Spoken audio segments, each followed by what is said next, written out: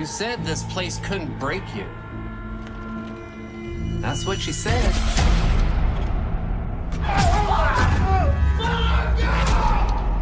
Let's see. You're so strong. You're so strong. Just no. I know.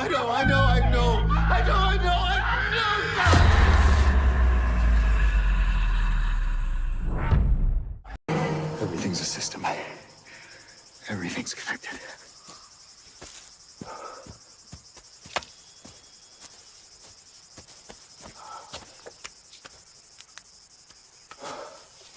Everything's gonna be fine.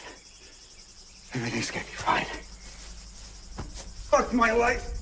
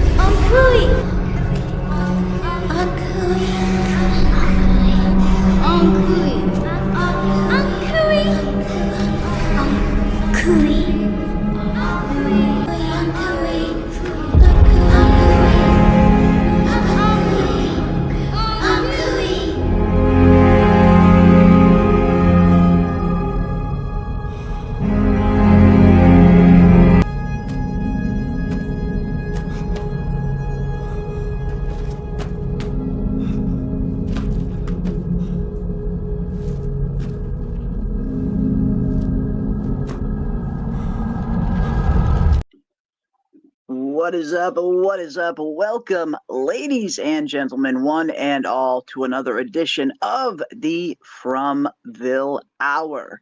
And absolutely, we can never get enough Jade, can we? You can never get too much Jade, as far as I'm concerned. But welcome, everyone. So glad to be here tonight on this fine Tuesday evening, a very special Tuesday evening indeed, at least a small milestone for our humble little channel here, as we recently crossed the 25,000 subscriber mark, which was absolutely insane, something I never thought I would be saying about this channel. But that is thanks to each and every one of you who have supported the channel, shared out the videos, shared out the channel. You guys have been absolutely awesome and so supportive. And tonight we are going to celebrate and dive into all things from Season 3. Tonight, everything is wide open. Anything and everything from that you guys want to discuss is exactly what we will be discussing this evening. No subject is off the table. And in a little bit here, we will be joined by a special guest host that I'm sure you guys are familiar with by now, the awesome Julie Barbara, who has recently started up her own YouTube channel, and I am so excited for her. So I figured let's get her on here on a stream or two every once in a while, and she can get used to being up here in front of all of you fine folk. So, yeah, I'm looking forward to that. Looking forward to hanging out with each and every one of you. And I believe this Friday, on our Fromville Friday episode, this one coming up, I think I'm just going to make it a live call-in show. So anybody who wants to come and hang out with us this Friday, I'll probably just throw the link right in the chat. And anybody who wants to pop on and talk some From theories will be welcome too. So, yeah, we will plan for Friday to be the next call-in show. But let me scroll up here and see who is in this awesome chat this evening before we dive into the festivities. Let's see who we got here. I see Puerto Rican is in the house. I got everyone at work hooked on From just in time for Season 3. Let's go. That is awesome, Puerto Rican. Now is, of course, the perfect time to get caught up on From if you haven't seen Seasons 1 or 2. Perfect time right now. You're still got a good amount of time before Season 3 gets here, around 3 weeks or so. So yeah, now's the time. Now is the time to shout the show from the rooftops and let everybody know that the best series on television is about to return. The best series. So that is awesome, Puerto Rican. I'm glad that everybody at work is enjoying From. And it's one of those shows that it really does get you hooked super fast. We got Bill D in the house. What is up, Bill D? Howdy, 25,000. I remember when Jeremy hit 7K, then 10K many months ago. Wow, 25 now. You'll hit 100K by the end of season 3 is my prediction. Well, I don't think that will happen. I very much appreciate the confidence, though. But yeah, I think I think I got a long ways to go before I am in those digits. But I appreciate the vote of confidence. I appreciate the confidence. Thank you, thank you. We got D-Wag in the house. What is up, D-Wag? It is good to see you, my brother. I've been sharing our links out multiple times throughout the course of the year. And I thank you for that. I really appreciate everybody who shares out our links and tries to spread the word of the Fromily. You guys have been incredibly awesome. And D-Wag, you are right up there with the best of them, my pal. We got Starlight CC in the house. What is up, Starlight? It is good to see you as well. Welcome, welcome. We got SL Rhodes in the building. We got Ando in the house. What is up, Ando? Letting us know 20 days away. Less than 3 weeks now. Yes. 20 days away now, guys. Holy cow. Holy cow. From season 3 is going to be here before we know it. Before we know it. We got Kiwi Skirt in the house. What is up, Kiwi Skirt? Hi, all working, but still listening. Congrats again, Jeremy. Thank you so much, Kiwi Skirt. And you, I owe just as much thanks to as much as anybody. You've been such a, not only a huge supporter of the channel, but a huge contributor to the channel as well, in terms of being such an awesome mod in the chat and such an awesome presence in the Discord as well. And I very much appreciate you always sharing out the link. You've been very valuable here, and I appreciate your friendship too. So thank you, thank you, thank you, thank you. We got Leo V in the house. What is up, Leo V? Good to see you as well, my friend. We got Scarlet Fever in the building as well. What is up, Scarlet? Welcome, welcome, welcome. We got Chicago Made Gaming and Media. What is up, everybody? Hope everyone had a nice weekend and holiday. Yes, absolutely. We are coming off our Labor Day long weekend, nice long 3-day weekend, and I hope everybody enjoyed theirs. And if nothing else, had some nice time off. You know, a nice extra day. There's nothing like a 3-day weekend. I know for me anyway. There's nothing like a 3-day weekend and having that just one extra day off. Sometimes it can make all the difference in the world. Hope everybody enjoyed theirs. We got Vic in the house. What is up, Vic? Good to see you as well. What is up? We got Soph in the building. What is up, Soph? Always good to see you as well, my friend. Congratulations, Jeremy. Well, thank you so much. Again, I owe it all to you guys. I owe it all to you guys. We got Bitey in the house. What is up, Bitey? Welcome, welcome. I see Carrie there as well. What is up, Carrie? I see Robert Saunders in the building as well. And speaking of, it looks like we have some super chats to get to. We got Robert Saunders for $10. Wow, thank you so much, Robert. You've been here since day one of the From content, and you've been another one who's been such an awesome member of this little community that has been growing up here, and our resident Batman when it comes to just genius level detecting skills. And that goes for many of you in the chat. You guys have been dissecting this thing like nobody's business, and it's such a fun and a privilege to watch it and to read it. So thank you so much, Robert. Congratulations, Jeremy. We are all very proud of you. Thank you for creating this open and welcoming community. Well, thank you so much. You guys are the ones who have been creating it and building it up. I did very little. You guys seem to do all of the hard work, and I'm taking all the credit for it, which is probably not right. You guys are the ones who have created this such welcoming community, really. I mean, it's you guys in the chat, whether someone's coming into the chat for the first time or they've been here since day one. You guys treat everybody with the same amount of respect. So I owe you guys for making this a welcoming community. That is all thanks to each and every one of you. So much thanks. Much thanks. Let's see what else we got. We also have 5 gifted memberships from our pal Robert Saunders as well. Wow, thank you so much, Robert, for the support, my friend. Thank you. Let me scroll up here. Let's see. Alyssa Ann is now a member. Scarlett is now a member. Joel is now a member. Chicago Made is now a member. And Bitey is also now a member. And I see you guys calling for the woes in the chat. So the woes you are going to get. And I did replace the woe with one that shouldn't be quite as loud. This one should be a little quieter. So hopefully this one is a little more easy on the ears. Whoa! Quieter, right? Much easier. Not going to kind of scream into your ear until you have to throw your headphones off and chuck them across the room. So a little bit easier, I thought. A little bit quieter, a little more mellow. But now I can throw the woes around much more frequently. So thank you, thank you, thank you. Let's see who else we got. We got Illegal Mods in the house. What is up, Illegal Mods? Good to see you. We got my pal Ravener. What is up, Lord Ravener? You guys know him. You guys love him. He is the #1 mole of Fromville, and cannot wait to have him back on this panel. Hope you are doing well, my friend. And say the word, man. You say the word, and I will send that link whenever you are ready to come back. We miss you, pal. I hope you're doing good. And speaking of awesome people, we got Julie joining us. Welcome, welcome, Julie. Glad to have you. Hi, good to be here. Awesome. It is good to see you. And yeah, again, anyone who has not yet subscribed to Julie's channel, definitely do so when you get a chance. I'm going to throw, I believe I might have already thrown the link in the description. Let me check out. I did, yes. The link to Julie's YouTube channel is in the description of this live stream, so definitely give her a sub if you haven't already. And I look forward to seeing you guys start up your first From content. Should be fun. Thank you so much. I really, truly appreciate it. All the support. It's just, it's been amazing. Thank you.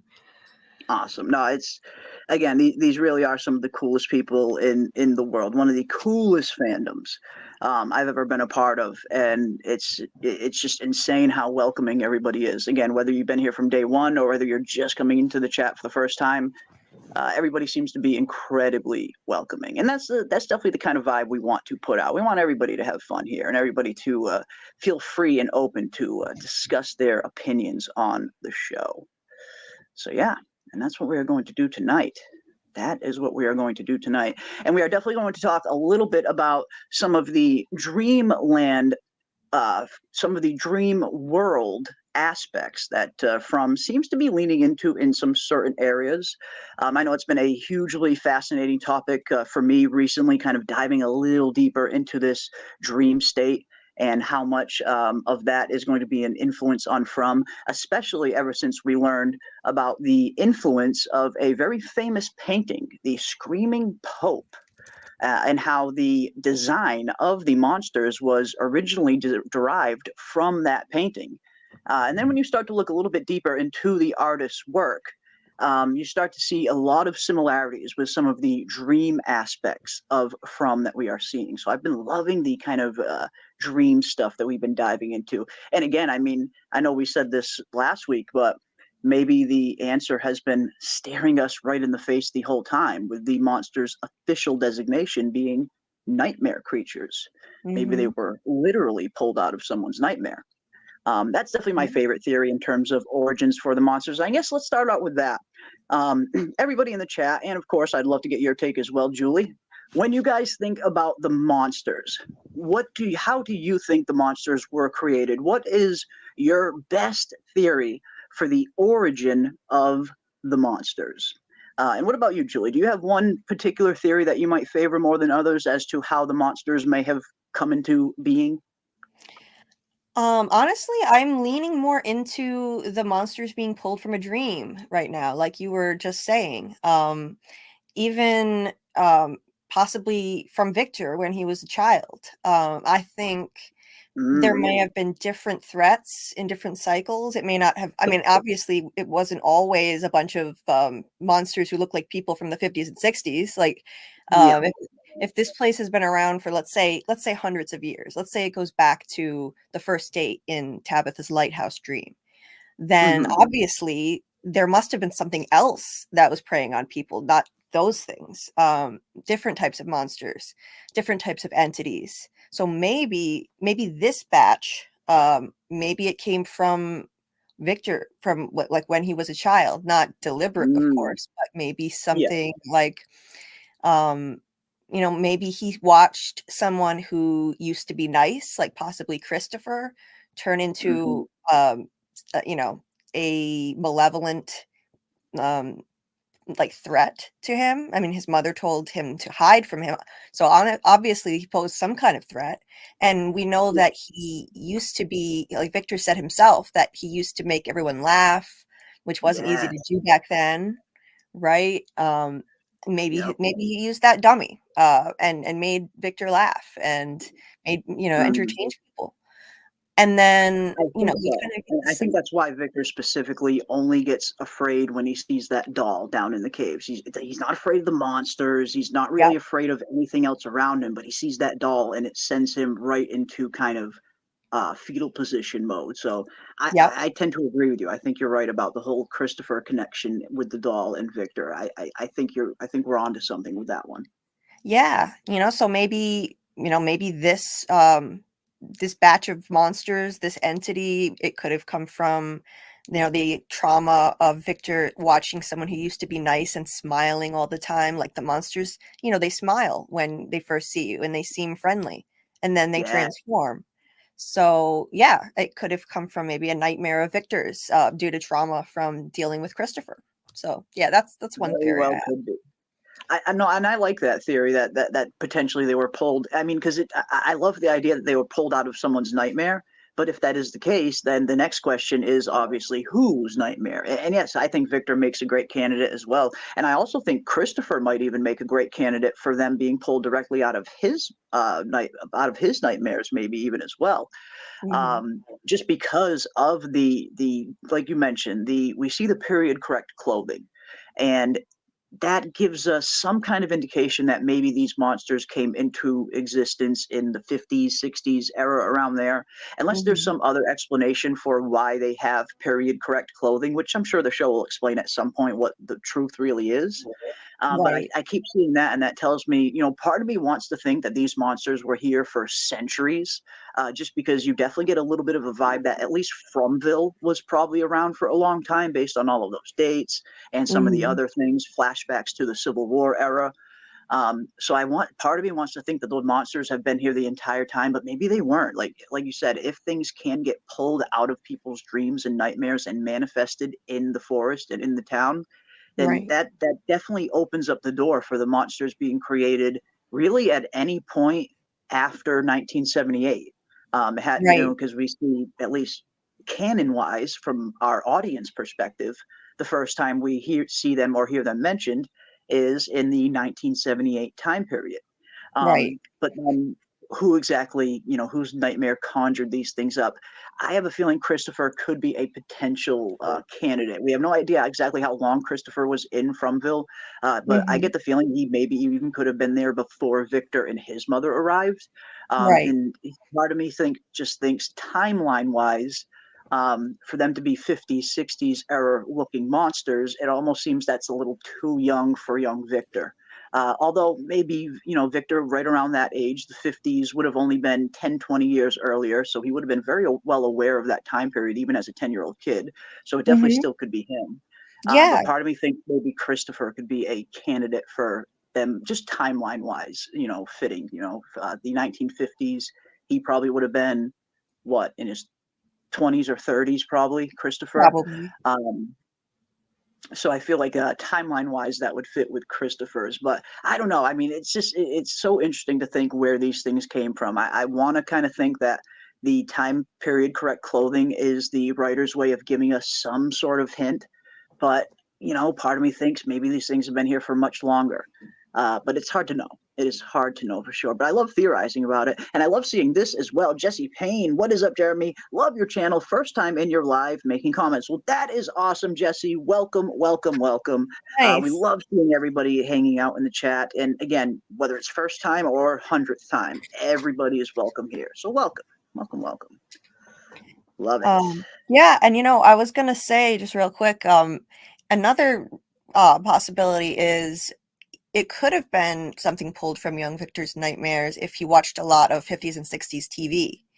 Yes, that makes sense, actually. That makes perfect sense. That right would have been, those movies would have been just starting to become like classic hits right around the mid 70s era. So that actually does fit. Yeah, yeah, it's possible. It's interesting to think about because I don't know. I think maybe we're thinking too literally when we think of how the monsters were created. Like, Maybe, yeah. you know? Mm, yeah, maybe. And that's the thing, and that's what I love about this show. There's you get some of these hints on the surface that point towards one thing, and then some things just seem to be pulled right out of thin air. And it's really hard to nail down, solid theories on some of these things because they're throwing so much mystery at us and not a whole lot of answers yet. But yeah, that's always been one of the most interesting mysteries. What exactly is the origin for these monsters? Where do they come from?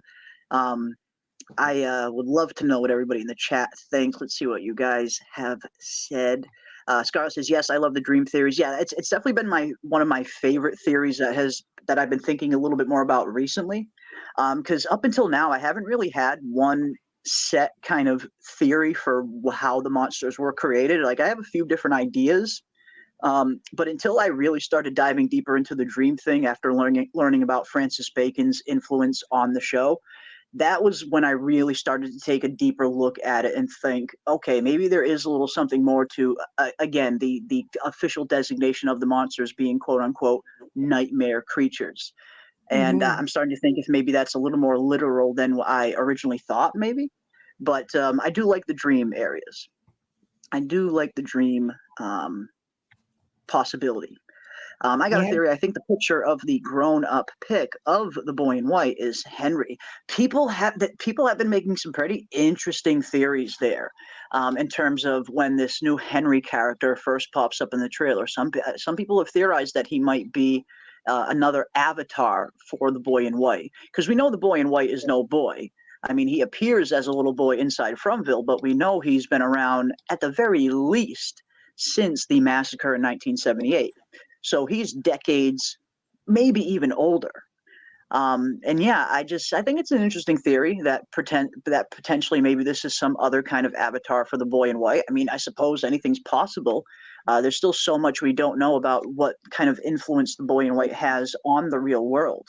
But whatever is pulling these people here into Fromville definitely seems to have some measure of influence in the real world. I mean, it wouldn't be able to pull them here from the real world in the first place.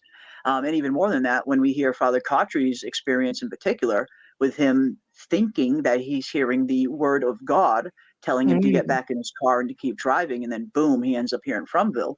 I think a Mhm. lot of us are probably thinking that that probably wasn't the voice of God, but that could have been maybe the boy in white luring him into Fromville, or some Yeah, other kind of entity luring him into Fromville. Um, absolutely. yeah. So yeah, this potentially being some other kind of avatar for the boy in white, it's an interesting theory. It's definitely one that I think is pretty interesting. Sure. Alyssa Ann says, starting to completely agree. You make a good point. If it's been there from for a long time, they wouldn't be dressed that way before that. That's the one thing and that's kind of the thing I keep coming back to. Absolutely, Alyssa. Part of me really wants to think that these things have been here for centuries, that they're just centuries old, and they've maybe adapted along the way and maybe upgraded their clothing style, which I suppose is possible. I mean, they do seem to have an affinity for human possessions. We see all the things they take from their victims and bring down into those caves, which is very reminiscent of The Watchers. Anyone who has read the Watchers book or seen the Watchers movie recently, the Fae in that story do something very similar with kind of human possessions, bringing them down into this underground cave. So yeah, it's one of those things where part of me wants the monsters to maybe be centuries old, but you can't ignore that period correct clothing. You Yeah. just can't ignore it. Um, let's see what else we got. The FaceTime almost look identical with their sad looking face. Interesting. Interesting. Yeah, I'm looking forward to learning a little bit more about this Henry character. I know there's been some really interesting theories surrounding him as to is there some kind of familial tie between him, Eloise, and Victor, which there seems to be. I mean, we see these pictures on the wall, and they look awful lot like young Eloise and a young Victor. Um, So yeah, is this their father? Is this some other kind of family member? I get the feeling it'll probably be some kind of familial tie, if not direct father, maybe an uncle, maybe, or something like that. Um, yeah, I'm looking forward to finding out. I'm thinking whatever Victor is looking for this season may have something to do with Christopher, and that very Mm, well may be. I think mhm. Victor is going to be on a mission in season 3 to do exactly that, uncover memories. It looks like he's trying to find what's missing. We hear that very interesting dialogue between him and Sarah in the trailer, where he says, "I'm looking for what's missing." And then we see him literally digging into the ground. And if you look at the episode synopsis, episode 2, I believe, mentions Victor searching for something, and then the very Mhm. following episode says Victor unearths something from the town's past, or Yep. Victor is having trouble coming to grips with something from the town's past. So yeah, I think we're going to be getting some answers from the town's past, at the very least, through Victor's POV, and maybe in the process of him getting some memories back. But Right. yeah, what do you think in particular Victor might be trying to uncover? Could it be Christopher related, massacre related? What do you think he's trying to find? Or maybe it's even Eloise related. Yeah, it says that he's unearthing memories, and we know that he basically records memories via drawings. So that would probably be the likeliest thing. I'm not sure why he would bury them, unless they were so traumatizing to him that he just, I don't know, like wanted them out of sight. It's not like they have garbage Yeah. pickup, and so what are you gonna do with Yeah. them? I don't know. So it could be that. It could be maybe more Polaroids, because there was that one in the book that Christopher threw all the symbols in. It would be really interesting if there were more Polaroids showing, things from Victor's Yes. childhood, Yep. something like that, maybe. Hmm. But yeah, I think it's got to be. It's most likely one or the other. Yeah, it's a tough one though. It It's would be tough. nice to see something more creative than more drawings, but I love the whole drawing thing. It's great. It's just that Hmm. we already are inundated with them, right? Yeah. Is Um, there something else that he can find from the past that will also have that same effect as the drawings do in terms of bringing memories back? That's the only reason why I kind of thought drawings instantly, because we know that the drawings to Victor are memories. They're not drawings to him, they're memories. They're yeah, how he separates what really happened between dreams that he's had, or at least according to him anyway, what's real and what's not real. But right. like you said, we've seen that kind of that plot line play out quite a few times already, where drawings have brought back significant memories for him in both seasons. In season 1, episode 4, he hears the dog barking, and that is the Mhm. first time that he starts remembering the massacre. Because it looks like Victor even completely suppressed the entire memory of the massacre happening for a while as well, until he Right. hears that dog barking. And then he runs back to Colony House and looks for the drawing that confirms that the massacre was real and wasn't fake. Then in Yep. season 2, we see that same thing play out with him learning about Eloise. But I like what you're saying. I mean, we've seen the drawing thing already. It would be pretty cool if we saw him unearth some other object entirely that also had that same consequence, that it brought back some memories, other kind of Yeah. object. Yeah, it would be nice to see something a little different, but, yeah, it may have something to do with Christopher or maybe the new village, or, I mean, since it's so early in Ooh, the season and Tabitha is gone, maybe he's trying to remember mhm. something related to, when his mother left, and I don't Yeah, know, to try yeah, to help with that and figure out what happened to Tabitha. So, yeah, yeah. it's interesting Yeah, I to like that. I like that. I'm looking forward to seeing what exactly, what exactly in the town's past is he looking for, and why now? It seems like he's looking for whatever this is now. He's looking for what's quote unquote missing now, because he must believe it's going to help him going forward. Yes. And yeah, I feel like for the first time, Victor actually has a real emotional investment to find answers, where before he just never really had a good enough reason to. We see him in Mm, season 2, he never really wants to give up much information, and we finally find out why, that he's afraid that it'll hurt people around him. He just doesn't, mhm, bad things happen when he talks about all this stuff that he knows. mhm. So he's never really had a good, clear reason to be very forthright. But ever since he really started to develop a very special connection with Tabitha, it's very much a mother-son relationship that Tabitha started to play in Victor's life towards that second half of season 2 in particular. You could Mm. really tell that Victor was really caring about Tabitha. Like he definitely cares about her. And now that she is gone, missing as far as they're concerned, I think that might finally give Victor that kind of emotional investment that he really need to be really motivated now to find answers. Whereas before he was a little afraid to. Now he actually has a reason to kind of dive back into the past because someone he cares about is in danger for all he knows. Yeah, that might light a fire under him, I think, and people will be Yeah. kind of pointing the finger at him, even though, I mean, Jim basically knew that Tabitha was going to be doing this, and he gave his Yeah. blessing. And about they'll still, I could still see him going off on Victor. I mean, and just I mean, he'll just want to be able to help in any way he can because he and Tabitha did develop that bond between each other, Mhm. and yeah, I mean, I don't think it's gonna take Jade, hunting him down, screaming at him, "What the fuck do you know?" I don't think that I I don't think it'll take that this time. I think he's really Yeah. motivated now. Yeah, I don't think that's the right approach with Victor. I mean, we've seen the kind of loud, violent approach towards Victor, and that doesn't work. He shuts down. I mean, we saw it with Jade, and then we saw it with Jim even too, when Jim gets rough with him. That's not the right approach to take with Victor. Again, you're looking at Victor, and they're seeing an adult, but they need to remember that he's still pretty much a 10-year-old kid stuffed in an adult's body. Yeah, He's just littered with trauma that has kind of kept his development from kind of advancing beyond those teen years.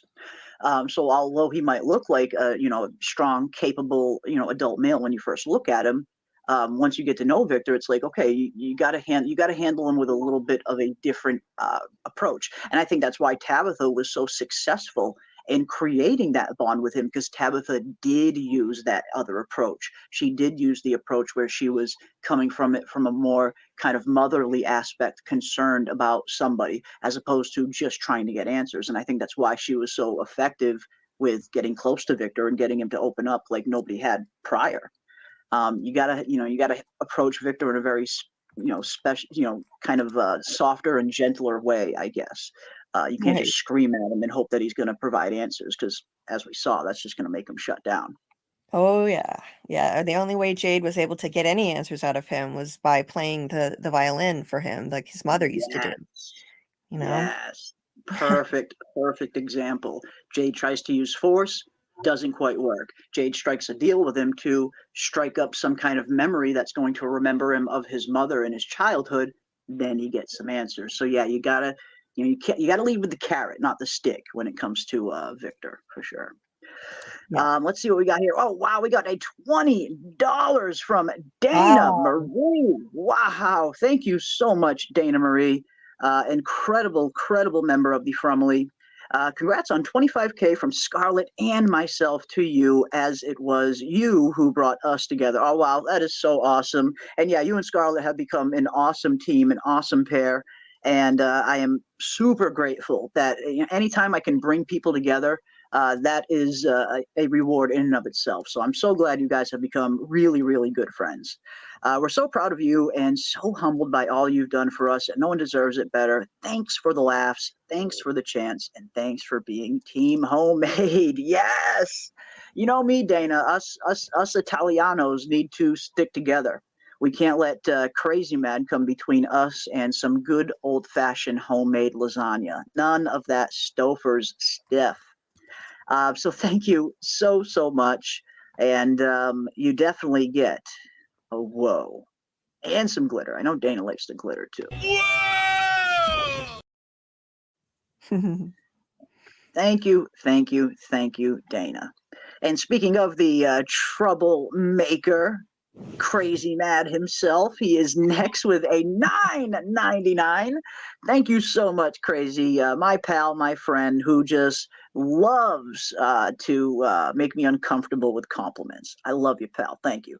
25K isn't enough for such a suave, sophisticated ladies' man, and also a real man's man as you, Jeremy.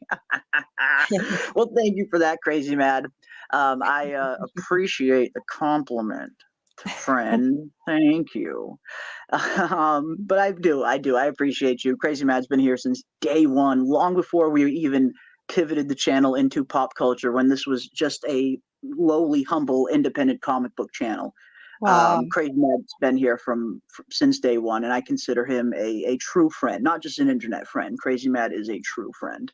So thank you, Yeah. my friend. I do appreciate all the support, and I got your back anytime you need me. Thank you, thank you, thank you. And I will begrudgingly give you a whoa, even though you gave me a compliment. There we go. There we go. Gotta learn to accept compliments, Jeremy. You deserve I them. just gotta learn to accept them, and then maybe they'll stop giving them to me. You know what I mean? Yeah, that'll Yeah. probably the way. Yeah. And we also have Kiwi Skirt as well, gifting 5 memberships. Wow, 1, 2, 3, 4, 5 memberships gifted from the awesome Kiwi Skirt. And again, like Kiwi, I can't thank enough for everything she's done for both for this channel and for our Discord. She's been just a really positive force in the community in general. Incredibly nice to everybody I've seen her come in contact with, and just been so helpful on this channel in particular, in terms of always dropping that Discord link, dropping any link that we kind of talk about. Kiwi's right there with a link to kind of, throw it out there for the chat. And I have a feeling probably more people have joined our Discord through Kiwi's links than any other link at all entirely. So thank you so much, Kiwi. You've been an awesome member of the Fromily, and always have a place here. Always have a place here. She is It a looks like rock Dave. star. She really is. She's amazing. Yeah, she is. She's awesome. She's absolutely awesome. And she does it on a completely different time period than the rest of us here in the States. And Yeah. that just makes it even more impressive that she manages to pull all of this off, and all while she's like 12, 14 hours on a completely different time period. So Awesome. thank you so much, Julie. Thank you, thank you, thank you. Looks like David Mills is now a member. PM is now a member. Dieter is now a member. Jesse Payne is now a member. And FML is also now a member. Welcome, one. Nice. Welcome, all. So glad to have each and every one of you here. And I got to throw out a whoa to Kiwi. I see the chat calling for it earlier. Gots to get the whoa. But thank you, guys. Thank you so much for all the support. Very much appreciated. I've been stuck on the creatures have had so many times to kill Boyd, but haven't. Strange. Yes, and I guess we could talk a little bit about that. And I think a lot of us have been kind of under the assumption that it doesn't look like they're specifically trying to kill Boyd anymore. I mean, if they were at first, maybe. But it seems like the more they've started to learn about Boyd, it seems like the more they're garnering some kind of interest in him. Now, what exactly is that interest is the question. Are the monsters simply taking Boyd's kind of call to action as a personal challenge? We do hear Boyd at the end of season 2 screaming out to Fromville, saying, "You can't break me." And then we also hear him saying it in the season 3 trailer as well. It seems like he's addressing the entire town, and he says, "They will not break us." So that is a big thing for Boyd, kind of keeping this town not only alive, but keeping their spirits alive as well, keeping them from giving up. And that's just as important as keeping people physically alive, as keeping their hope alive. So not breaking, not having the town break seems to be something Boyd is personally invested in.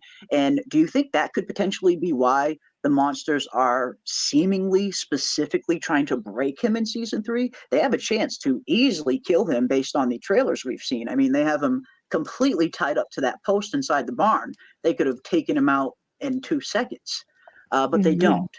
And then we see that other trailer with the waitress-looking nurse giving Boyd the keys to the ambulance. She could have easily killed him right there. What exactly is it? Do you think that they're just taking it as a personal challenge to try and break Boyd because he said he can't be broken? Or do you think the monsters have some kind of other specific plan for Boyd? And I'd love to get the chat's opinion on this as well. Why do you guys think the monsters are seemingly trying to break Boyd? What about you, Julie? What do you think about when it comes to that aspect of Boyd's character? Yeah, I think I think when he smashed the music box, that already was like ready to trigger the next level. It's kind of like a game. We've seen these game metaphors many times, and when you clear Mhm. a level, the next level is Yes. automatically harder. Yep. So so I think that probably triggered the next level threat, and just things have just been getting progressively worse. So like every time they think they have a win, like when he killed Smiley, then it unleashed a worse threat. It was the cicada entity. And then, he beat that, and now it's going to get even worse. Yeah, I mean, Yep. as far as what he said, you can't break me. It's like, maybe don't taunt the entity that's been trying to slowly break you this entire time. It's like Yeah. challenge Maybe accepted. don't antagonize it. Just maybe you don't want to keep haunting it. Maybe. I Yeah. totally get his kind of instinct to kind of puff up his chest, especially after what he just did. He just went through something incredibly harrowing, and by seems like he saved the entire town and Yeah. stopped the evil entity. So yeah, he's feeling Yeah. himself. He's pumping up his chest. You can't break me. And Yeah. I do think Boyd has an incredible inner resilience. Like if they are going to break Boyd, it's going to take something very profound, like his Oh, yeah. son dying in front of him, profound to really break him. I think he's very strong of character. Oh, yeah, I mean, Um, most people would have already been broken a long time ago, having to shoot his own wife. exactly, So, yeah, exactly. and since he's Yeah. Mr. Fish and Loaves, he's the person who allowed these people to actually live again, not just survive. Hmm. Everyone everyone relies on him. Everyone relies on his leadership. Even Donna now, she was begging for reassurance that he's got his shit together in season Yep. 2 when he came back. So Yep. I think slowly dragging this out and slowly breaking him, by extension, you're slowly breaking the entire town, dragging out the Exactly. suffering. It's kind of like Yes. the way the monsters never run, they only walk. They like to drag out this game as much as they They can. do. And the only other thought I have is, if if we can believe what Evil Abby said. I call her Evil Abby because I don't trust her. Eagle Eye. Yeah. If if we can believe what she said, maybe there may be a kernel of truth in what she said, that the entity feeds on hope. And Yes. you made a And comment Boyd recently might be the that stuck in my head. actual like Boyd might be the actual representation of the town. So maybe that's Yes. why they're trying to break it. Maybe break like you said, breaking Boyd also might break their spirits as well. So I like that Yeah. aspect. Yeah, like you made a comment recently that stuck in my head. You said Boyd is their hope. He is their hope. And so yeah, like why kill him if they're feeding on hope? He is their hope that they could possibly escape. Khatri once told him that you need to be the one to lead these people home. Like they're putting all of their Yes. faith and hope in him. So yeah, that could be another Yeah. angle. Yeah, it's very interesting. It's very interesting. What exactly they're planning for Boyd? Like you said, I do tend to think that he is some kind of representation of the entire town's hope. Everybody leans to him. Even Colony House, like even Donna is very much a leader in her own right. But like you mentioned, even Donna really needed Boyd by the time you get towards the end of season 2. Not even the end of season 2, the beginning of season 2, when Boyd actually gets back from his Martin excursion. You could Mhm. tell even someone as strong as Donna, who has her shit together as well as she does, even she really needs Boyd to lean on from time to time. Mhm. So that does tell you the value that he has to the town. You start to think about who's the most valuable member of the town. And of course, a lot of things instantly come to mind, like Christy being one of the only doctors they have, things like that. But it really is Boyd at the end of the day. Boyd really is the one kind of member of this town that the town would have a very tough time functioning without. I feel like almost everybody else could be almost replaced in some small way. Like Tian Chen is a major asset to the town in terms of providing food for everybody, but that is something that someone else could potentially fill. Who is going to fill Boyd's shoes when he's gone? Who's going to step up and be their version, their symbol of hope? I mean, Kenny, of course, he's the next deputy, so he might be a logical choice, but I think Kenny is worlds away from being ready for that kind of responsibility yet. Oh yeah. Yeah, definitely not. I mean, he barely managed to make it for that short time as the leader when Boyd was in the woods, and he shot that gun in the air, and it Shoots just the made it gun in worse. the air and directly gets like 6 people killed. Yeah, what are you doing, Kenny? Yeah. And that's right after Donna already let a shot off into the into the tire in the bus. So people Right. are already on nerve. They're already afraid. And then you go and let off a couple more shots in the air, and Oh, you expect people to listen to you. And when you say get in the diner, no, Kenny, what are you doing, bud? Um, yeah, and as Yoshi Gems brings up, yeah, he lost his own gun too. Yeah, I mean that I get the feeling if Boyd was there, Randall would not be getting the drop on Boyd the way he got the drop on Kenny. So that's a good point, Yoshi Games. That yeah, Kenny even lost his gun to Randall. oh, I yeah. like Kenny. Don't get me wrong. I just think he's got a little bit more to learn until he's at Boyd's level and can fill Boyd's shoes. At this point, I don't think anybody could fill Boyd's shoes. Yeah, nobody else, like, I mean, Boyd would not have been able to, I mean, no one else would have been able to somehow steal Boyd's gun and put a gun to his head. Like, that was No, just no. that was a rookie mistake. Like, you Yeah. how do you let your own gun be taken off you without even notice? Exactly. That's Exactly. that's And another, reason why even Donna would need someone like Boyd, because we saw Randall managed to get the drop on even Donna. He snatched yes, up Donna, tied her to a tree. he So, did. Randall, he even managed to kind of, again, get the drop on her. And Yep, Donna needs Boyd to come and save the day. yep, So like you can't really overestimate the importance that Boyd has to this town. Like without Boyd, we've seen what this town is without Boyd. Before he arrived, there was no talismans. People were dying every night, hiding in mhm, holes in the ground, hoping they didn't get found. Boyd almost single-handedly turned this town into a place where people were dying every night and didn't really even have that much of a hope to survive from day to day, to a yeah, place where they can actually build a life now, and that's yeah, all because of Boyd and his experience. So yeah, he's vital. He is yeah. absolutely vital. Yeah, he didn't even take any time to adjust. Like he got there, he was like, okay, he got through his first night. Okay, so this is what's going on. Okay, we've got monsters coming out at night to kill everybody. All right, let's get to work. He immediately, like, I just over breakfast. He's told about it, and then like we see him immediately fly into action, organize everybody, yeah, give out roles, give out tasks for each person to take care of. It's crazy. And Donna was there. She wasn't capable of doing it herself. So as strong as she is, she needs him too. Hmm. She needs Yeah, him too. She exactly. couldn't convince Randall to give up his guns. He had to step in and put him in his place Yeah, too. yeah, Yeah. that's true. Very true. Yeah, that's a good point. That is a good point. Let's see what you guys are saying in the chat. Love to see what everybody is saying. What shirt is Boyd wearing in the ambulance scene? Same as the barn scene. All right, let's see, because I do have the Mm, ambulance pick. it's a different Um, outfit. I think it's a different one. Yeah. It's his warmer outfit. It's like it's I, that he's got like a kind of grayish, yeah, oh, he's sweater. got like the whitish kind of grayish sweat shirt under it. Yeah. Okay, Yep. that looks like the same thing he's wearing in this shot as well. Right here. Yep. Looks like Yep. he's wearing the same thing here. Okay. Same thing. But he does have, he's still wearing his trusty blazer with the left shoulder all shredded from not only getting shot, but also getting scratched by the monsters. Yeah. For all of the infinite number of undershirts that Boyd has, it seems like he only has one blazer, Right. which is funny, which is pretty funny.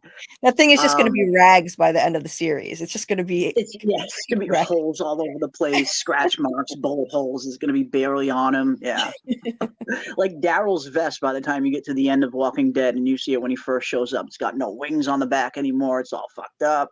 It's gonna go through some mileage. But yeah, in the barn scene, we see that he has one of his trusty yellow shirts on. So it looks like two different outfits. If that's what you were wondering, Michael. Yeah. So, Let's yeah, see what 2 else we different got. nights. 2 different nights, 2 Yeah. different huge events happening at night. That's exciting. Looks like it. Looks like it. And if those synopses were any indication, it looks like we might have multiple deaths in season 2, or maybe not deaths, but we at the very least have 2 tragedies. Now, Yeah. what exactly do they mean by quote unquote tragedy? That remains to be seen. We know at least one of them is some characters probably going to die, probably in the very first episode. if Yeah. not the first, super early on in the second, because we know the funeral is in the second episode. Mm-hmm. So someone's going pretty early on, but then we see in the synopsis later on when we get to around episode 7 or 8, and it says another tragedy comes around. So it looks like we might have multiple deaths in season 3, and I kind of Yeah. hope we do. I mean, there's certain characters that I really don't want to see go, and there's some characters that I wouldn't mind kind of seeing go, like Mari and her Dr. Frankenstein haircuts. But Right. it's looking like it's going to be a very harrowing season for the Mm. survivors. Not only do they have the harsh new elements to deal with the cold and the snow moving in, but they have the food shortage that they're going to have to be dealing with, and it looks like they have all of these other tragedies that they're going to be faced with as well. Cannibal Right. Village, we still have no idea what that is going to entail. Are they going to encounter some other kind of group that's maybe already alive and has been in Fromville for a while, which could add Mm-hmm. a whole other crazy, insane dynamic to the show? Because now all of a sudden you don't just have to worry about the monsters at night. Now you have to also worry about humans sabotaging you during the day. So it would Right. add just an incredible extra layer of danger to the show in general if they did find some other faction out there that was alive and was human. Yeah. But I don't know. Yeah. Yeah. Maybe that Um, freakish looking bald guy on the poster might live out there. the That's Hills a Have Eyes guy. Yeah. right. I love Looks how like they he snuck walked that in right there. off the set. Right off the set of Hills Have Eyes and into Fromville. Right. Yeah. Like they snuck that in there in a tiny bit of this alternate poster, and just, just like a Mm. little Easter egg. And it's fascinating to think about who that is. And it's very interesting how they do those kind of alternate posters, because we saw the kind of main one that they put out. You can't really see the log cabins from Cannibal Village too well. You can only kind of see one slanted roof of it. But then in the other version, you can see clear as day, like almost the whole log cabin. So I Yeah. wonder, it seems like they're specifically putting together different promo images and showing us different things on each one. And I have to imagine the creators of the show definitely know that us kind of diehard fans are going to be dissecting every little image that we see. So I wouldn't Oh be yeah, surprised if they are trying to leave us some kind of clue, maybe. definitely. Yeah. They know we're gonna dissect every inch of that thing. I mean, I even was paying Yeah. attention to the little goat on the branch. Like, what does that Right, the symbolize? goat was standing out so weird. It's like, all right, why is this goat here? And part of me thinks that might be, I mean, we know that some kind of ambush is coming on, and we've been wondering what exactly is this ambush, and I still very much think that the monsters are going to let the animals out of their cave, or the animals are going to get out of their cave some way at night. Yep. And I do think the monsters are going to use that opportunity to ambush the humans when they come out of their houses to save the animals, because we Yep. do see in the trailer not only the handy milkman come up to one of the cows and kill it, but in that same frame, like 2 seconds before it, you can see in the background Victor. You can see Victor in the Yep. background herding livestock. Here's Victor here in the background. Looks like he's Yep. got a goat with him. So it does look like they are guiding animals back into the pen. And that would really be the only reason why we would see so many people outside at night. I mean, because we know the food shortage is coming and it's coming fast. So this Mm. livestock, these animals have never been more important to the town. So if anything's going to draw them out of their houses at night, it would be something like this, them trying to save their little remaining food source. And I get the Definitely. feeling this is what the monsters might use to ambush them. Yeah, I agree. I agree. They don't just need Creepy, the cow creepy for milkman. meat too. Like they need milk. They need milk. So Exactly, exactly. And they need milk. If they still have chickens, they need chickens for eggs. It's not like, I mean, you see the cow getting killed, and yeah, I mean that's not a total waste. They can at least kind of skin it and chop it up and have plenty of meat for a little while. But having a cow that's alive is going to sustain you much longer than just chopping it up and eating it in one quick week or two. So absolutely. yeah, they need these animals alive, like you said. It's not just for meat. It's milk, it's eggs, it's everything in between. Hmm. So yeah, I think an ambush is coming when they all come out to try and save the livestock, and I fear for Tianjin. I Yeah, fear for Tien Chen. not looking good for her. Oh, Yeah, it's not looking good. What if it's not Victor, but Christopher, who was doing something occult? Miranda finds out and tells Victor to hide from Christopher, but for whatever reason, the Ankui kids were sacrificed and monster. Yeah, there's so much weird going. And, oh, excuse me. And the monsters came through the portal Christopher opened, and since nobody was expecting these creatures, it was a bloodbath. Ooh, interesting. Okay, Will, I see what you're saying now. Okay, that maybe potentially Christopher was doing some weird kind of experiment or sacrifice or ritual or something with these Ankui kids to bring the monsters to Fromville. That's interesting. That's pretty interesting. I mean, it would, like you said, it would explain the kind of overnight bloodbath, because that's one thing we've all been wondering. How exactly did the monsters manage to wipe out the entire town in the span of just one single night? And if that was the first night that the monsters ever came around, that would be a mhm, pretty good reason. If they're not expecting them in the first place, it's the perfect kind of time to get a good drop on them. right. So no, that's an interesting theory. I like it. I like it. I like Yeah. it. Yeah. They need to break Boyd to win. Killing him would make them win until they break him. Yeah, I mean, killing him might just give the town more hope. They might just make him a martyr, accidentally. But breaking him, seeing Boyd seeing the hope pulled out of Boyd, I think that would have a much more detrimental effect in the long term on the town than seeing him dead. Personally, I Yeah. mean, seeing him dead would definitely probably break their spirits for a little bit. But ultimately, the town probably would come to the realization that Boyd would not want them to quit, and that might give them some extra strength to kind of going on without Boyd.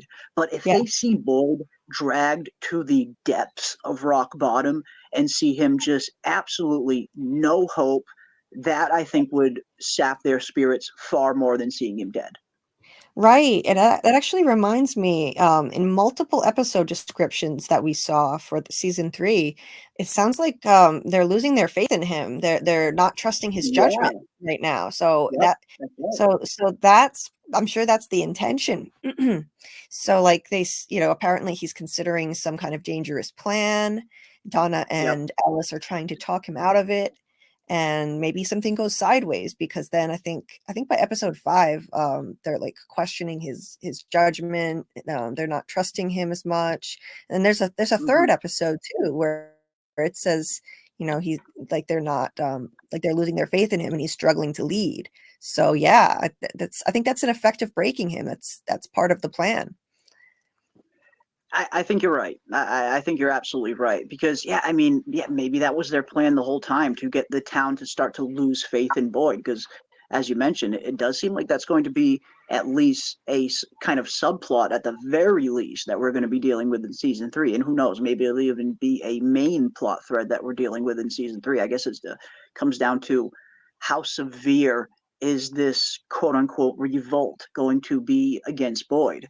But yeah, like you said, very early on, we Mhm. see that he's going to do some kind of plan that they're not in favor of, some dangerous plan, the way it's described. And then even later, Mhm. they're starting to lose a little bit of their faith in Boyd. Not lose faith, but they're starting to question some of his judgment. So Right. yeah, it's going to be interesting to see why exactly that is. What path is Boyd wanting to go down that the rest of the town is not on board with? I wonder. I mean, I can't wait to find out. Yeah. I wonder if what's in common with the three just has a fear on insects, and that's why they could see them. Or was it really cicada monster or play on fear? The monster slash entity do know them. Yeah, that was a very interesting aspect when we saw the kind of cicada invasion towards the second half of season 2. It seems like not everybody could see the cicadas, or at the very least, when they were getting possessed, we see Julie getting overtaken by these cicadas. And Tabitha's right near her, and Tabitha doesn't know what the hell's going on because Tabitha can't see the cicadas. Same thing with Julie and same thing with Christy and Mari.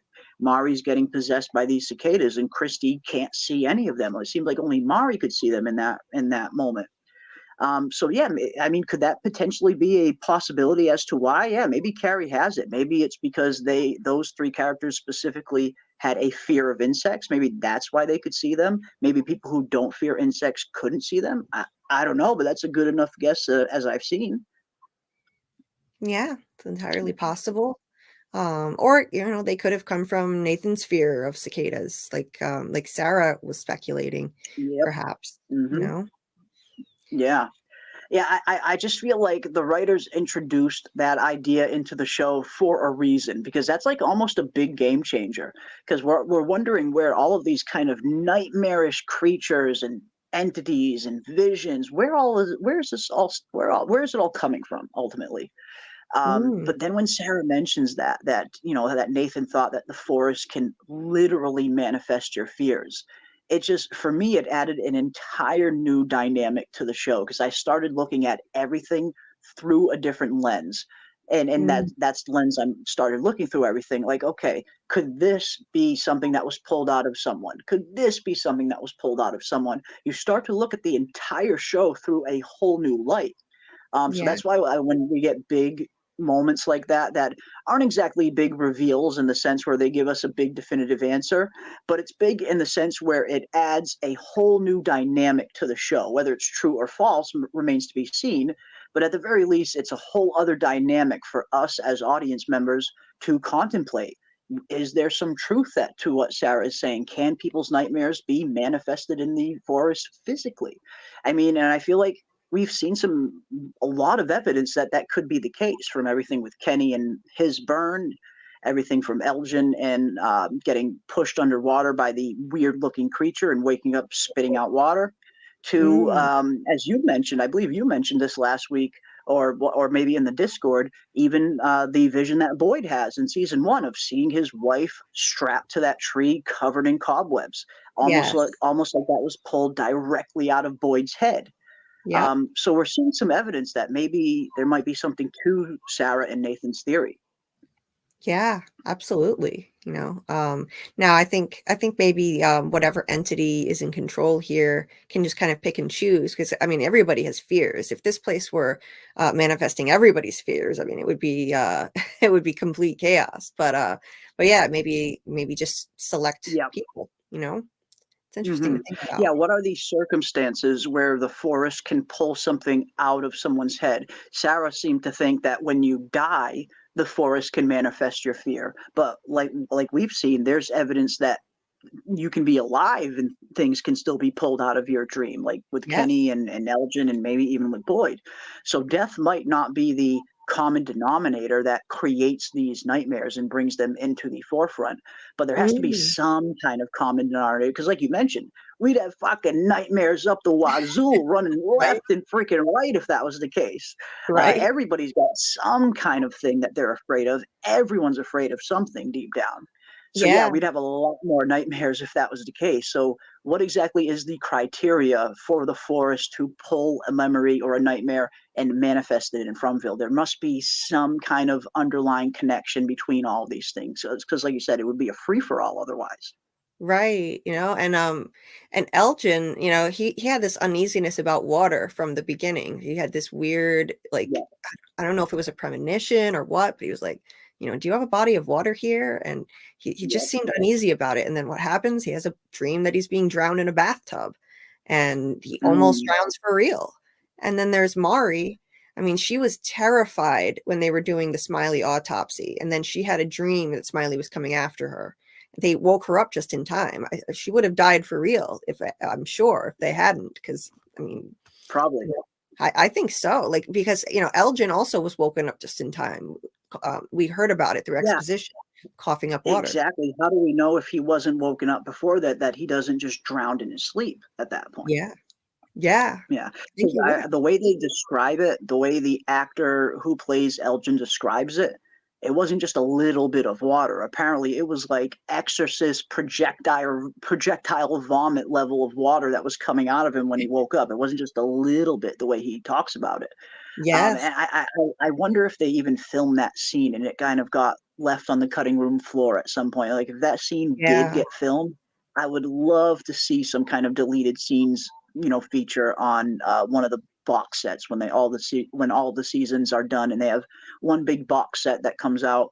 I would love to see some kind of deleted scene section to see what kind of scenes they unfortunately had to cut out, because every show has a good amount of deleted scenes at the end of the day. So I wouldn't be just the way that he describes it like that. He almost describes it like it's something they filmed, like it's something that he kind of went through. That no, it wasn't just a little bit of water; it was a fucking river of water. The way he kind of Right. describes it. So it'd be cool if they filmed that, and maybe they just couldn't fit it into the episode. My guess is they probably did, because I don't Probably. think it made any sense not to show it. They probably just cut it out, like you were saying, it just landed on the cutting room floor. Yeah, that was a shame that they didn't show it, though. That would have been It interesting was. to see rather than just It would hear have about been a pretty cool one. Yeah, it. it would have been a pretty cool scene to see. And then it kind of would have further, added on to that evidence, because we actually see the result of Kenny's. I mean, it's a lot quicker, but we see him get burnt in the dream, and we see him wake up with the burn still on him. We only hear about Elgin waking up later. We see him in his dream, but we don't actually get to see him wake up, as you mentioned. But yeah, it would have been a cool scene to see. But this is an interesting one, and this is definitely one that has been puzzling ever since the very first episode of From. Yep. What is up with those train tracks? I was watching the Mm, first episode again and then focused a lot on those train tracks. Yeah, yep. those things are so mysterious, because if you look closely, they're not exactly the same train tracks every time the Matthews family cross over them. There's some subtle differences. And I know you had some interesting ideas on this, so I guess I'll hand this one to you. What do you think is up with the train tracks and why we see different versions of them when the Matthews family drive over them the numerous times they do?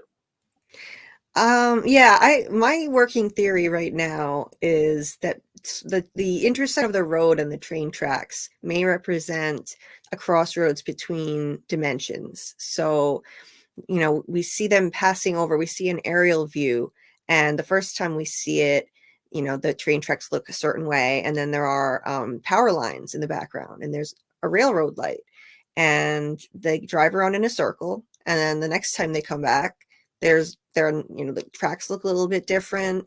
There are no more power lines. There's no railroad light. And then they drive around, they turn around, go back the other way. And then the third time around, I don't think it shows an aerial view that time, but you see a railroad light on the side of the road. I think it's an aerial view, just not from the same angle. So it's just enough to see that a railroad light has popped up again. And so I was thinking about it, and maybe it kind of represents like a thin spot sort of between dimensions. And, as they were driving through, they passed the first time they passed into Fromville. The second time, it almost seemed like, okay, all of that stuff disappeared. And then so they were basically completely stuck at that point. And then when they turned around, it's almost like vestiges of their home dimension started to reappear. The railroad light is back when they turned and went the opposite direction. So it does make me wonder if they had been able to keep going in that opposite direction, if they would have been able to escape, possibly. But they never get that chance because Toby's car runs them off the road at that point. Yes, yeah, and that was. I mean, I do agree with you guys in terms of the timing of Jade and Toby kind of swerving off the road and running them off the road. The timing's almost too coincidental to be a coincidence.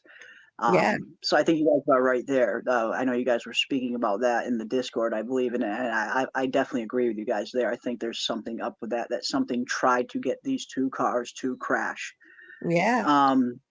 Yeah, I mean, because we've seen something has immense power over this place, down to them being able to destroy an entire house, and just that house alone if they want to. And I like the idea of this potentially being like the crossroads thing you mentioned, in terms of seeing the different versions of the street and the train tracks, almost like the veil is kind of thinner right there, and you might kind of see a bleed over from one dimension into the other. I do like that. I also think that it could potentially be representing multiple entrances into Fromville, because if you look a little close to some of the entrances, there's at least more than one entrance into Fromville, because the entrance that Boyd and his family take is totally different from the entrance that the Matthews family take, down to Yes. the point where it's two totally different down trees. It's not even the same tree that they come across. We see the Matthews family here, and we see the tree that they come up against, and the tree that stops them in their tracks. And we see the road behind them, a winding road that kind of winds that way. Hmm. Then, when we look at how Boyd and his family arrived, totally different tree, totally different road, totally different everything.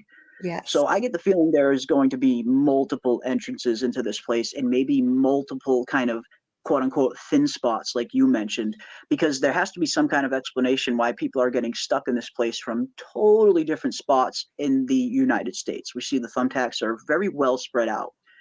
So that kind of leans into there being multiple entrances into From. And if that's the case, if there's multiple entrances, could there also be multiple exits as well? Yeah. Because again, look, you can see the clear difference from this tree and this road when Boyd arrives to the Matthews family and this tree and their road when they arrive. Two totally different locations. So Yeah. yeah, I think there's multiple entrances and maybe even multiple exits. Yeah, yeah, and what you were saying about how there's an entity that's powerful enough to collapse a house, I I definitely think that that entity caused the car crash because it's so crazy how Toby's car came flying out of nowhere. I think it just took control of the car. Barreling down that fucking road all over the fucking place like it was trying to take them out. It looked that way to me, Mm. and it's possible Toby wasn't even And drunk then, or high. We can't be sure. He may have yeah, been out of it because he had a head injury. His head was bleeding, so it's interesting to think about. could be, could be. But yeah, I love these little kind of differences that the show kind of sprinkles in there every once in a while. Where at first glance you might not even notice the difference in the trees from the Boyd entrance to the Matthews family entrance. It's not Yeah. until you kind of do a side by side comparison like this where you can really start to see the differences. I mean, even down to the root. This root has a ton of grass on it, like it's a little bit newer. This Mhm. tree looks way older, like it's been down for much longer. Oh, yeah. So yeah, it's really cool to see these differences, and it almost looks like there's even a side road right here that goes off here somewhere. Right. But yeah, I always thought that was a pretty cool distinction in terms of the differences as to how they enter. Right, and, like, the Um, tree itself is fascinating, right? Because, I mean, where does it exist? I don't think it's yeah, in the home dimension, if you wanna call it, it where would have people been came moved out from. of the street by now. If that was in the real world, yeah, Yeah. they would have hauled that off the road by now, and because I imagine it would be stopping a ton of traffic if it was in the Oh, real world. yeah, yeah, and Yeah. so then you think, "Okay, is it in the Fromville dimension?" Well, when they Mhm. turn around and go the other way, they never see the tree again. That's why I think that it exists kind of in an in-between space, a liminal Ah, space. yeah. Um, Yeah, I almost yeah, like it's invited. yeah, so it's like it's neither here nor there. Like on the show Constellation, there was a space between the universes. It was not in one or the other. It was sort of in between, liminal space. That's where I think the tree. Almost like it's a quote unquote threshold. Yes, exactly. Exactly. Yes, just like the episode title in season 3, which is going to be titled Thresholds. And that was the first thing I thought of anyway. When I saw that episode title, that we do have an episode that's going to be titled Thresholds. I believe it is a later one too. Yeah, episode 8 entitled Thresholds. That was the first thing that I kind of thought of. I was like, could this be some kind of reference to the literal threshold that you pass when you enter Fromville? Because it seems like Mhm. you have to cross some sort of threshold to see this tree, like you mentioned. It doesn't seem like people in the real world can see that tree, or it would have been removed a long time ago. But if Yeah. that tree is only existent in the Fromville or even in the in between state, then that would make sense that it would be the kind of perfect quote unquote threshold. So yeah, I love kind of seeing if these episode titles are going to give us some kind of hint as to what we're going to see in said episode. But yeah, still just so much we don't know. Still so freaking much we just don't know.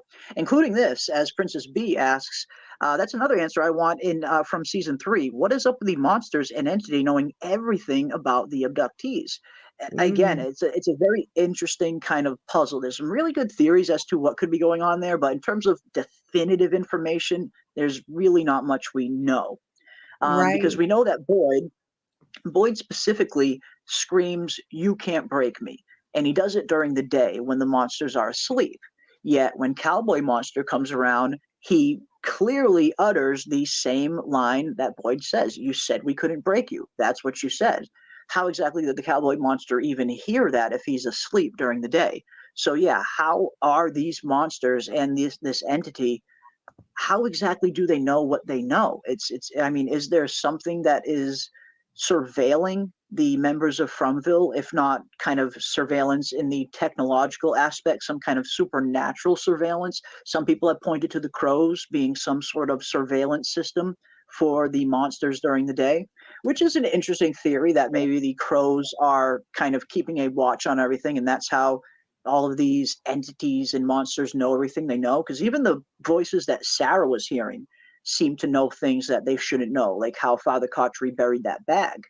Mhm. So they're getting this information somehow. Either they're being watched in some weird manner, or maybe even there's some kind of very low level telepathy at play going on here, or maybe the monsters can kind of sense things and pull things out of you. But I Right. do think whatever it is the case, whatever one learns, I think all of them learn. It does seem like there's almost some kind of hive mind at work here, because it seems like every monster all knows all of these kind of deep, details. It's not like just a few of them know it. It seems like all of them know these things. So I do think Right. there is some sort of hive mind thing going on here where one hears about it, they all know about it. But how Right. exactly are they hearing about it is the question. Do you have a theory as Yeah. to how they know everything they know?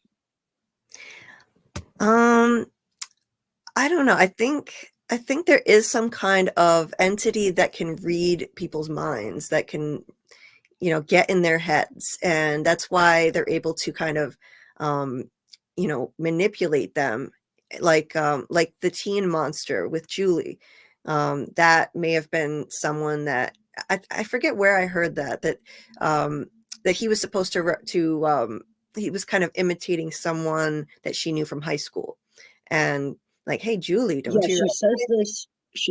I think she says that in this video here. We have an awesome behind the scenes video where they talk a little bit about the monster's origins, and they talk a little bit about the monster's capabilities. I'll play that real quick for anybody who hasn't seen it. It's just a quick minute, because yeah, I think you're right there in terms of this that particular monster.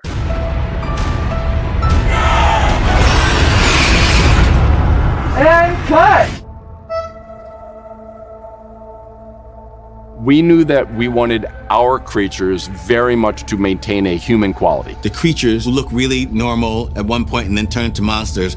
They come out of the woods at night looking like a creepy librarian, your neighbor's a worker or a milkman. They take the form of somebody who that character would probably be close with. So Julie sees a young guy that maybe she knows from school. Don't you recognize me? They come at you smiling. They come with a seduction and with an enticement. When can I come inside? They enjoy it, these monsters in this place. They enjoy inflicting harm. They never run, which is even creepier. Because you know why? They don't have to. There is a husk outside that is human, but there is something deeper in them. When it does come out, it's almost demonic. It's horrific. We started off with that image of the Pope by Francis Bacon, the English painter. I always thought he was painting people on the inside, not the outside. They are intelligent creatures, and we're going to find out more about that.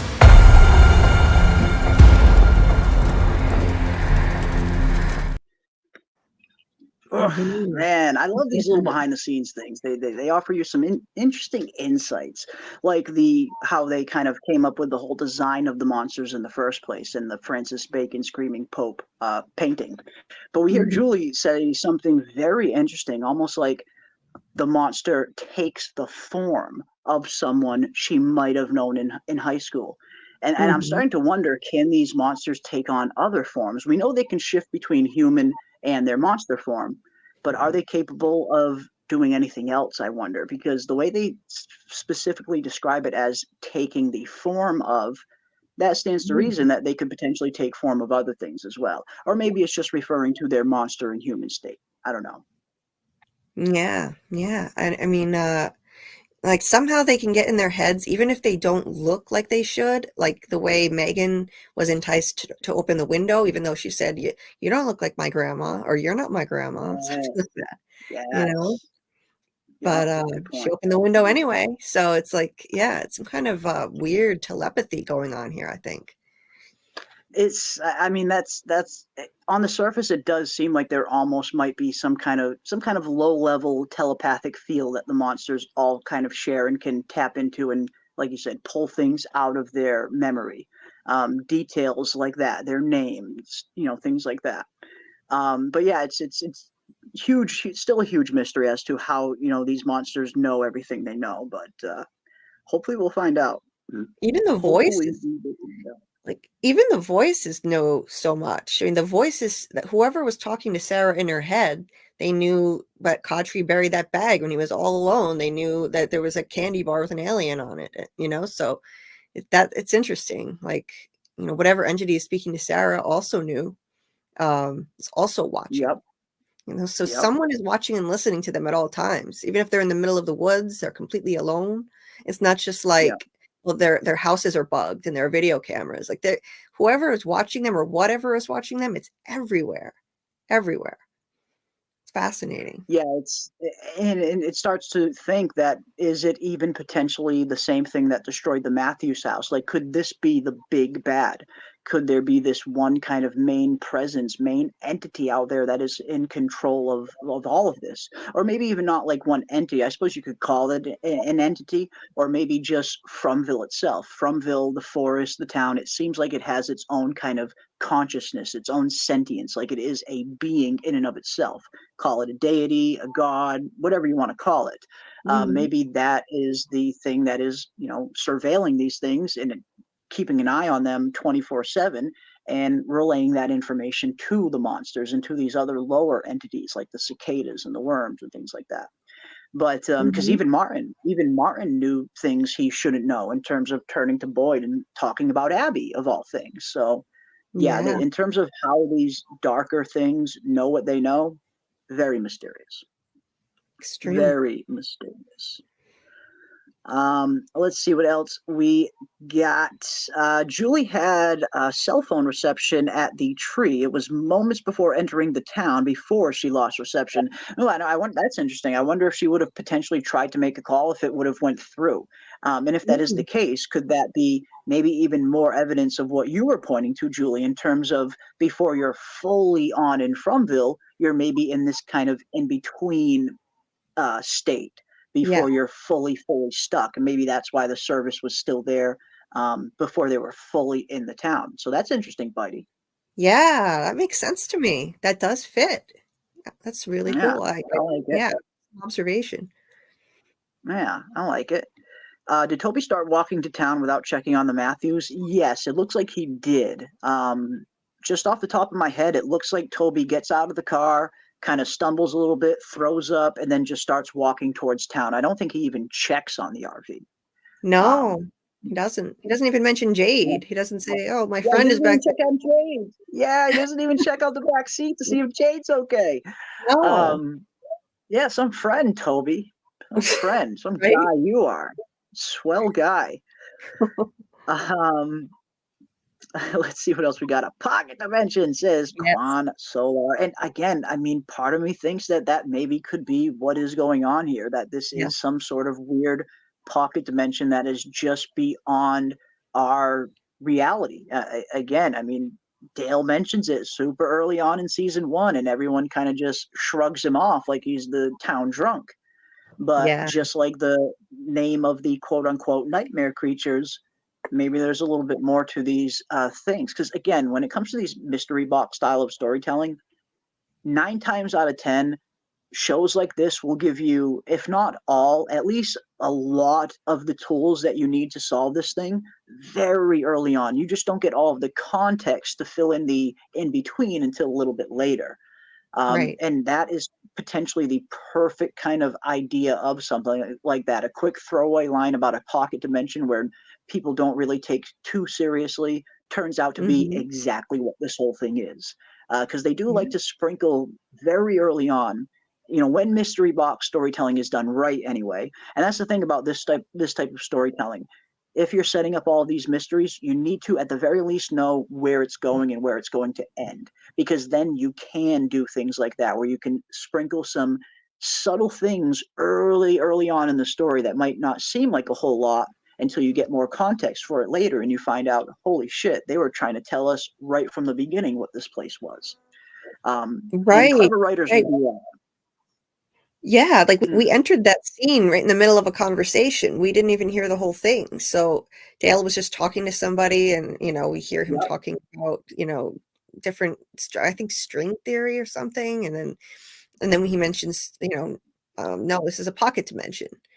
So we don't even hear the whole conversation. That would be an awesome way to slip the truth in there, so that we're not paying It's a close. really good way. Yeah, it's a good way to kind of just throw a little clue in there, right there, where it's maybe it's a little more significant than it appears. Because I think the lady says something to him like, "What, you mean like an alternate universe?" And he says, "No, this is a pocket dimension." Yes.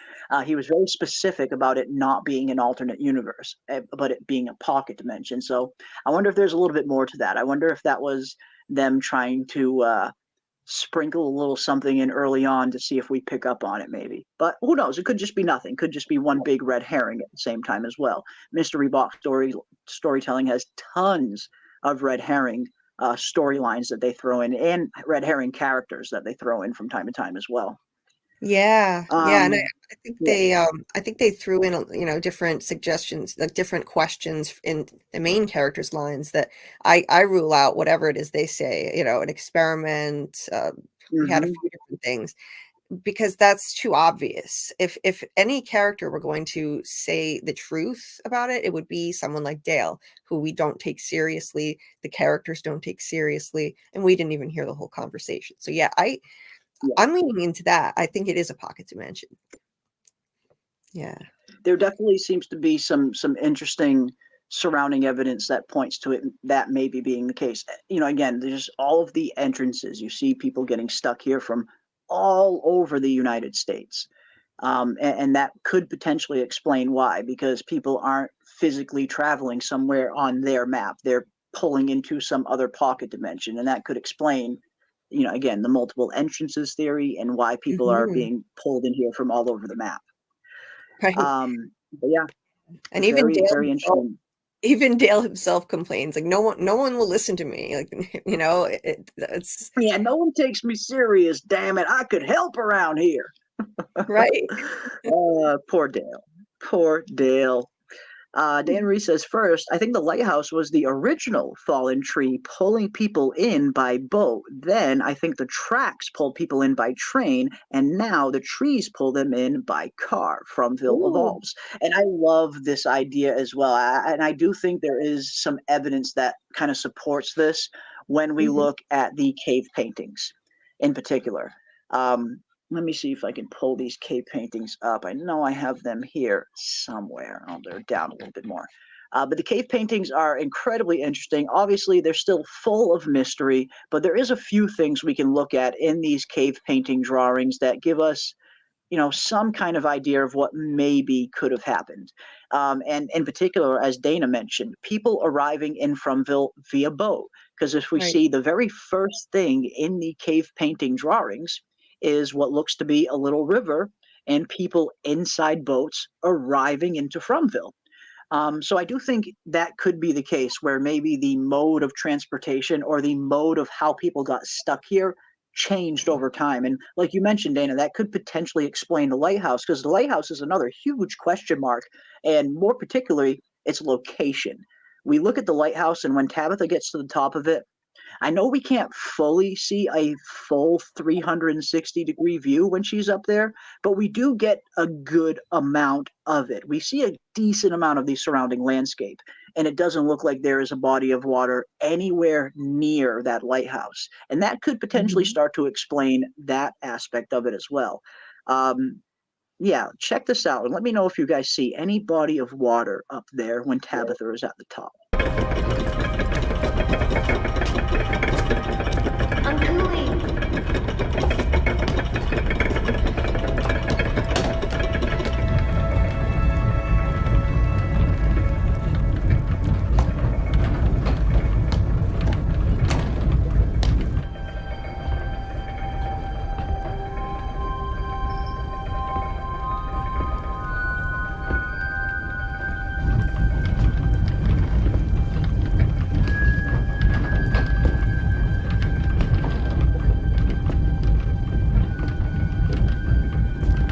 sorry. I really am. This is the only way. Doesn't look like there's water anywhere.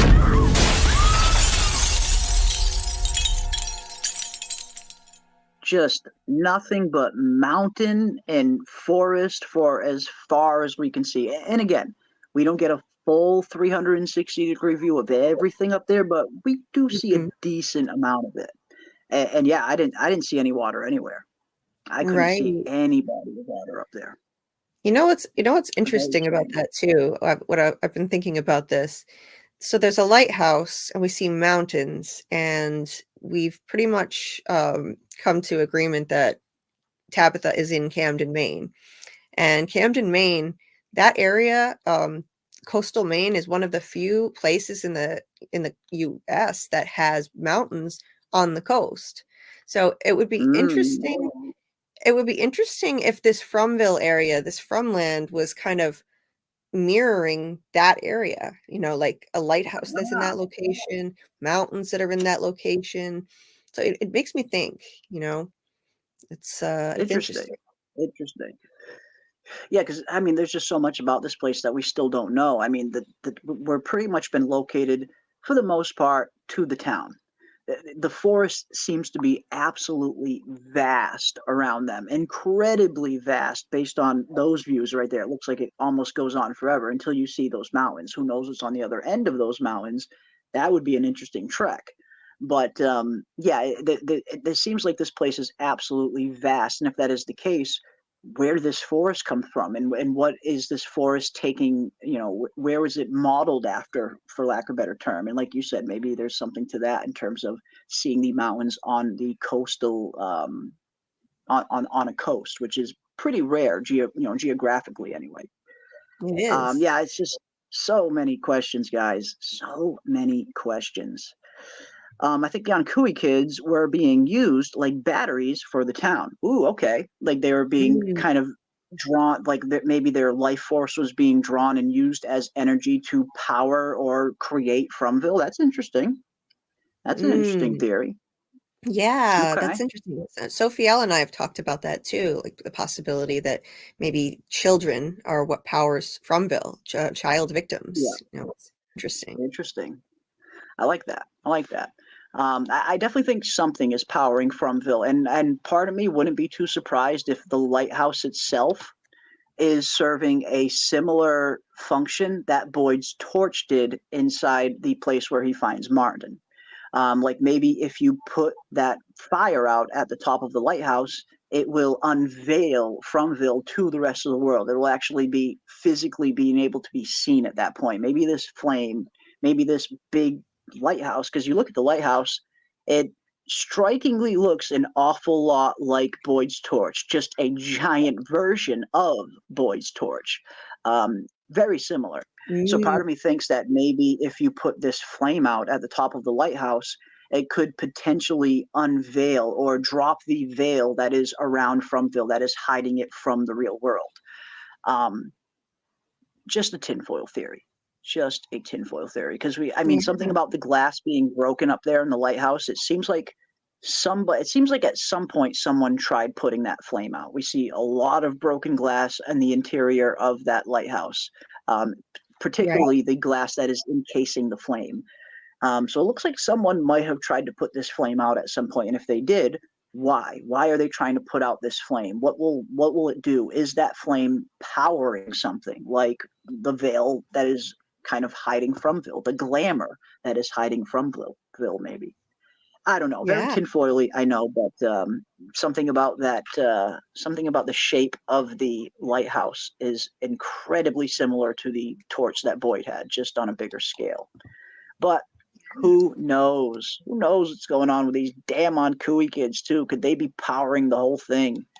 Yeah. Who knows? I find it very interesting, though, how that symbol manifested right above them. We see the 7 kind of altar-like stones with the children on each one of them, but right above it, the symbol appears.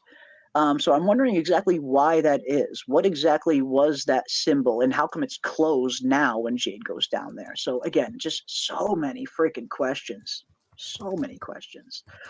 But in terms of this, are we in agreement that the new ambulance is from Knox County? Absolutely. I think I can't speak for everybody, but I know at the very least, Julie and I do believe that. And that's in large part thanks to some of the awesome work that Julie and Taryn did, actually kind of, studying some of these details a little closer. You guys definitely convinced me, at least, that the ambulance is definitely from Camden, Maine. And also that is the Knox County that is on the ambulance. So Right. yeah, I can't speak for everybody, but I definitely think that the ambulance is from Knox County, which is most likely the same place that Tabitha ended up. Yeah, I mean, it's not a clear shot, but there is an image of the ambulance where you can just barely make out that it says Knox County on it. And there are 9 different Knox counties in the US. But I mean, what are the odds? Tabitha lands in a place that looks Yeah. exactly like Camden, Maine. It's in a Knox Yeah. County. So, I mean, why would it be any other Knox County in the US? It just makes sense. It just seems like it's too big of a coincidence for Camden, Maine to be located in Knox County. Even with there being 8 other Knox counties in the states. I mean, that's too much to overlook. The fact that Tabitha and this ambulance both seem to be potentially in Knox County, and I think I'm starting to think, and I know I mentioned this last week, but I wouldn't be too surprised if when the boy in white pushes Tabitha out of the lighthouse and she ends up in Camden, Maine, her exiting Fromville leaves some sort of kind of doorway open for a little bit. And that's exactly why the ambulance from Camden, Maine, of all places, ends up in Fromville. Because, I mean, just the odds are statistically impossible for Right. Tabitha to get thrown out of this place, end up in Camden, Maine, and then for an ambulance also from Camden, Maine to end up here in Fromville. The odds are astronomical, unless when Tabitha did escape Fromville, it left some sort of doorway or some kind of tear that the ambulance was able to pass through and get stuck here in Fromville. Some kind of Yeah. residual energy, a residual door, maybe, for lack of a better term. Yeah, I like that theory a lot. Yeah, I mean, it's interesting to think about too. If this place, like let's say this pocket dimension, is modeled after coastal Maine, where there are mountains and lighthouses all over, and I went up there and did a lighthouse tour once, and like they have a million of these things, and mountains on the coast, which are very rare. It would be interesting, like if this Fromland dimension is modeled after kind of like a mirror version of that. Maybe that's why when you get pushed out, that's where you land. So yeah, maybe, could be. Yeah, I just feel like it's too coincidental for Tabitha to be in Camden, Maine, and from this ambulance also to be from Camden, Maine. It seems like her leaving might have left some kind of doorway open for the ambulance to pass through. I agree. Or someone specifically, whatever is in control of Fromville, specifically wanted that ambulance back in Fromville for a reason. And I know it's been heavily theorized that Tabitha could potentially be in that ambulance as well, which is possible, certainly possible. I hope that's not the case. I don't want to see her return to Fromville too quick. I feel like there's a very interesting opportunity that the writers have with Tabitha being in the real world and potentially even tying her story in with Eloise's in season 3. So part of me really doesn't want Tabitha to return to Fromville too fast. And if she returns after just 4 episodes, just a little anticlimactic, just for me personally. But she could very well be in there. There is some interesting evidence for her potentially being in there, with the cop showing up, the cop potentially being in the back of the ambulance as well, maybe guarding some kind of prisoner. So yeah, I could totally see why that theory came up. There's evidence to potentially support it, but I hope that's not the case. I just feel like she needs to be out of Fromville for a little bit longer than just a few episodes. It needs to be a long journey that she goes on to get back to her family, because that's when you get a good payoff. I feel like her getting separated from her family, that's such a highly anticipated storyline going into season 3. Everybody is wondering, where's Tabitha? How is she going to get back to her family? Will she even get back to her family? So Mhm. to have all of that hype and suspense and all of that potential behind a storyline like that, only to have her return after 4 episodes, it Mm. just seems like it wouldn't really be a good payoff. But if you have her out there for the entirety of season 3 and she only gets back into the town right at the end of the season, or maybe not even until season 4, the payoff, the reunion is going to be that much more earned. But that's just my Right. opinion, personally. Yeah, it could go either way. It could go either way. The episode descriptions Yeah. are very subtle, and I think they're definitely designed to be misleading, or not misleading, but just ambiguous. Yeah. Like Yeah, episode they don't want to 4. give away too much with the synopsis, so they give us a little bit. They give us a Yeah, kind of broad outline as to what might be happening in the episode without giving us any of the finer details. Like Kenny and Jim go on a hunt for food, but they don't give us right, any of the details as to what's going to happen on that excursion. So yeah, you're right. right. And like, episode 4, it says, I think no, episode 3, Tabitha makes a mind-bending discovery, which is exciting. I hope it's truly mind-bending and not just the creepy paintings in the basement that we saw. Not just the paintings. Yeah, That yeah, that's interesting, but we've already seen them. We need more than that. And yeah. then, episode 4, it says newcomers arrive at night. Now, that makes it sound like it's not Tabitha because it's a newcomer, but Newcomers. it could be because there's also the cop and the EMT who ends up dead. Those are Yeah, newcomers. So it's deliberately trying to yes. be ambiguous. That episode is titled There and Back Again.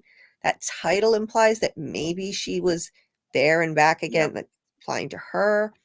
And then episode Mm, 5, it says Tabitha tries to adjust to her new surroundings. yeah. That could go either way too, that she could be in the real world. What try- is new surroundings? Yeah. Yeah. Or What she could be, exactly are new surroundings? yeah, like she could be back and now it's new because she's just gotten back and a lot of things have changed already. There's snow on the ground, like they're running out Mhm. of food. Like, so it could go either way. I'm with you though. I would much rather see this be dragged out longer. Give us more of a payoff. We need a gigantic revelation, like for her to bring back with her before she comes back. Yeah, I mean, because it just seems like why send her to the real? Why would the boy in white send her to the real world only to come back a few episodes later with no new information? It seems like such a waste of a storyline. I So agree. I do get the feeling the boy in white sent her back there to bring something specific back, or maybe even someone. Again, maybe Eloise was never meant to leave. Maybe Mhm. Eloise needs to be brought back, and that's Tabitha's purpose for leaving. But why not give Tabitha some sort of hint to that? I get maybe the boy in white didn't want to risk Tabitha saying no and leaving her family behind. So that's probably why he didn't just straight up ask her, hey, I need you to go to the real world to pick something up for me. Go pick up a pack of smokes. I'll be right here. He can't exactly just come out and say that. Because, of course, Tabitha would say, no, I'm not leaving my family. So he kind of had to take matters into his own hands. And I think that's where maybe the I'm sorry, this is the only way dialogue comes from. Yes. But yeah, what exactly does he want her to do while she's there? What purpose does Tabitha being back in the real world serve the boy in white? What is he after? The only Yeah. thing I can think of is she's meant to bring something, or again, someone back, maybe even Eloise. Yeah. But yeah, it would be very, like you mentioned, it would be very anticlimactic if she returns with no new information. There needs to be some kind of reveal there. Right. Yeah. It's got to be the word mind bending reassures me. If she does end up Yeah, back, which should still be disappointing, maybe she'll find some huge revelation to bring back. So that would help. But yeah, yeah. It's tricky. And it the is. boy in white may appear to her in the real world. We saw him in the hospital scenes. He could have just Very been trolling true. us. He could have just been trolling Very us. true. But Now that Tabitha is back in the real world, the boy in white obviously couldn't tell Tabitha his plans then because again right, he can't risk her saying no. But now that she is back in the real world and she kind of is stuck there, maybe now, like you said, he could appear to her again and give her some further instruction as to how she can get back. right. Yeah.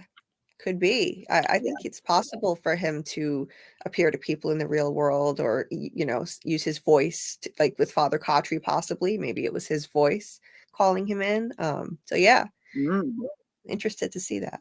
Interesting stuff. Yeah. I think Acosta could be the newcomer. Yeah, that's the thing. The newcomer could be. It seems like the newcomer is the cop. We do have the new cop that's going to be coming in pretty soon.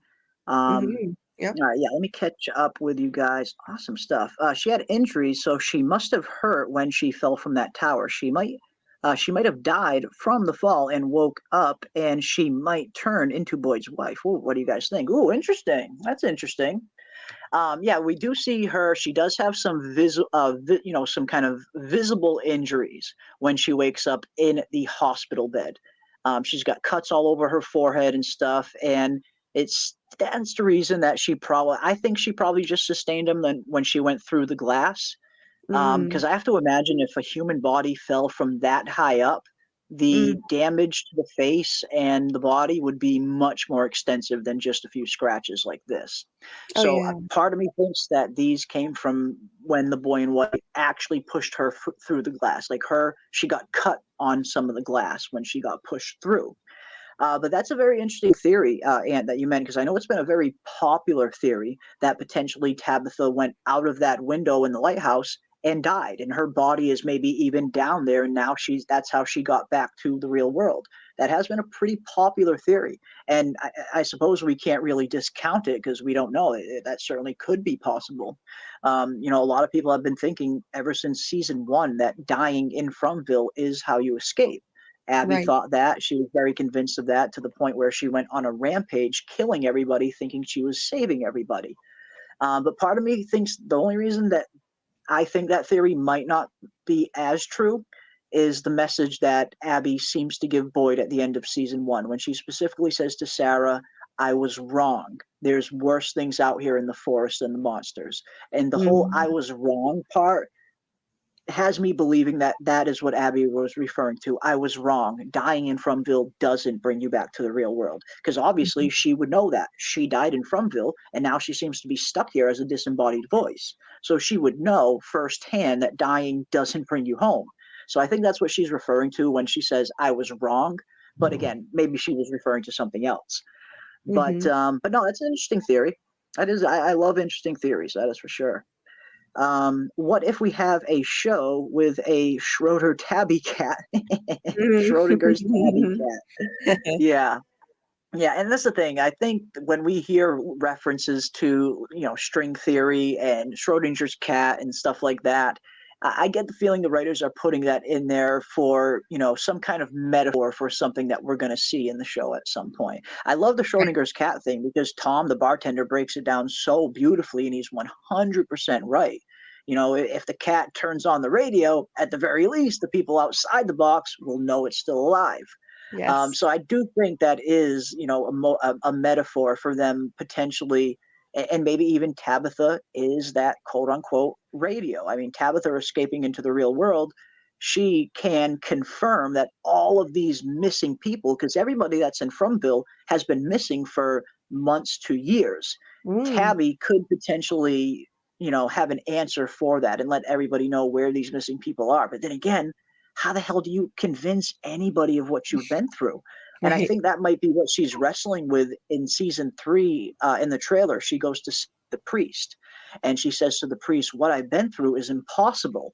And I wouldn't be too surprised if that's why she's visiting this priest, because she's struggling with trying to convince anybody of what she's been through. Maybe she's trying to, but nobody's believing her.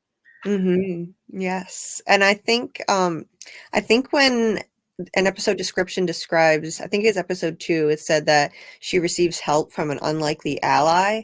That might be the priest. And the reason it would be unlikely. Yeah. The reason I think that you could call him an unlikely ally is because he had an odd look on his face when he was listening to her, and in a little trouble. Yeah, right. So a lot of us have been theorizing that maybe he heard this story, a similar story before, from Eloise when she escaped. So, he might realize, oh, wow, she was telling the truth, maybe, or like there's, I was wrong. Everyone thought she was crazy. I love that. I So he love that, especially if this priest is in Camden, Maine, where she is, which stands to reason that's probably a good chance that this is in Camden, Maine, this scene here. Mhm. That's a really good idea, Julie, that yes, maybe this priest hearing this from Tabitha all of these decades later finally convinces him that Eloise was telling the truth. Because again, part of Mhm. me thinks I wouldn't be too surprised if Eloise is still alive, but she's locked in some mental institution somewhere. And this Yep. kind of gives him the confirmation that lets him know, okay, she's not crazy. We got to get her out of there. Right. Yeah, I mean, 'cause and he would be an unlikely ally because, I mean, what would be the odds she'd meet someone who's heard a similar story from someone before? So, Yes. yeah, I think he's gonna Yeah. help her because I don't think she has any money. She probably doesn't have her wallet on her. She wasn't expecting to get out. So, I think he's going to help her. And that's how she gets to Henry's house. Yeah. I like it. I like it. I mean, we certainly are seeing some interesting supporting evidence that could point to some of these things happening. Yeah. Who else has seen the boy in white? Yeah, not only a few characters have seen the boy in white. When we really think about it, Ethan has, Victor has, Sarah has, Tabitha has. I'm trying to think of anyone else. Is that it? El Is it just those four? Elgin in his dream. Yeah. Elgin in the dream. Elgin in the Yeah. dream makes five. Yeah, I think that's it. I think that might be it. Yeah, chat. Double check our math if we're wrong. Yeah, I think that might be it. I think that might be the five. Elgin in the dream, Ethan, Victor, Tabitha, Sarah. Yeah. That's it. I think that's it. Yeah. Well, Boyd was with Sarah, but Boyd couldn't see the boy in white. Only Sarah could. Mhm. When Boyd and Sarah are together, only Sarah can see the boy in white. Boyd Mhm. couldn't see him. Yeah. Yeah, I Yeah. can't think of anybody else. Yeah, I believe that's it. And all of them, um, a lot of them have had seizures, the people who have seen the boy in white. And I suspect that Victor probably had a seizure at least once as a child, like Ethan did when he arrived. And And Sarah. Sarah had yeah, her seizure too, and she was getting that message to kill the boy. right. And then Elgin had his seizure shortly after his dream of the boy in white. Now Yep. the only outlier who probably never had any seizures, and we never saw it on screen, would be Tabitha. But I mean, that was just like a brief encounter. He wasn't trying to communicate with her before that. It was just really quick. He pushes her out. That's it. But yeah, I find it interesting that all of the others, because I'm assuming Victor had a seizure as a child. If Ethan is basically the new Victor. But yeah, Yeah. it's interesting to Okay. think, Interesting. Interesting. yeah, Yeah, it's yeah. Yeah, and it's true. Tabitha didn't really escape. The boy in white sent her there. This is a one. It could be a one way. I mean, that's yep, possible as well. It's his mission.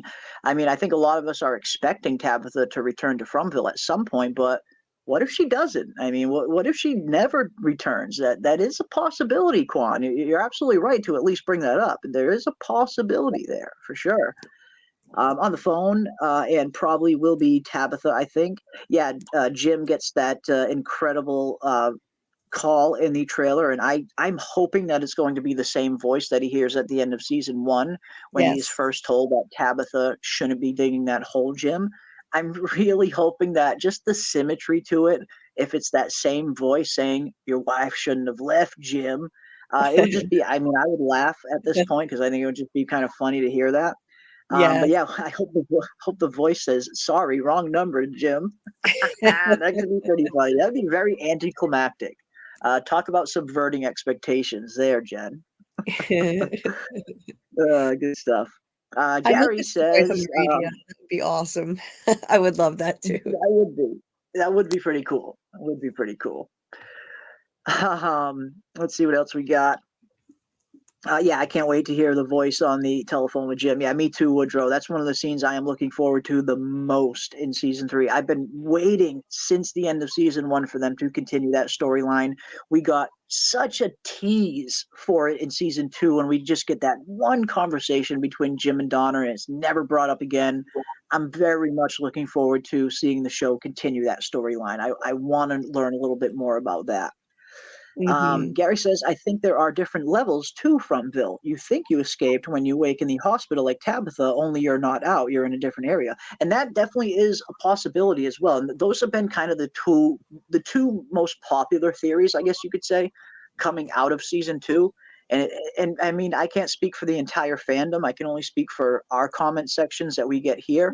Based on our comment sections, after hundreds, if not thousands of comments, it seemed like the fan base was kind of split down the middle almost, where half of the people thinking she is in the real world and the other half thinking that she is in, as you mentioned, some kind of level, some other level of Fromville, the level 2 as it's kind of commonly referred to as. And I feel like we're getting a little bit more evidence from the trailers that points to her being in the real world. But like you mentioned, what if it's just this one big freaking Truman Show thing that they're trying to convince Tabitha that she is in the real world and really she's in some other level 2 of Fromville? That theory definitely is still possible. I tend to think she is back in the real world, but she might not be. I mean, that theory is definitely still possible. I know that's a super popular theory too, so I figured I'd at least mention it. But yeah, you could be right, Gary. You could be right. Who knows? Martin looks good with the collar. LOL. Yeah, that was. I mean, I don't remember who brought it up first, but whoever did, absolutely hilarious. And I think it's kind of funny because the dude almost looks like Martin a little bit. Kind of does. Looks like fucking Martin. Yeah. He's got the broad forehead. He's got the same kind of nose. He's got the pronounced cheekbones. Yeah. If you just color beard, like is this fucking Martin, bro? Like, what are you doing, Martin? Why are you a priest in Camden, Maine? I thought you were in Fromville in some dream prison. What are you doing, bro? Just what are you doing? Give Martin a few hamburgers, and who knows? Like. He might look like that. I even had to look up who the actor is. Who is this guy, just to make sure. Man, I've seen him in tons of other TV series. He seems to be a frequent TV actor. Small, minimal roles. So I've seen him in other shows. I'm blanking on his name. I know his name because I remember seeing it when I was researching the show. But yeah, I'm blanking on the name right now, unfortunately. But he's been in a few other things. I've seen him in some other productions. But maybe Martin just cleans up very nice. That's it. Maybe Martin just cleans up very nice. You could be right. I would have trouble remembering a story someone told me 40 years ago. Yeah, I mean maybe, but a story like that's that kind of out there when you have a little girl so convinced that she was in this weird place where monsters came out at night and that a place that they couldn't escape.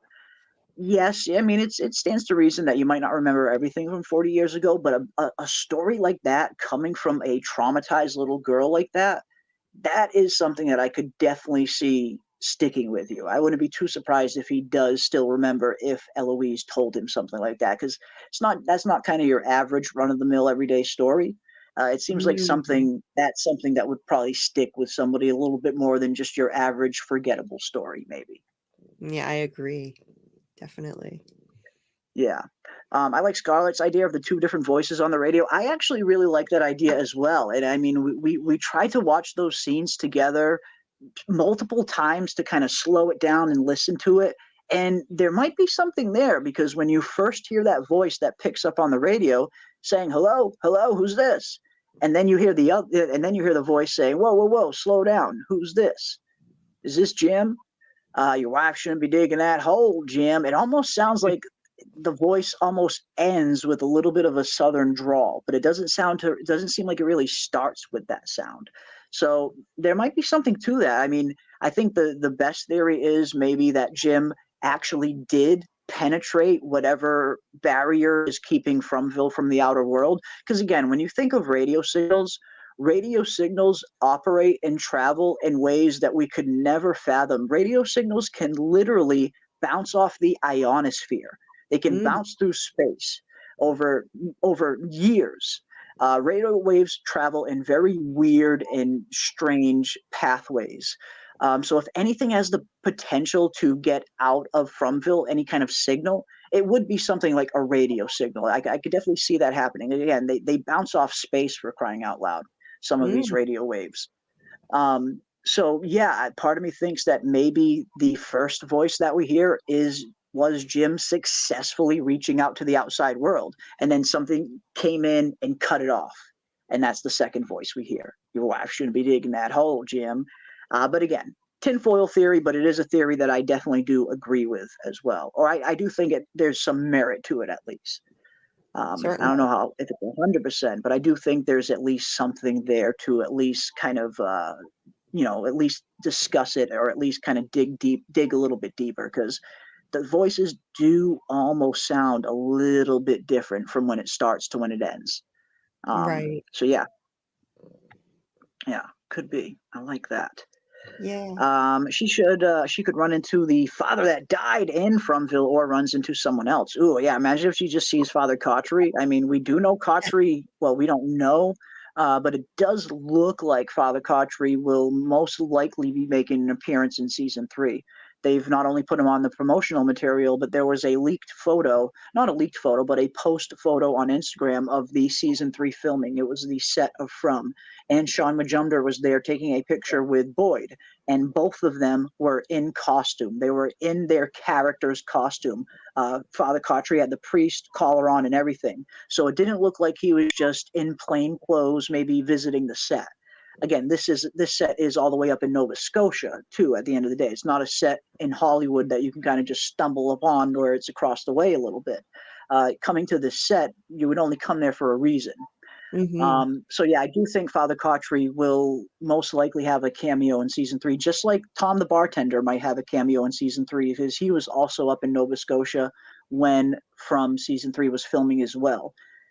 So I think, and one of the production companies that he tagged in the post happens to be a company that works for MGM. So it's looking like we might see Tom and Father Cautry in some kind of capacity, probably similar to how we saw them in season 2, coming back in some weird kind of vision, or maybe even the entity, whatever these things are, if it's the real Cautry, if it's just their subconscious, or if it's Fromville trying to play tricks on them. It seems like we might see an appearance of them too in season 3. Definitely. I like it. Yeah, I can't wait to see. I really hope I hope we get some great Cautry scenes with Boyd. I'm sure we will. That was a highlight of season 2. It was good. It was good. Kill, we have seen Father Cautry and Sarah, brother, were cut at voice box. The Short Ranger stuff implies multiple simultaneous realities. When one is observed or experienced, the multiple realities collapse down to that one. I think that's too hard to deal with in a show. Yeah, I mean, to go like that full on, that might be a little too kind of advanced physicsy for a average TV show, for your average viewer to kind of really digest and understand. Yeah, so I don't think it might be like that. In terms of there being other realities, I think it'll be a little bit similar to, again, the whole Dale thing, mentioning the pocket dimension. Part of me thinks that maybe there's a little bit more to that than just a throwaway line. Right. Yeah. It's interesting that Jade hasn't seen the ghost of Toby or heard the voice of Toby. And that's the thing. I mean, we still don't really understand the mechanism or where these voices that Sarah is hearing are coming from. I think there's some certain evidence pointing to that they could be previous members of the town that might have died and are in some way stuck here, because they do say that they are stuck here as well, and they've been waiting for someone to come around for a very long time that could hear them. So I do get the feeling a lot of these voices Sarah hears are the voices of previous members of the town. Jade doesn't seem to be hearing those voices though. But I mean, that's not to say Jade couldn't have a vision of Toby though. We do see Jade has tons of weird visions. So yeah, maybe Jade will see Toby at some point, Princess B. Because we discussed this last week, I believe.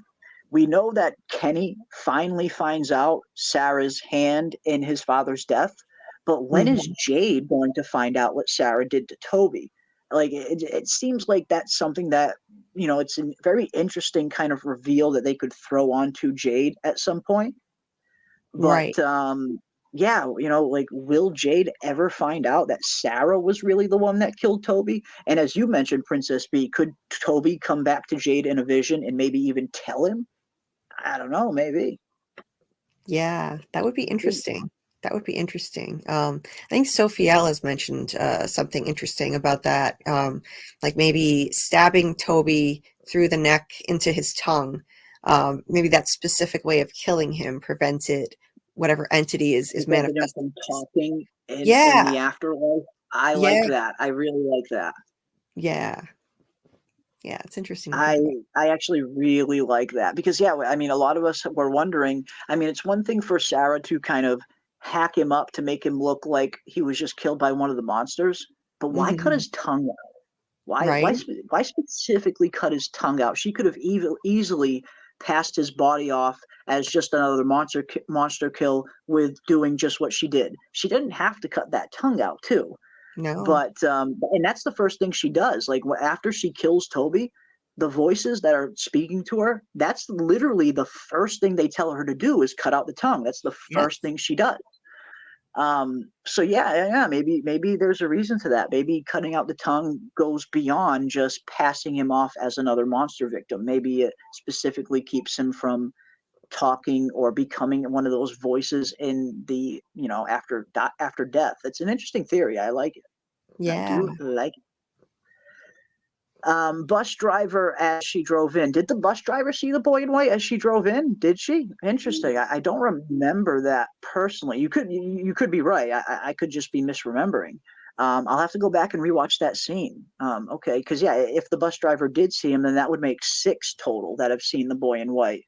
But yeah, I'm just off the top of my head, I'm not 100% sure. I'll have to go back and double watch the scene. But thank you for giving me some homework to do. I'll definitely check it out for sure. Yeah. For sure. Yeah. The wild party keeps asking myself is who the hell was sending Sarah the messages? Yeah, and again, I think like we were just mentioning, I do think these voices that Sarah is hearing are previous people that were have some way died in the town and for some reason are unable to move on. Just from that one line we get from Father Cautry when Father Cautry has Sarah down in the basement and they're kind of we're finally learning a little bit more about these voices through Sarah's conversation with Cautry, and Mhm. she mentions that these things are stuck here just like us, and they've been waiting for a very long time for someone to come around who could hear them. That kind of points to me that they were previous members of the town like them, and they're also stuck here as well. So I Right. do think they're previous. I think they're the voices of previous spirits that might have been killed, or who knows? I mean, they could be something totally different, maybe. But that's kind of where I think it's going. That they're previous members of the town that might have died here. I think so too. I think it could also be a situation where she's hearing voices of people who have died here, and also whatever And malevolent entity. entity is harming them could be also Yes. pretending to be voices of the dead and telling her to, for example, telling her to kill Toby and leave the door open. Hmm. Because Yeah. why would spirits of the dead want her to do that?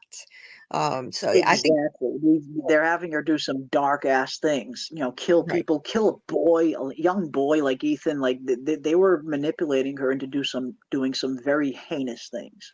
right, right. But yeah, so I think it's And I think she also does hear the voices of the dead too. It's just like yes, trying to I think differentiate, it's okay, which is which, which one is speaking. exactly. Yeah, Exactly. Which one to trust, which one to not listen to, really. Because it seems like at first Sarah was just listening to any old voice that she heard in her head. But right, towards the end, by the time you get to season 2, it seems like she's starting to wise up a little bit and not being manipulated as much. She even says that I'm better now, and maybe she is. But we also hear her describe when she gets the message from what seems to be the deceased spirit of Abby, and Sarah right, specifically says it was different this time. This time it was a female voice, indicating that it's mostly male voices that she's maybe heard. So I tend to agree with you, Julie. I think that there are kind of 2 different factions, for lack of a better term, that she's tapping into. Maybe some of the voices she's hearing are coming from deceased members of the town, like Abby, and maybe some of the other voices she's hearing are coming from some more malevolent spirits or even entities, because we saw when she went back to the ruins she was able to communicate with the cicada entity, with the worm yes, entity yes, particularly. she could hear it laughing at Boyd for bringing it back to town. So she Yeah. can definitely tap into more than just hearing deceased people. She can probably, it seems like she's just operating on that supernatural frequency. She's a supernatural ham radio, Right. pretty much.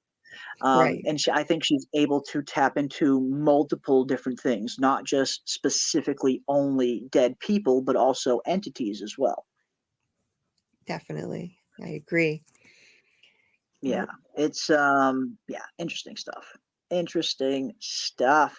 Let's see what else we got here.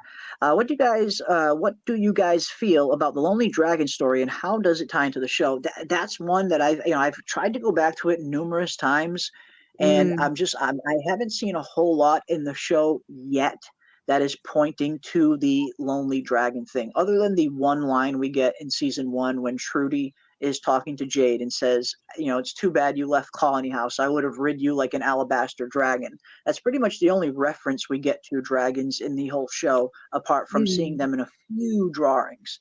Your guys' guess is as good as mine. I do think Jade could potentially be the iteration of the Lonely Dragon, if not Jade, maybe Victor.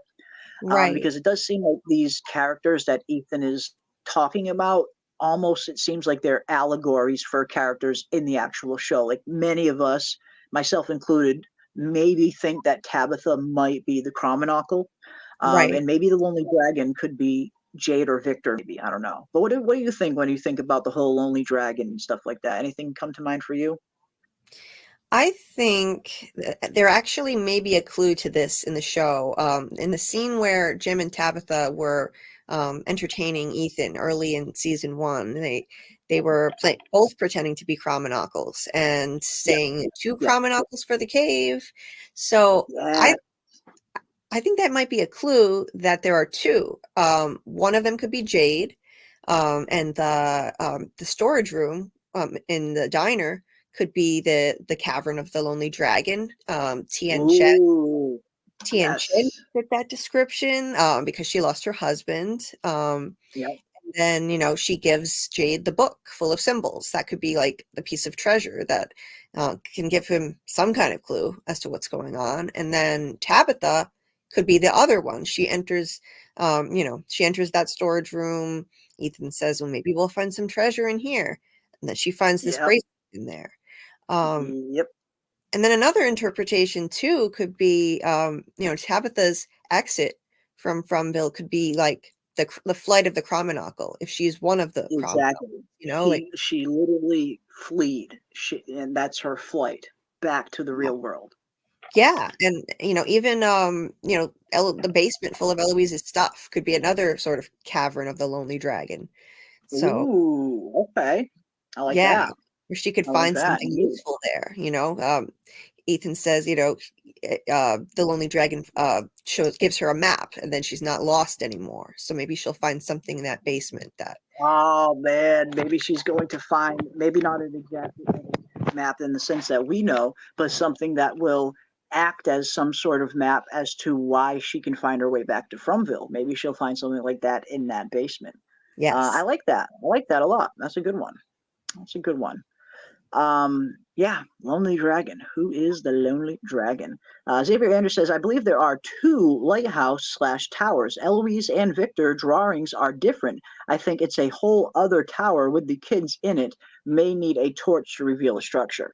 And yes, I do have a picture of the 2 different drawings, and they do seem a little bit different in terms of the drawings of the lighthouse. One of them's Victor's, and one of them is, of course, Eloise. Now let me see if I have that picture here. Thought I did. I do. Here we go. All right, here we got the 2 iterations of the lighthouse. One almost seems like it's kind of stone on the outside, where the other one seems a little bit different. Now, I'm not sure if there are 2 different lighthouses or if this is just, children's drawings, interpretations of the same lighthouse. One thing that I kind of was noticing even more than the design was the bottom of the lighthouse. We see here on this side, it looks like there are trees at the bottom with the light shining at the top. And on this one, we see trees at the bottom, but they're the same color as the light coming from the top.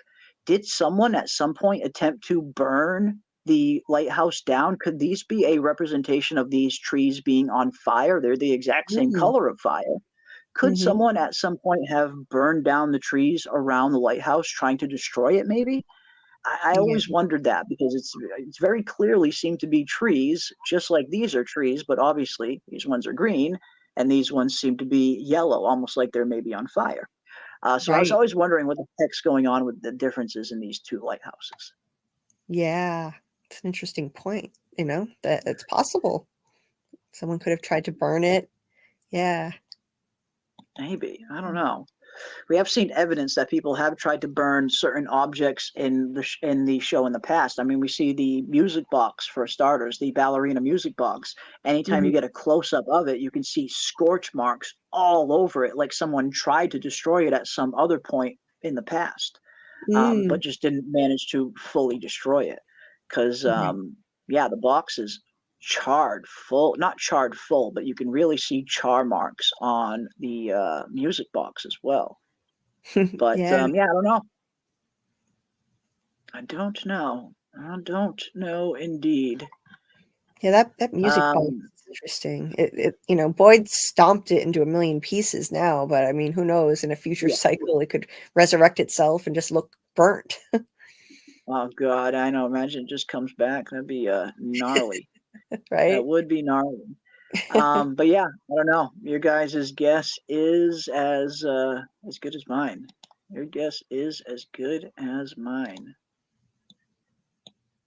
All right, let's see what else we got here. Victor tells Ethan they're both chosen. Does Mm. Ethan wind up in town alone with everyone dead, the cycle to repeat? That does Yeah. seem to be a pretty popular theory that there is these kind of cycles that are going on and that maybe something is stuck on repeat.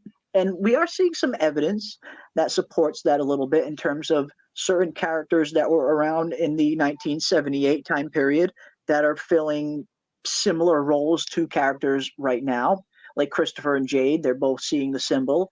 Tabitha and Victor's mother, their storylines very much parallel each other in terms of what they were both trying to achieve. And yeah, Victor and Ethan. You can't really ignore the similarities between them two either. So yeah, Right. it would be a pretty interesting way to just end the entire show if that was the true ending, with everybody else dying and Ethan becoming the next Victor. Kind of Mm. bittersweet, kind of a dreary ending, but could be possible. I think that's the intention for that to happen, but I don't think it will this time. I do think that is the Yeah. intention, to make Ethan another sole surviving child. I think, in my opinion, every cycle would end that way. That's one child left behind, everyone else massacred. Yeah, but Mhm. yeah, I It don't think it will would happen this be time. dreary. That would be a terrible Yeah. ending. It would be horrible. It would be a heartbreaking ending if nothing else, for sure. Um, yeah, but I do tend to agree with you that whatever, if this is some kind of cycle that's been playing on repeat, I think this is going to be the cycle that quote unquote breaks the cycle. Because I Yes. do think Jade will succeed where potentially Christopher might have failed in terms of Jade solving the riddle of what this symbol is actually trying to tell him. Maybe Yes. Christopher wasn't quite able to solve it, and that's what drove him mad. Tabitha already seemed to succeed far more than Miranda did in Mhm. regarding the same task that they did. I mean, Miranda ended up dead, and we don't even know if she ever even made it to the lighthouse. Right. Tabitha not only makes it to the lighthouse, but makes it to back to the real world, seemingly.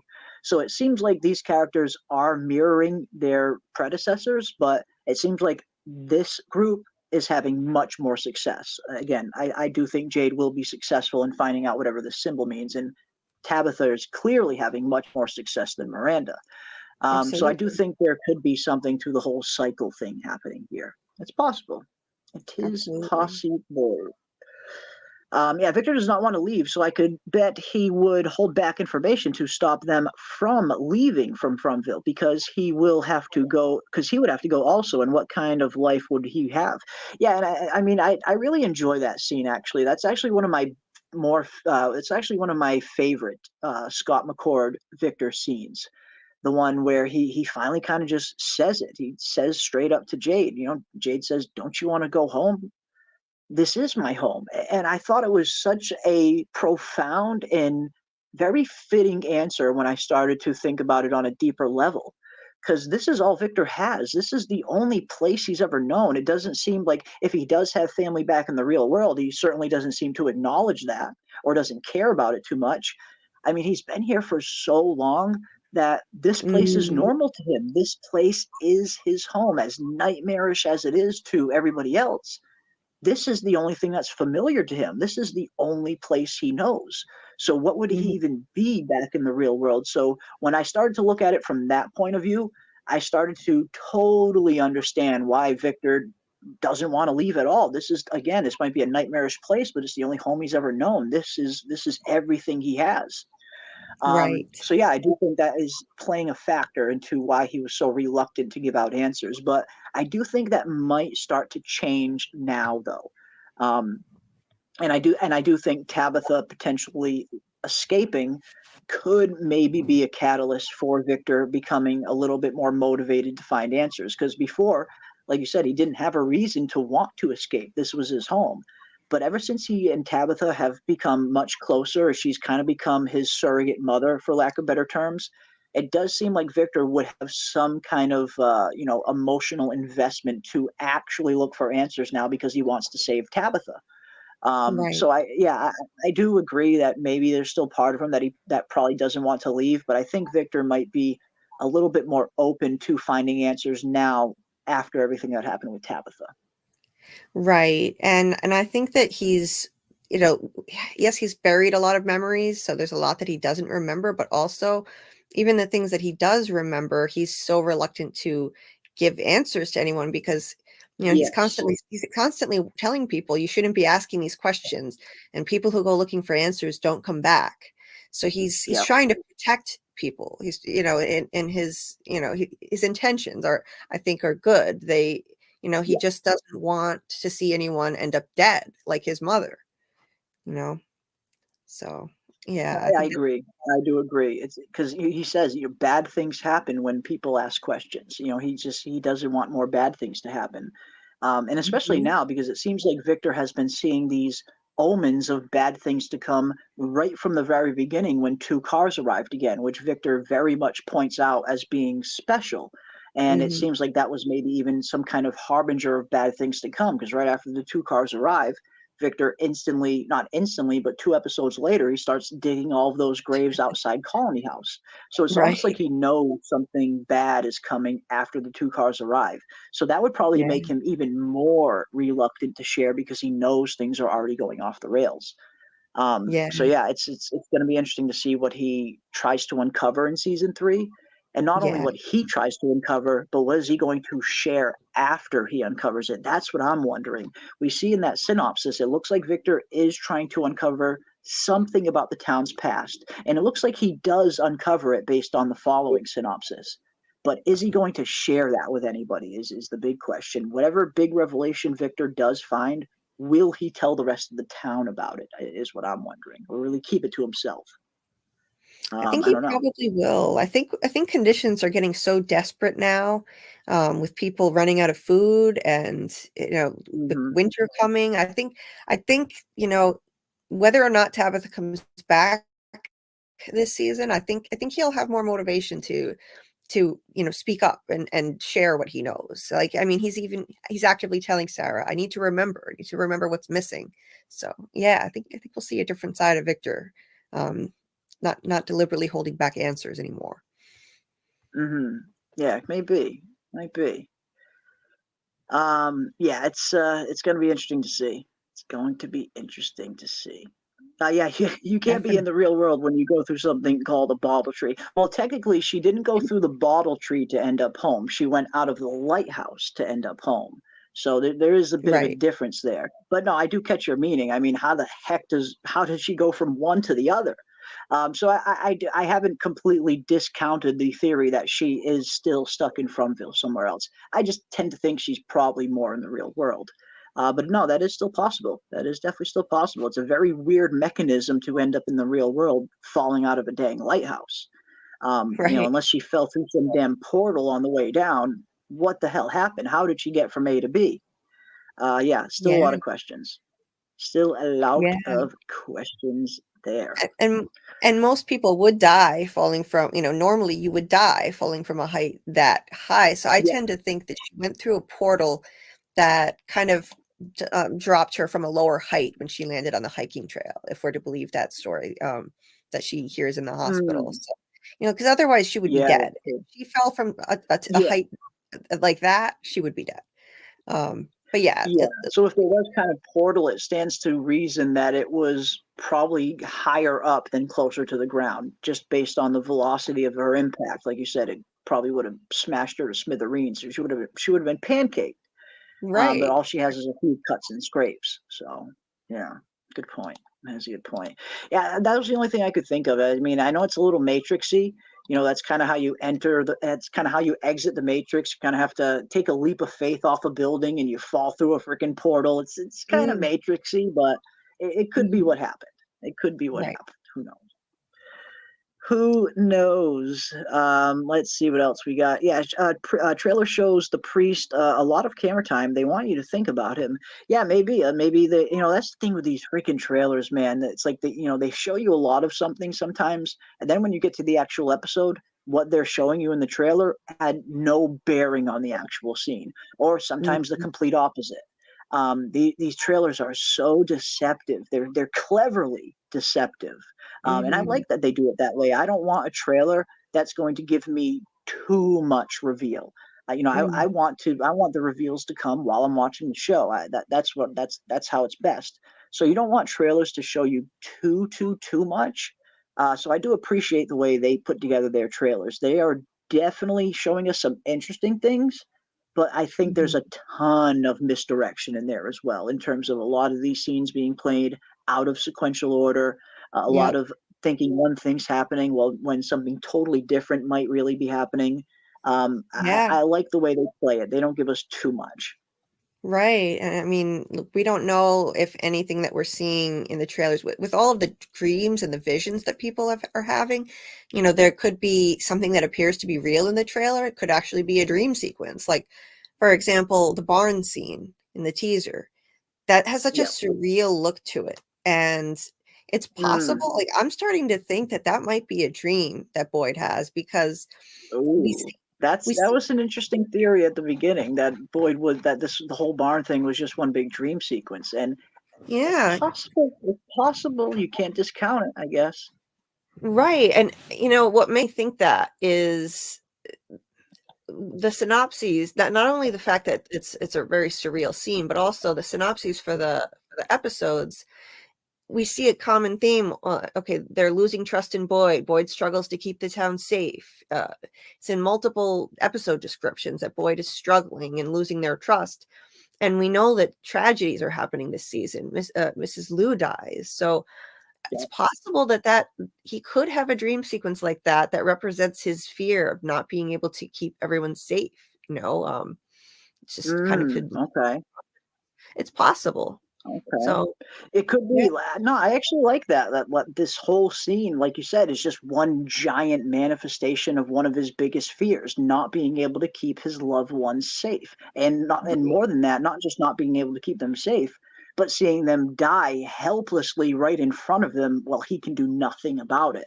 Exactly. That's probably as big a fear as Boyd might even have, especially if it's someone like Ellis or Fatima in that barn with him, or even Kenny. Yes. Or Sarah even. Right. Someone that he really cares about. That's interesting. I like it. I actually like that this is maybe just one giant nightmare from Boyd. I mean, it's possible. It's possible. Yes. I mean, we see his but then again, how do we explain the blood on his shirt the next day when him and Jade are walking the cart up the street? Unless that's a totally different scene entirely, which maybe it could be. Yeah, It could be a totally different scene entirely. It could be a totally different event. These trailers love to play those kind of tricks on us. They do. So no, yeah, you could be right, and I like it. I think it's an interesting theory, though. I think it is an interesting theory. That voice sounds like the cowboy, doesn't it? It kind of almost does. I mean, it certainly at least has a little bit of a southern drawl to it. Mm. Maybe not quite as pronounced as the cowboys, but similar. It's certainly enough that you can tell it sounds like some kind of southern accent that Jim does here. Not Yeah. crazy southern, but a little bit of a southern twang to it. Not kind of subtle, but enough that you hear it. But yeah, who knows? Yeah, I remember in the cordless phone days, I used to hear random people's conversations. I remember that too, man. Like just picking up the phone and vaguely hearing some other kind of conversation that was happening like in the same town but probably miles away. Super creepy, super creepy. Um, I remember even before that when we had all the phones with cords, and you can only go as far in your house as the cord would allow you to. So everyone was going out and buying these long ass freaking phone cords. Right. I remember them days. I I do remember too. them days. Good old days. I mean, it doesn't get much better than the late '80s, early '90s, in my opinion. That was just the best time to be alive. Oh Best yeah, time to be alive. the 90s were the best, man. If I could It's just so go back good. and just live in the 90s forever, I would. That's when I was growing up, and it's just nothing like it. Yeah. Yeah. Yeah. Yes. Is it changed color leaves? I know Victor said this was the first time the weather changed, but we know his memory is butt cheeks. That's a good point. I mean, we do hear from Victor that this place never changes. And well, I mean, I guess there's a little bit of evidence to support that because we do have characters like Boyd and Donna who have been there for a few years already, and it seems like nothing has changed while they were there as well. But in terms of the colors, yeah, it looks like that was the first sign that they started to notice that the leaves were changing color and falling off the trees, which is usually an indication of some kind of seasonal change. Mm. But yeah, I mean, are we 100% to, rely on Victor? Like you said, we've found out how unreliable his memory could potentially be. So Mhm. according to Victor, this is the first time anything's ever changed. But is that really the case? I don't know. It's a fair question to ask, though. It's I definitely a think he fair may have question to ask. I think he may have forgotten. I mean, he gave Ethan his old winter coat, a little winter coat, and so That's right. makes you wonder. Did he experience winter and he just forgot? Or Mm, or his mother. I mean, his mother could have brought him here. Like maybe she was leaving her husband, and like every time he's questioned like anything about how did you get here, he's like he yeah. shuts down. I don't want to talk about that. I don't want to talk about that. Yes. Yep. Possible his mother kind of took him and ran from his father, and maybe she brought a lot of stuff with her, including all kinds of things, winter gear, so that could explain it too, why he had the little winter coat. So it's interesting. Could be. Could be. Yeah, I mean, part of me still, I know this probably is not the case, but part of me really likes the idea that Victor and his mother were potentially trying to get away from something. And maybe it was Victor's father that they were trying to get away from. And maybe we find out that it was, then again, no, it doesn't really fit that for Christopher to be Victor's father. Mm, Because Victor kind of mentions him as being this just nice guy in town that was capable of making everybody smile at one point. But again, we can't really trust his memories either. So we kind of got to question everything fucking Victor's ever said, which is tough. But yeah, no, I like that idea at least, Julie, that Victor and his mother were potentially trying to get away from something when they got stuck here in Fromville. I do like that idea. right. Um, I mean, it would explain why they had so much stuff with them when they were traveling. I mean, who travels with their violin? I mean, she had her violin with her, and she would play it for Victor whenever he got scared. It's like who Hmm. travels with a violin and a winter coat and all this other stuff? Like, yeah, maybe they were Right. moving or in the process of moving or running away from something. Yeah. I like it. I like it. Let's keep a bloody eye on how close Clara becomes to Clara comes to Fatima this season. Yeah, we'll have to keep an eye out. And yeah, speaking of Fatima is worrying me. Anyone else scared for her too? Absolutely, Jen.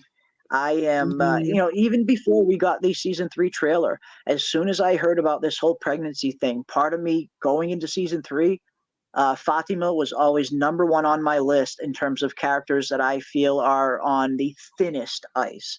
Just because, I mean, I know I'm not the only one, But I know a lot of us thought that this pregnancy was not going to be normal from the second it was mentioned.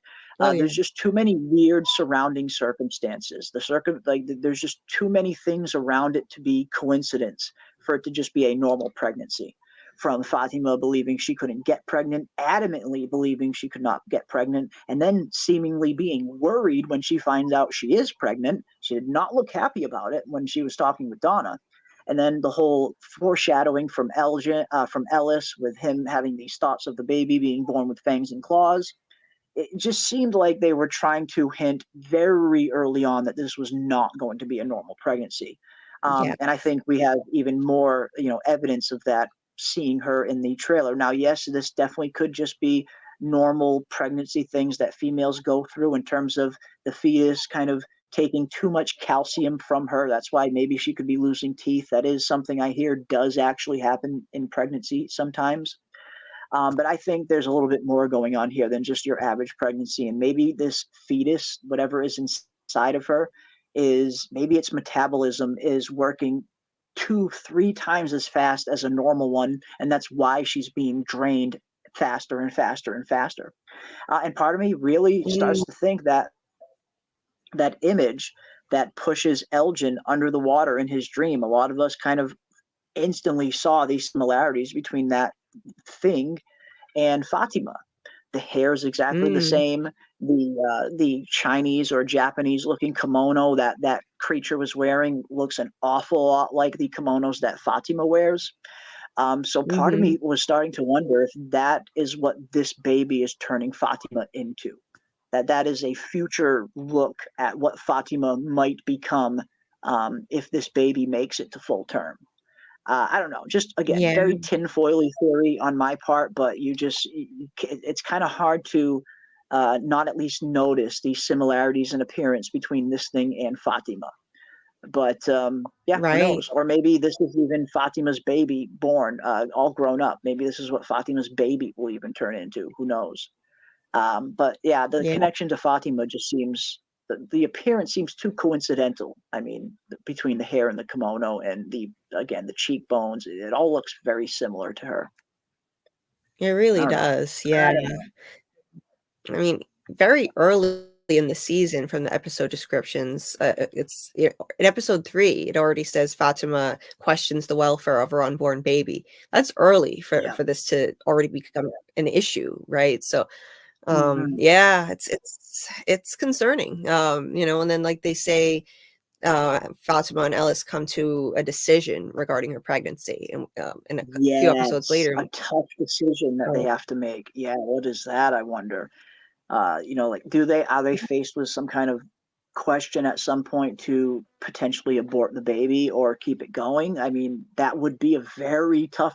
If this fetus is potentially harming or even killing Fatima, then for medical purposes, I imagine they probably at least have to entertain the idea. Like maybe that's the tough decision they have to make to let this thing keep going or to end it.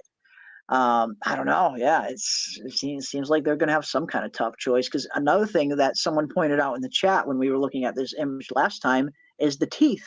Looks like a bunch of the freaking teeth are missing, which is also very similar to how we see Fatima in season 3. It looks like she's losing teeth, and here we see there's only like 1, 2, 3, 4 teeth left in the mouth. So yeah, Wow. it's concerning. It's very concerning for sure. It Very is, And if this is some kind of entity that's inside her instead of a normal baby, I'm thinking it's some kind of entity. It's not normal. It's possible they may try to abort it, but it might not work. I mean, episode 6, they say it says because like in episode 6, it says that they make a decision, but in episode 7, it says concerns about her pregnancy deepen. So maybe whatever they try to do, get rid of it. It's just it's draining the life like you out said, of her. maybe they try. I like that. I actually like that. That maybe they do make that very tough decision to try and stop it, but what they try doesn't work, and it just this for better or worse, this thing's coming whether you like it or not, kind of thing. Yeah. No, that's a good point. Yeah. That's a good point. Again, the synopsis are giving us, a decent little kind of blueprint without giving us any definitive answers, and that's what's fun about them. I was a little bit worried when I first was reading the synopsis. I thought, I really hope they don't give me something too spoilery here. But Yes. they give you just enough to really pique your interest and maybe get a small kind of rough idea as to what events will be happening in what episodes. Like we know the ambulance is arriving most likely in episode 4, but beyond that, like it's still very vague in terms of these exact events that we're going to be seeing in the season. So I think they played it nicely. You know what I Yeah, this has noticed? always been a very yes. I was just gonna say, you know what I noticed? I just noticed this today. The description for episode 1, it sounds like a general description for the entire season. They're not giving any details away as to what is happening in episode 1. Yes. All it says Yes. is It's not like there's an all ambush or anything like that, which I do no, think the ambush might not be coming right there in that first episode. absolutely. So I was like, wait a minute, like this is just describing the whole season. It says Boyd feels the town slipping away from him as the weather grows colder and the residents more desperate. That's just a description of the whole So vague. season. So Yeah. vague. You're right. You're absolutely They did right. it on purpose. Yeah. I think because a whole lot is going to happen in that episode. It is going to be action packed in the ambush and, I'm thinking it Tianchen might dying. be. Like, imagine season 3 just starting off on such a big bang like that. Like, hell fucking yes, bring it on. Right? Because Shatter, the name of the episode, very foreboding, and we see the synopsis for the next episode where the town bids farewell to one of their own. Fatima's health already taking a turn, like you said, very early in the season. We're going to see problems with this pregnancy. Looks like we're Yeah. going to see Tabitha super early on as well. Tabitha's already finding allies in episode 2. So, yeah, it looks like this season is going to hit the ground running, and it doesn't look like it's showing much sign of slowing. And again, I do, just based on everything we've seen, and this being the season where we might finally start to get some, the plot moving forward a little bit more and getting some answers. I wouldn't be surprised if this is their best season yet. I mean, I love season 1. I'll always love season 1, and maybe season 1 will always be their best season. Very possible. But I think there's a lot of great pieces in place for this to be a phenomenal season, from storytelling, answers, world building, all of it. We're seeing some new locations. We're getting some new characters. We're finally, again, going to get some kind of answers based on some of these synopsis and some of the things that the creators and writers have said. The quote unquote true nature of the town coming into focus. This could very well be their best outing yet. Yeah, that's what This the could actor be who their plays best. Kenny. The actor who plays Kenny just posted some Instagram story and he wrote best season yet on it. So like all Oof. indications are looking really optimistic, I think, for this season. It's looking good. It's looking like this is going to be a good one. Yeah. Yeah. Now, this is actually a question that I see time and time again in the comment sections. So many people have asked this question, and it's an interesting question. How do the monsters keep their clothes so clean after their savage cannibalism feasts? It's one of those questions I have heard asked time and time again, and the only time we do see one of the monsters actually cleaning the blood off of their clothes in one scene and one scene only, and that is Jasmine during the Colony House massacre. Yes. Right after she kills dude there, you can see her standing in the mirror and she's cleaning the blood off of her collar. But other than that, yeah, I mean, like you said, we see how savage these monsters are when they take people out. They do not spare any expense. It's very, very gory, very visceral. It would stand to reason that these monsters should be just absolutely covered in blood. But even people like the Milkman, who are dressed in all white, I mean, we see blood all over his hands. I mean, he's killing cows, for crying out loud. All of these monsters, some of them seem to appear dirty sometime. Like you'll see like their clothes dirty, but I think that's probably most likely attributed just to them living underground and sleeping underground in that cave. So we do see their clothes get dirty from time to time, but we hardly if ever, see blood on their clothes. Yeah. So yeah, that's been a very long running question that many have asked, and I don't have a definitive answer for it. I mean, other than again seeing Jasmine clean off the blood off her collar that one time, maybe these monsters just have a really good cleaning service down there in their caves. I don't know. Yeah.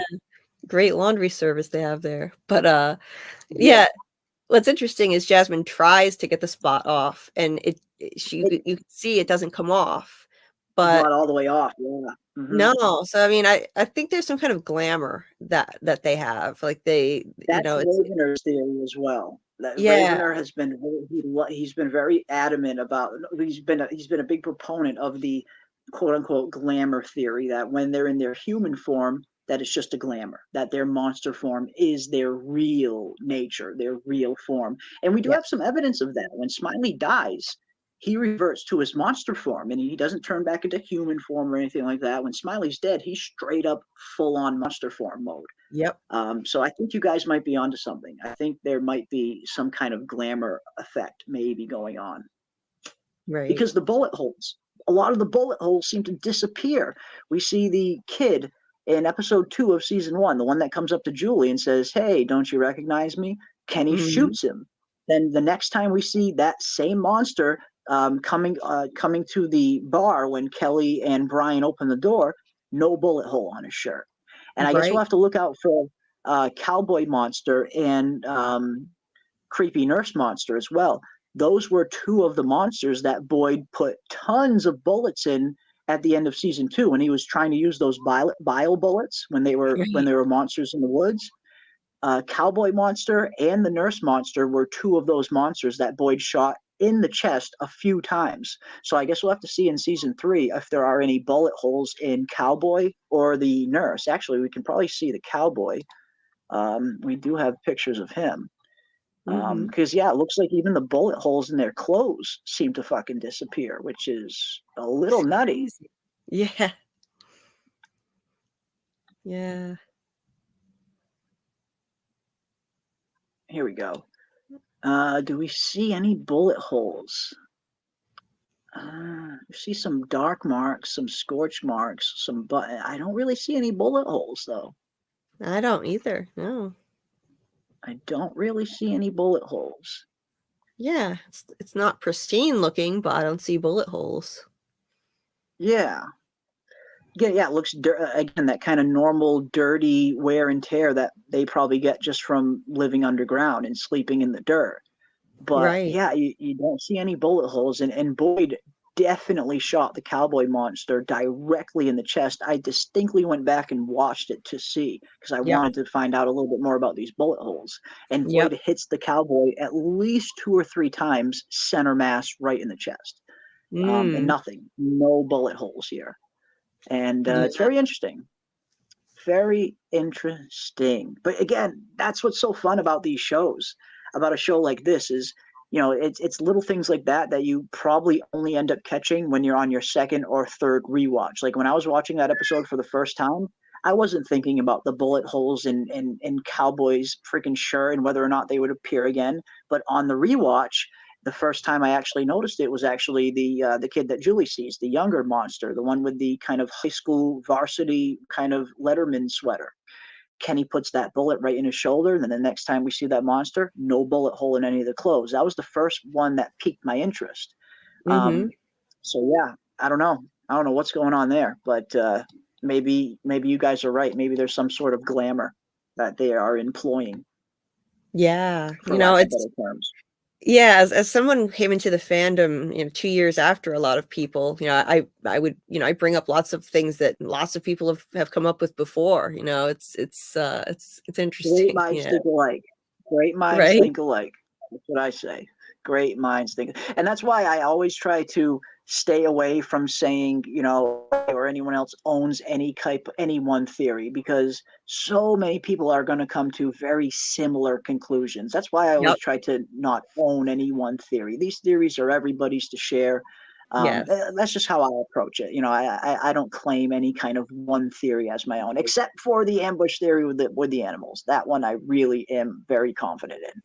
But no, I Yeah. mean, so many people are going to come to very similar theories because I mean, when you're analyzing the show and you're analyzing what exactly the show is giving us, it's going to happen multiple times where people are going to come to the same conclusion without even seeing each other's theory. And that happens. That happens. That is a healthy and fandom. And again, great minds think alike. Oh my God, that Yeah. happened to one of my friends, and I many times with the phone interference and the other people's conversations, I remember hearing one when someone mentioned they farted. Oof. Yeah, it was super trippy back then. Like 90s telephones were entertainment in and of themselves. Like you didn't even need to watch TV half the time. You just go and play around with the phone and do a prank call or listen to some weird conversation coming through from, Tallahassee. Yeah, Right. a lot of fun.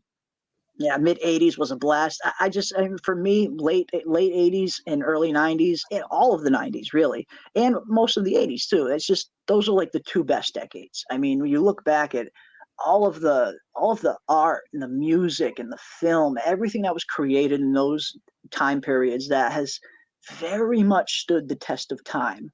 Oh yeah. Yeah, I mean, I think the '80s and '90s are the two best decades personally. But then again, I'm biased because those are kind of my decades when I was alive and young. So of course I'm Yes. going to be biased to those decades. If I had grown up in the '70s, I'd probably like the '70s.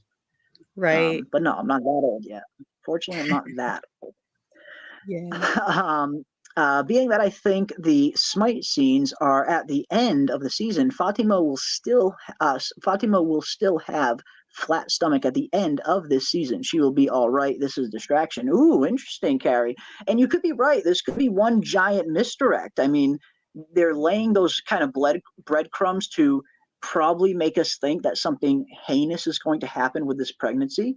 But what if it just turns out to be just normal pregnancy complications and she ends up being fine? That could, again, could be a very interesting way of subverting expectations.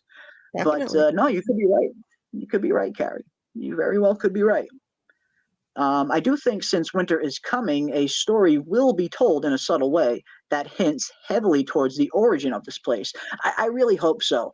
And I really hope that that's what that specific quote means when John Griffin says the true nature of the town will come into focus. I'm Mm. really hoping that's what that means, that we learn something definitive about what this place really is. Maybe not its origin, but maybe at least a clearer, definitive answer on its function and why it's here and why they're here, maybe. Because I do think Mhm. those will be two different answers. Whatever the function that Fromville, um, whatever its function is, I think might be a different reveal than its origin. And again, part of me is always goes back to Fromville itself maybe being one giant supernatural prison, a prison for nightmares even. Yeah. This is where something is shoving all of these horrors so they can't get loose into the real world. And maybe that's what the entity wanted in season 2. Maybe it wanted a physical form so it could escape into the real world. Maybe that's Mhm. what some of these things want. Part of me can't shake the feeling that this whole thing is one giant prison. But Right. no. Yeah, and the boy in white could just be trying to, I've been thinking for a while that the boy in white is kind of a malevolent entity, but it's possible that he's just allowing the cycle to continue to keep a more dangerous entity trapped in there. Yeah, Like someone referred to the boy in white. Like last time I brought up that theory, I forget who said it. I hate not being able to credit people when they say things. But right. last time I brought up that theory, someone in the chat, I believe, said that maybe the boy in white is the warden of this prison. I thought, holy shit, maybe Oh, he is. I like that. I it's like a great that. analogy. Yeah. Yeah, it's a good one. That is a good one. Yeah, do you think there will be more trailers before the new season? I really hope so. Shows tend to kind of throw out one more kind of small teaser, usually when you get around 1 to 2 weeks out from the actual show airing, just to kind of maximize the hype as much as possible. Mm. But I don't know. Again, with From being one of these shows that is so shrouded in mystery, They might not want to show us too much before the season ends. Those 2 trailers might be all we get. Maybe we'll get some promotional images, like some promotional, like some promotional art, or maybe some promotional stills.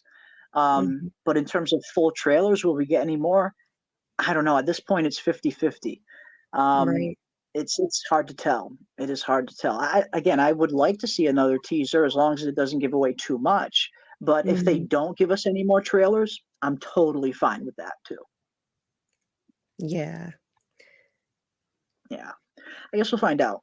And if anything, we will find out soon. We are getting closer and closer. We are less than 3 weeks away from season 3 airing. So if they are planning on releasing some other kind of promotional material, I imagine it will come within the next week or 2 tops. Like if we get a week away from the show airing and nothing else has come out, then nothing else will probably come out. But yeah, I think the next 2 weeks will tell us if we're getting any more material. Next 2 weeks to 10 days or so, maybe. Yeah. Maybe. Maybe this is Victor's trauma's response, which parallels with Ethan. Maybe. Yeah, we know Victor has a ton of trauma. Oh, yeah. Everything that he's been through ever since he was a kid, everything that he's had to deal with, seeing his mother die, knowing that he failed to protect his sister, seeing the massacre, living alone in this place for Lord knows how long with no company, no companionship other than this ghostly boy in white who probably only showed up once in a great while. Yeah, you could totally see Victor's carrying around some very interesting trauma. And Ethan's going to be carrying around some now as well. I mean, Ethan was, he's a young, bright kid. And now all of a sudden he's thrown into this nightmare world. Him being in Fromville in and of itself is going to be trauma. And especially now that his mother is gone, that's going to be a big trauma for Ethan going forward, with Tabitha, him seemingly probably not knowing if Tabitha's alive or dead. So yeah, you could see the parallels there. Definitely. Yeah, Victor really exhibits signs of severe PTSD. Like he just like the dummy triggered him in the cave and he just completely went into a fetal position and shut down. And anytime anyone asks him questions, he just shuts down. Like, I don't want to talk about that. But that's classic trauma. Classic. Yeah. I mean, he's got some severe PTSD from everything he's been through, and it's understandable. I mean, who wouldn't after everything he's seen and endured and been forced to live with for so long by himself? I mean, I think anybody would come away from that with some kind of issue.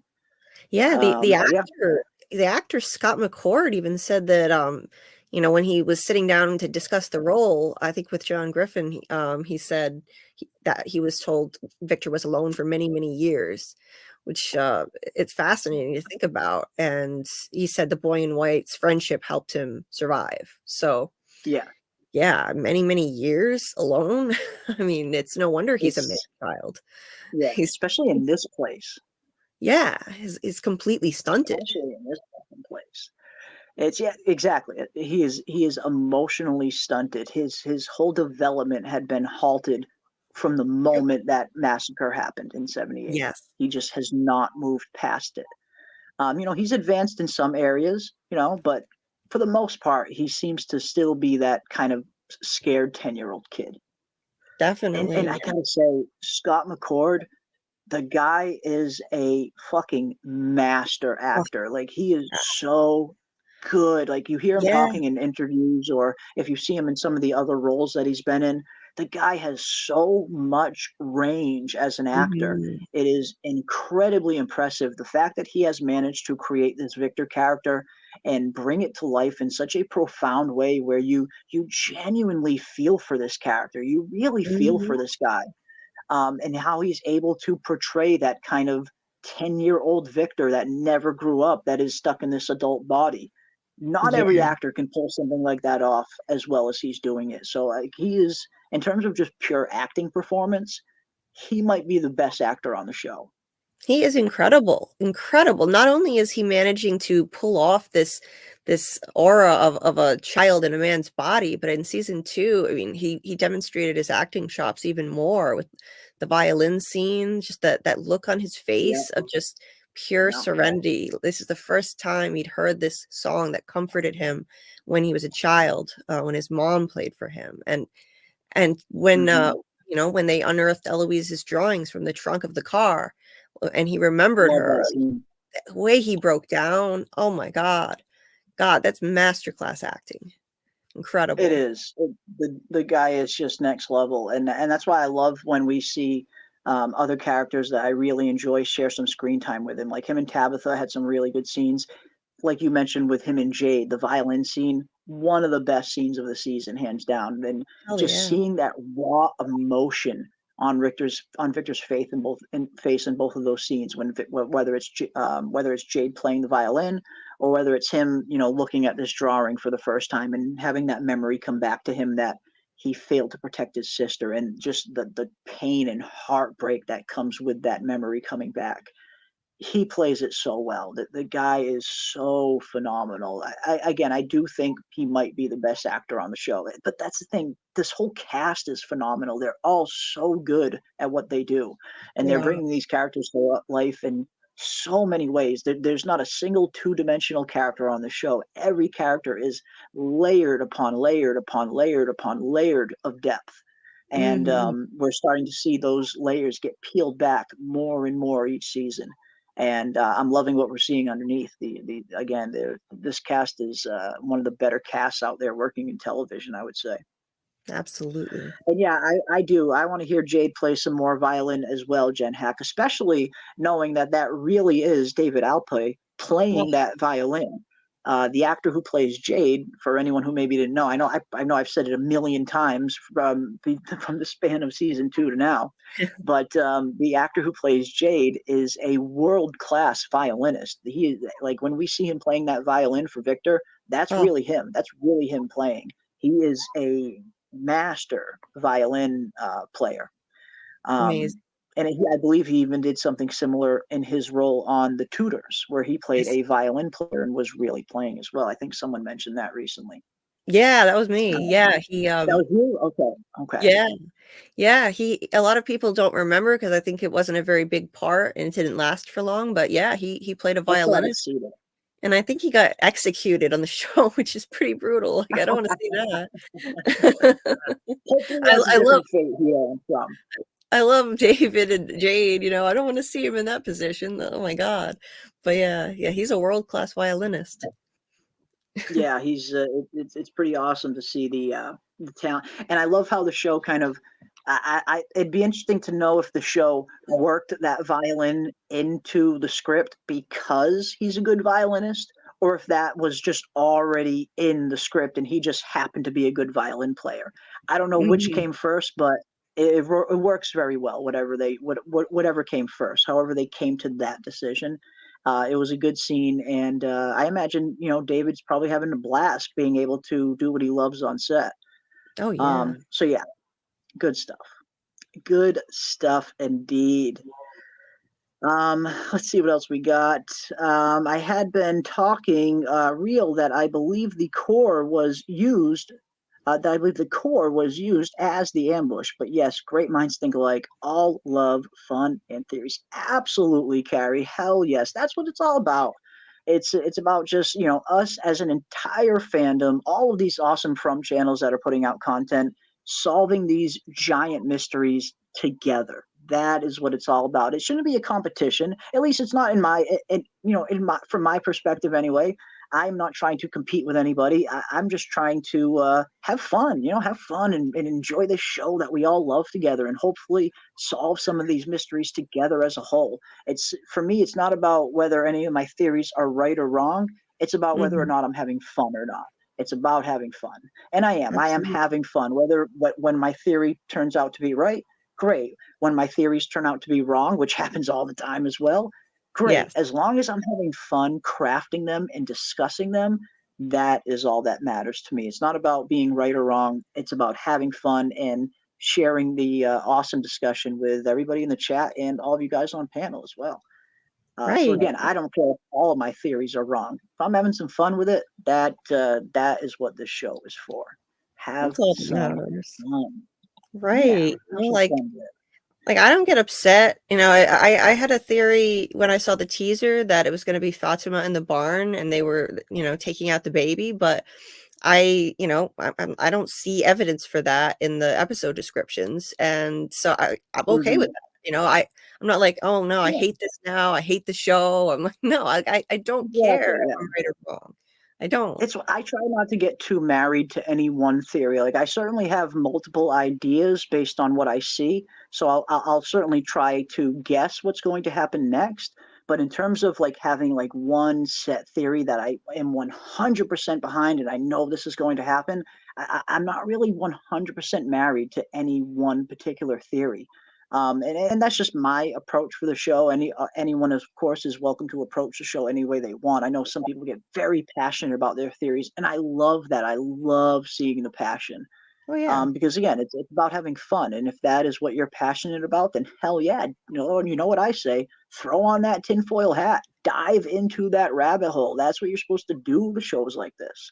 But just Right. me myself, I try not to get too married to any one theory because I like to, because the story is forever changing and forever evolving. Like you mentioned a minute ago with the whole Fatima being in the barn thing. I very much thought that that was happening when I first saw that trailer. I did a whole video on Fatima's monster baby and how it could potentially get born. Mm-hmm. But now, after we've seen the synopsis, I'm kind of confident to say that my theory was probably wrong, and I'm okay with Right. that. That is totally fine. Absolutely. But yeah, it's just about having fun. It's all about having fun, and I think we do a pretty decent job at having fun. At least we try. We certainly try. We sure do. Yes. With that circular terrarium crystal ball, I think this place was created to keep something inside. Oh, okay. I think I know the crystal ball you are referring to in one of the drawings, right? Of course, I'm not going to be able Mm. to find it now, but there is a similar one in the Peach Truck map. So I think I Yes, can there probably is. at least pull that one up. I And can it looks probably like at least pull that one up. everybody thought that that was a snow globe, but it's possible. I've heard this theory that, yeah, that maybe it's not a snow globe, maybe it's a crystal ball and represents, Yeah, whatever entity is watching them. The town is inside of it. So yeah, it's interesting to that think could. about. It could very well be. So I can see if I can find it now. Oh, I had it here somewheres.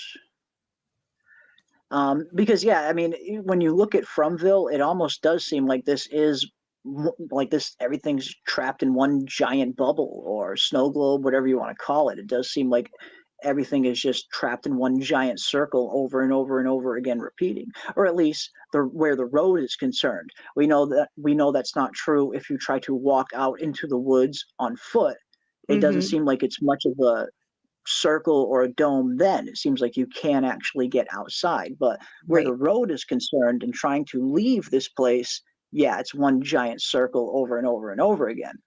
Right. But another thing I like in that depiction is not in this one, but in the drawing, when we actually see the drawing of the what looks to be the snow globe. If you look closely, you can see the town like this, but you can also see the caves are Yes. depicted in that snow globe as well. You can see underground a bunch of little cave shafts that are connected Yeah. to each other, which obviously definitely seems to be the representation of the town and the monsters caves below it. But then when you see Yes. this, you start to think, okay, is this their town? Is this the caves a representation? And is this the real world that is on top of it, sitting right on top of it? It seems like we have three different planes here almost. We got this, Mm. which almost looks like houses. We got this that clearly looks like houses. And if you flip this upside down, some of these look like houses as well, but they're upside down. So Mm. what exactly are they trying to tell us with this thing? Is this three different layers of reality? The town, under the town, and the real world potentially? I don't know. Who Mm. knows what's going on here? A lot of weirdness. Yeah, that's Lot really of weird interesting. stuff. I don't know. I don't know, guys. One thing I do know is we are getting closer and closer to From season 3. And I cannot wait. I can't believe we're only 20 days away. I think things are going to get pretty hectic. I think things are Yeah. going to be do you think Donna got some kind of secret deal with these entities where she is in the middle trying not to piss them off while making it as comfortable as possible for the people stuck there?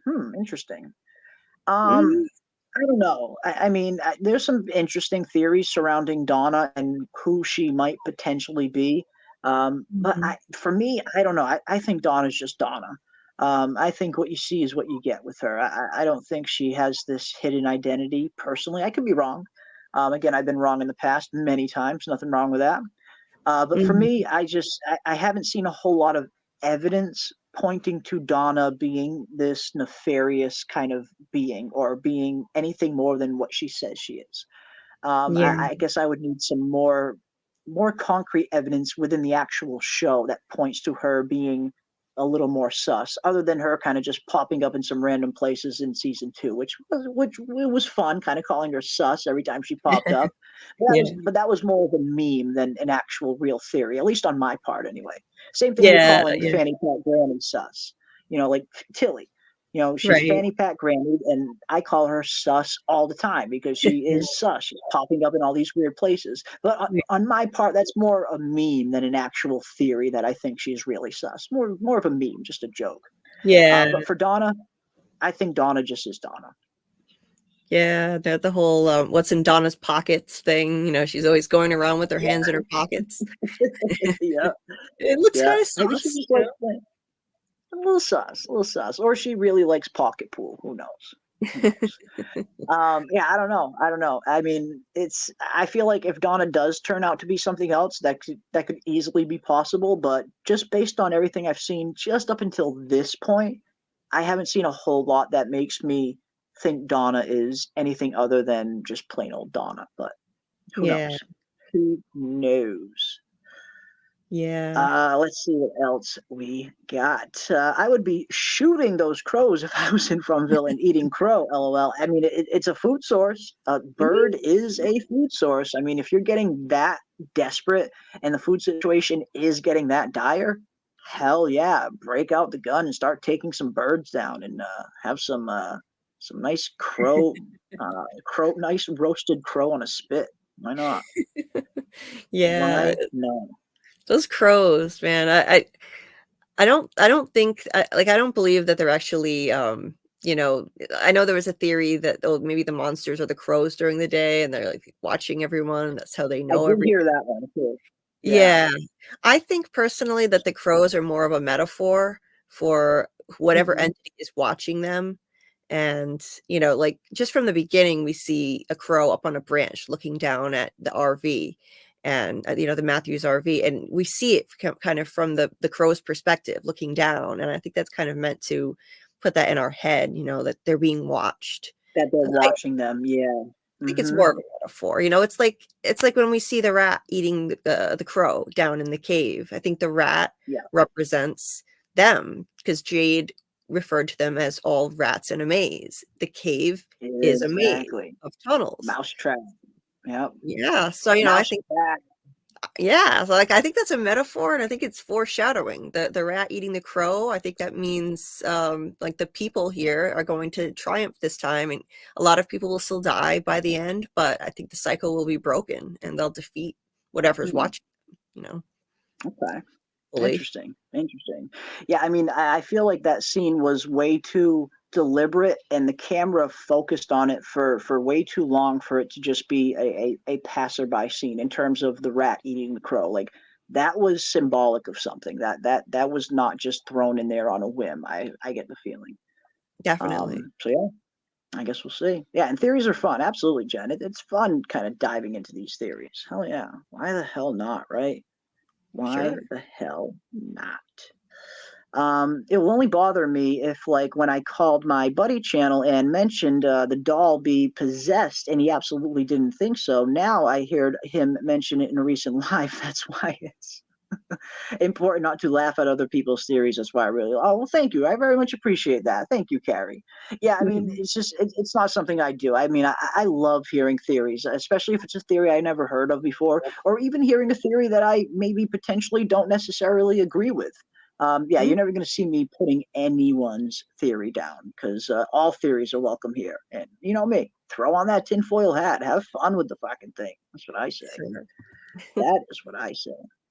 I'm still waiting to see the true results of the bile bullets. Ooh, interesting, Woodrow. Like maybe the whatever the bile bullets are doing to the monsters, maybe it hasn't taken effect yet. Okay, that's an interesting idea. Right. Yeah, I mean, on first glance, it looks like the bullets were one big bile bust, but maybe not. Maybe we just haven't seen their full effect yet. Okay, that's an interesting one. That's an interesting one. And I have been wondering if the bile would ever kind of come back in some other kind of capacity. Like, even though maybe the bile didn't work as a weapon right offhand, maybe they'll find some other use for the bile. Like, it'll be useful to them in some other area. Because, yeah, it seemed like a very weird storyline to kind of just get dropped. But again, those are the kind of red herrings that these shows will kind of throw at us from time to time. But like you said, maybe you're right. Maybe we just haven't seen the full results of the bile bullets yet. That's interesting. We got Mo Biggs in the house. My dude, what is up, Mo? Always good to see you, my friend. I hope you're doing well. Hope you are doing well. What if she gives birth to 30 land piranhas that devour Ethan and disappear into the woods? I suppose it's just as likely as anything else here in Fromville. Shit. Yeah, they're looking for the Brundles. They're looking for the Brundles. Interesting. Nice. That's a creative one. Interesting. Yeah, Mo's the best. Mo's the best. This is one of the funniest guys I know. Absolutely love Mo. Nice. Been here since day one. Since day one. I think Mo was here the first time I ever went live. I think he was here in the chat. One of the few that was in my chat for the very first live stream I ever did. And Mo's awesome. Mo's awesome. Amazing. Yeah. Dutch Hulk says, in the scene where Boyd meets the man that gives him the worms, later the other three were in the same position in that cave, but were also in the town. Does that mean that the old man was also still in town? I don't know if the old man was still in town, but I don't think his physical body was in there. I do think that might have been more of his astral form, for lack of better term. Because, like you said, we see Julie, Mari, and Randall in there, but their physical bodies are still back in town in Fromville. So I don't think Martin's real body was in the town per se, but I do think his real body was somewhere else. That does seem like that was more of his dream state or his astral form, for lack of a better term, because later on when Boyd goes to save Julie, Randall, and Mari, Martin's body doesn't seem to be anywhere in that place anymore, almost like it kind of just disappeared after he died. So yeah, I do tend to think that the physical body of who or whatever Martin is wasn't in there. It was just the manifestation of his conscious, or again, his astral form or something like that. I agree. Yeah, I don't think he was even I don't even think that was his spirit anymore that was in there. I think that he died long before that, and this town was just this entity was using his image for that. The Abbey line was very, very trippy in terms of, if this was just this regular guy Martin, there's no way he would ever know about Abby and her theory about this place, people dying in this place, that this all just a dream. So I do tend to think that this Martin character was being used as either some kind of vessel for this worm entity, or just the worm entity was just conjuring this Martin to begin with, to give something to interact with Boyd with.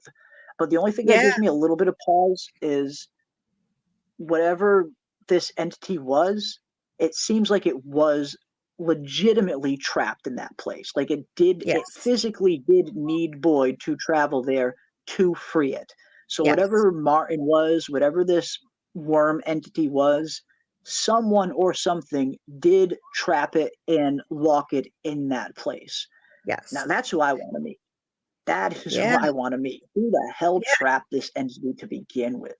Right. Yeah. And, if you think about it, I think people who die here, I think their images can be used in situations that they were never in to begin with, like Abby in the spider webs. Like the real Abby, like that didn't happen to her. So it could be that Martin was just another victim of this place from the past, and this entity used his image to to give the worms to Boyd, and specifically picked him because of that Marine tattoo. Boyd would see that, and he wouldn't want to leave him behind. That familiar kind of bond there. Yeah. Yeah, it's again, we like you said, we've seen clear evidence that this entity, whatever it was, it is capable of taking on the form of other people. I mean, we see it appear as Abby multiple times, and maybe even as Cautry and Tom, even for all we know. Yeah.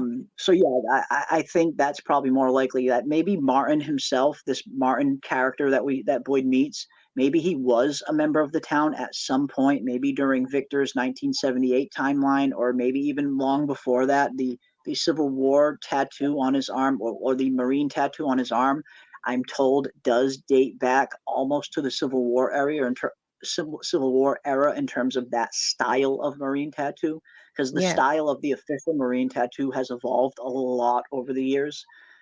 So some people have tried to date that tattoo, and it kind of goes back almost close to the Civil War. So yeah, I tend to think that, yeah, maybe this entity was just using this Martin appearance to appear that way to Boyd, to create that kind of familial tie. Seeing the tattoo, he must have known Boyd would instantly form a personal connection with this guy, because they were both fellow servicemen, and that's Boyd's motto: leave no man behind. So I think, yeah, you're 100% right there in terms of maybe whatever this entity was chose this Martin appearance specifically for Boyd. But again, it still makes me wonder, how did this thing get trapped in here in the first place? Who trapped this entity to begin with? Who or what was powerful enough or clever enough to trick this thing or trap this thing? That is what I want to know, because we saw how powerful this entity was, at least how powerful it was in the dream world, and even started to carry over into the real world in some cases. How does something that powerful get trapped in the first place is what I want to know. But hopefully we'll find out. Yeah, hopefully we will find out. But no, Ty, I'm right there with you. Am I the only dork who looks for clues? Looks for from clues? I can't speak. I'm laughing so hard. Am I the only dork who looks for from clues in every other show that I watch? No, I'm right there with you, man. Like, and that's one of the main reasons why I actually went back and rewatched Lost. Knowing that it is very, very similar in terms of the parallels between the two shows' mystery aspect, and knowing that it was from the same executive producers, part of me thought, okay, can I go back and watch Lost, especially Lost's more trippy parts, and see if I can glean a deeper insight for what's going on in From. And I do that for all of the mystery shows that I watch. Like, I'm watching Twin Peaks right now, and I'm always thinking about how it can be tied back to From, and the similarities between Twin Peaks mystery and the From mystery. So no, I'm right there with you, Ty. You are not the only one, my friend. You too? Oh yeah, absolutely. And just watching Lost right now, I'm constantly like taking note of any connections or parallels that I see. And like we were talking earlier about how this entity here knows everything about everyone. Well, in Lost, somehow the others knew all of this stuff, like that they shouldn't have known, like ridiculous amounts of information about these people. Now, I'm not far into it enough to know why, but it's still something I noticed. So I'm just taking note of whatever I see, whatever parallels pop up. It's so interesting, especially there's a lot of similarities between From and Lost. Storylines parallel each other, eerily similar in some cases. And Jen had recently had a dream where gave birth to some pork chops. Oof, that must have been an interesting experience. That must have been an interesting experience, if nothing else. Giving birth to some pork chops. Interesting. Very interesting. Same, Jeremy. I don't think Donna is any kind of a mole. Yeah, I mean, again, I could be wrong, but I think Donna is just Donna. Donna is just plain old Donna. But who knows? Yeah. Oh Lord, I hope Donna, not my Donna or Tilly. So many people love Donna too. Like, if Donna did turn out to be some kind of mole or some kind of nefarious character, people would be devastated. So many people love Donna, it seems. Oh yeah. But yeah, I think she's just good old Donna. Her emotions Theories seem are very fun. Too bad I'm done with them. Yeah, yeah. And we start to see, I mean, she first presents herself as this very kind of hardened, tough exterior, badass leader type. But slowly Yeah. but surely, they start to peel back those layers, and that those are the best kind of character development moments where you see a character get presented as one thing, and they slowly start showing you that this character really deep down is the exact opposite of what they portray on the outside. Like Sawyer Right. and Lost, for instance. Yes. Perfect example. Yes. So yeah, I like that they did something kind of similar with Donna, where they first kind of, portray her as the, this kind of cold and calculating leader that doesn't let her emotions cloud her judgment and stuff like that.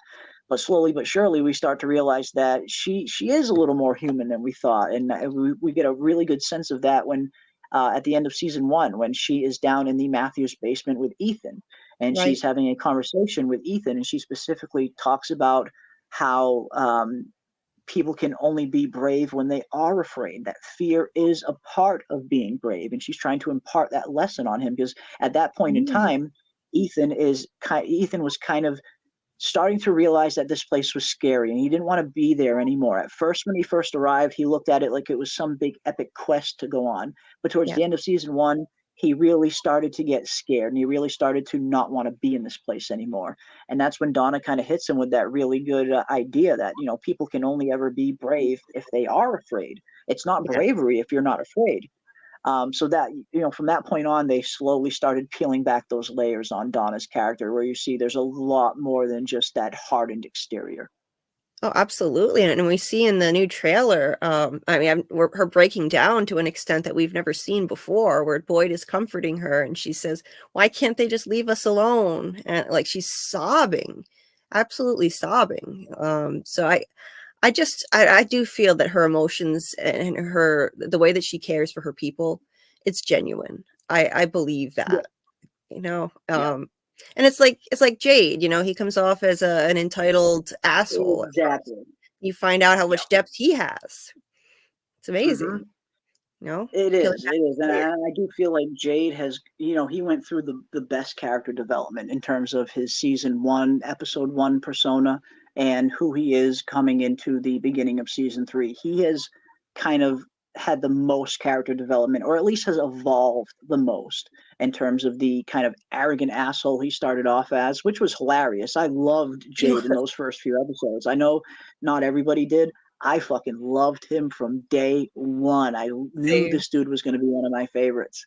Yeah. Even when he was being more of an asshole, I just knew he was going to be good. But then, yeah, Oh, you slowly start to see the other sides to Jade, to the point where you get to, in my opinion, you get to the end of season 1, and I think Jade has one of the most poignant and serious scenes I've ever seen in the entire series at the end of season 1, right here. You know, I grew up in France with my grandma. She died when I was 12. I had to come back to the States. I was crying at the airport. And this nice lady bought me soda. I told her what was wrong. She said to me, "They come with you when you go." I guess what I'm just trying to say is, don't be sad. I'll come with you when you go. oh, just amazing. Oh my God. So, Like yeah, such a good scene, right? that scene hit me so hard. I did not see that coming from him. That was just No. incredible.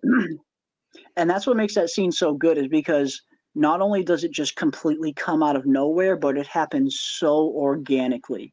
And they set up the relationship between Jade and Tian Chen all throughout season 1 incredibly well, even though it's only a few scenes, but the Mhm. scenes are incredibly poignant, where Tien Chen really does kind of establish herself as a kind of motherly figure to Jade. Like you see at the very beginning, you know, Jade doesn't want to come down for dinner, and Tien Chen comes up and sets his ass fucking straight, and she's like, okay, okay. It's Yeah. like he's his, you know, it's like he's her, you know, annoying kid that she has to take care of.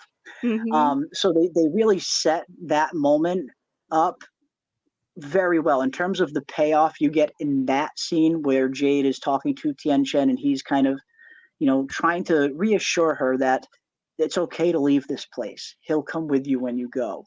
Because it seems like Right. that's what Tien Chen was afraid of. Like she was being faced with the possibility that they might leave. But then Right. she was thinking, am I going to leave my husband behind if I leave without him? So it's just such a good scene.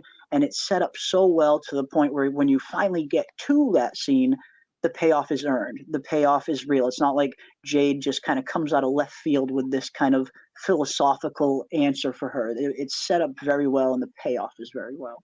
Right. Yeah, like he goes from like seeming like you know, an immature teenager. She has to yell at him to come down for dinner, and you know, she's you know making him have tea when he's upset about the you know the symbol, and he's drawing it a million times, and you know, like so you see that dynamic, and then when when that moment comes, you know, it's amazing. Like it does pay that off for sure. But like Yeah. I just never saw that level of emotion coming from him. I never expected that. That was powerful. Mhm.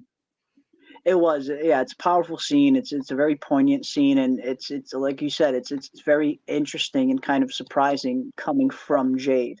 Because even though Jade had started to make some progress, that was like the really first time where we really saw the curtain kind of dropped and saw who Jade really was.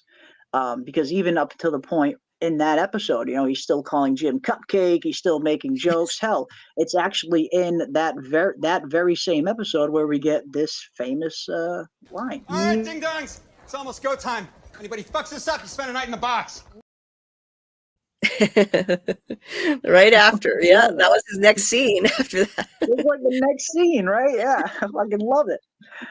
So yeah, it was a really great scene. You know, it kind of just it comes out of nowhere, but by the time the scene is over, it's very well earned. It's very well set up. The payoff is good, and delivery is so good, and you can see the effect that those words had on Tien Chen.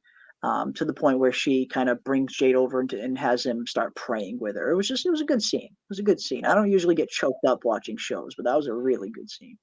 It was, and just the way he brought her back with him, so, you know, she wasn't there alone anymore. He brought her up to Colony House and brought snacks for everybody. Like, even though he was saying that hilarious line and calling them ding dongs, like it was also sweet at the same time what he was Yeah. doing. You know, like I love the when he when he comes home and he realizes that the Matthews family are moved into Tien Chen's with where he's staying now. He's like, great, just when we get rid of these 3 smelly hippies from Colony House, now we got to deal with you. It's like Right. he's just, you know, it's great where we see both sides to Jade at any given moment. We can see either side. So yeah, that's why he's my favorite, because I feel like he's got the most range in terms of his character, where he goes. Donna 100%. reminds me of mean, nice auntie. She will give you the shirt off her back, but give you shit about it the whole time. Okay, Ty, I can see that a little bit.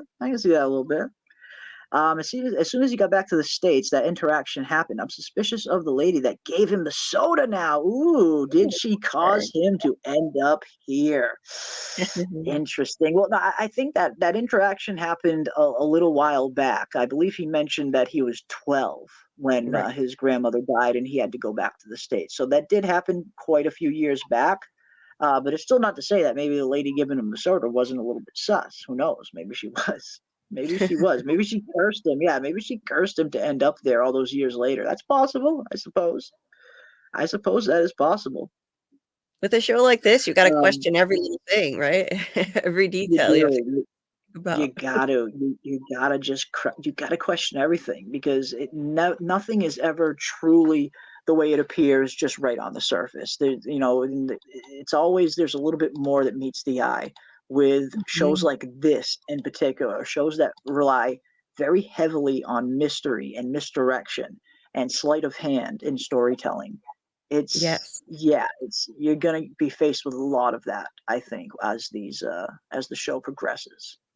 Yeah, I mean, the whole show is kind of has a theme of, appearance versus reality and, illusions, trying to figure out what's real and what's not. And nothing is really as it seems, like the school isn't really a school, it's a clinic. The post office is sheriff's station, I think, and the gas station is a bar, so even down to the buildings, nothing's as it seems. And nothing doesn't seem. Everything's been kind of repurposed. Even the clinic looks to be an old elementary school. Like everything is something else for some reason. Yeah. Yeah. It's just clever use of repurposation, I guess. And like Donna I always said wondered- once, like Donna said once, these look like, smiling. I forget the exact quote, but like they're smiling and they look like normal people until they come and rip your face off. Like Exactly. It's a good metaphor. Yeah, I mean, they look like people at first until they reveal their true nature. So yeah, we're seeing multiple, kind of correlations there. I always wondered why the show decided to call Jade, because I've never met a male named Jade before. Interesting. Interesting. Yeah, I thought that was trying to think odd too. Yeah, I'm trying to think if I've ever met a male named Jade, or if I've ever even seen a male named Jade in other shows. I mean, I've seen plenty of female Jades in Jadis's, but yeah, I don't know. It's an unusual name. Yeah, I thought that was odd when I first started watching it too. Mo Big says, I knew a boy named Jade in elementary school, but never met another. Okay, so maybe there's one other out there. There's one other. Never met a Boyd either. Met many last name Boyds, but never a first. Interesting. Yeah, I've seen, the only other Boyd I've seen, on TV wise anyway, was on Justified. Walton Goggins' character, Boyd Crowder. So I've seen a few Boyds. Not too many though. Not too many. Last Jade I met, she was a bogan from hell. A bogan. Now, for those who don't know, a bogan is kind of like the Australian slang for like redneck, from what I'm told. So that's like an Australian redneck, a bogan, from what I gather anyway. So yeah, hey, got some bogans named Jade. I love it. I'm still wondering what drug Jade was on after the accident. Yes. Yeah, because he was that was not your garden variety cannabis that he was on. When we see Jade first crash, he's gone. Like he's like Special K gone. I wouldn't be surprised if it was some kind of ketamine or MDMA, because it did seem like it was some sort of tryptamine. It did seem like it wasn't just something that he was kind of messed up on. It looked like he was in the middle of a trip. So if I had to guess, it was some kind of tryptamine, MDMA, maybe ecstasy. I don't know. Some kind of tryptamine. Oh my God. When it was so hilarious when he was looking at Boyd and trying to touch his face, like, oh, you're so beautiful. And Boyd's just like pushing his hand away, like, what the fuck is wrong with you? It was awesome. And something like that would line up a little bit with him being on ecstasy. Ecstasy is said to bring on that kind of feeling where people want to touch things and they feel so weird. You're in that kind of euphoric state. So him being on kind of ecstasy would maybe fit. Yes. Maybe.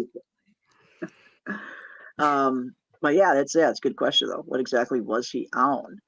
Darren Boy says MDMA. Maybe the way he looks at Boyd. Yeah, could be MDMA. Very well could be. Designer drugs for sure. They be rich. Absolutely, Jen. You got to take that into consideration as well. This is right after Jade just became a tech millionaire, or maybe even billionaire. Never really says how much money he sold his company for, just an obscene amount of money. So I have to imagine it's the high millions, maybe even billions for what he sold his company for. So yeah, you know damn well that's some high-end designer drugs at that point for sure. Absolutely. Oh, yeah. You don't get, it's not your average everyday street ecstasy if that's what he is on. That is for sure. That is for sure. Creepy Nurse is great. Glad we'll see more of her. I know, me too. Like, I'm super glad we're going to get some Creepy Nurse in season 3. In particular, that barn scene. Like, I'm really looking forward to seeing what actually happens in that barn scene. And as you've mentioned, if it's even real, is it even a real scene or is it some kind of dream sequence? It's Right. yeah, I tend to think it's a real scene just based off the blood on his shirt the next day. But again, that could end up being an entirely different scene. Yeah, you never It could be know. 2 totally different instances. So yeah, I just I'm looking forward to seeing the nurse return. Looking forward to seeing creepy Nurse Ratchet.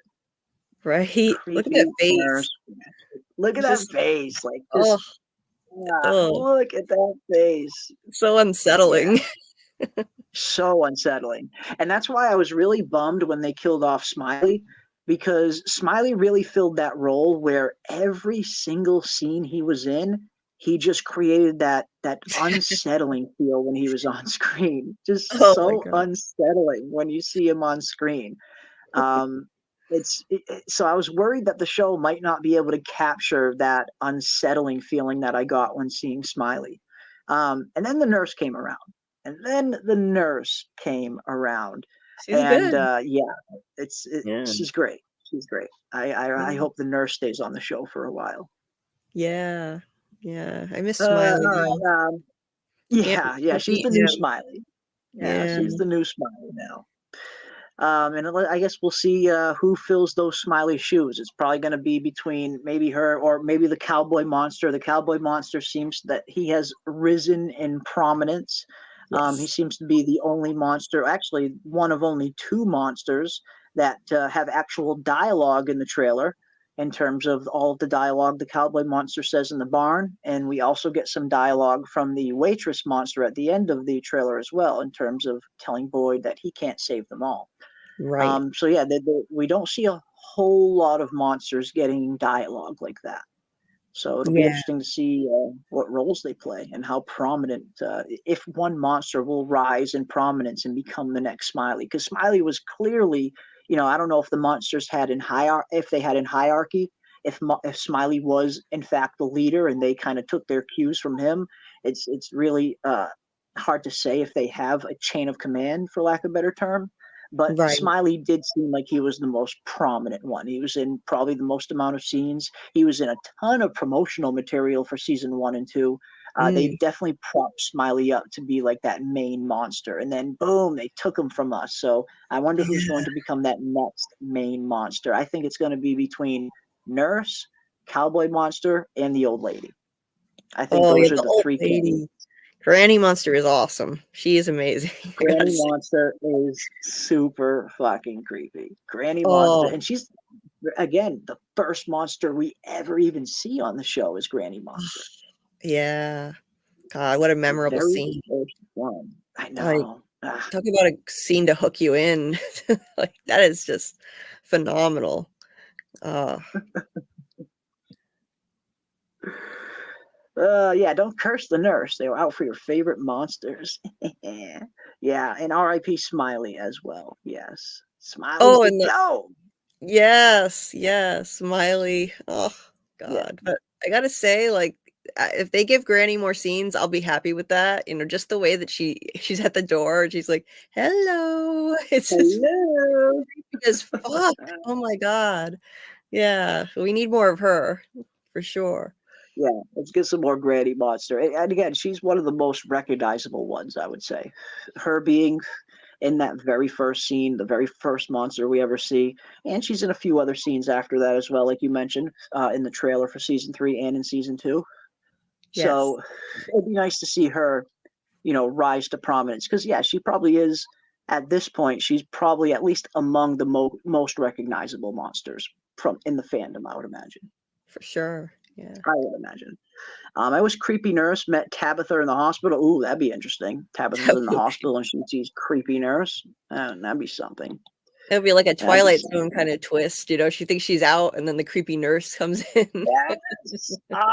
Man. Please don't do that to us. Do not do that. But no, I can't wait. It looks like we're going to see some good monster action. We know the nurse monster is returning. We know that the weird waitress monster is going to be there. We know that both of, we know at least this monster is going to be in season 3. This is actually the other monster that is in the barn with Cowboy Monster. Right. And this is actually the monster that scratches Boyd's arm. This monster also present in there as well, the mechanic monster that we've seen in the past as well. And there's Granny Monster, and we know she's going to be there in season 3. And this is actually really quick still that I was able to find, where we can see that creepy monster still in his monster form.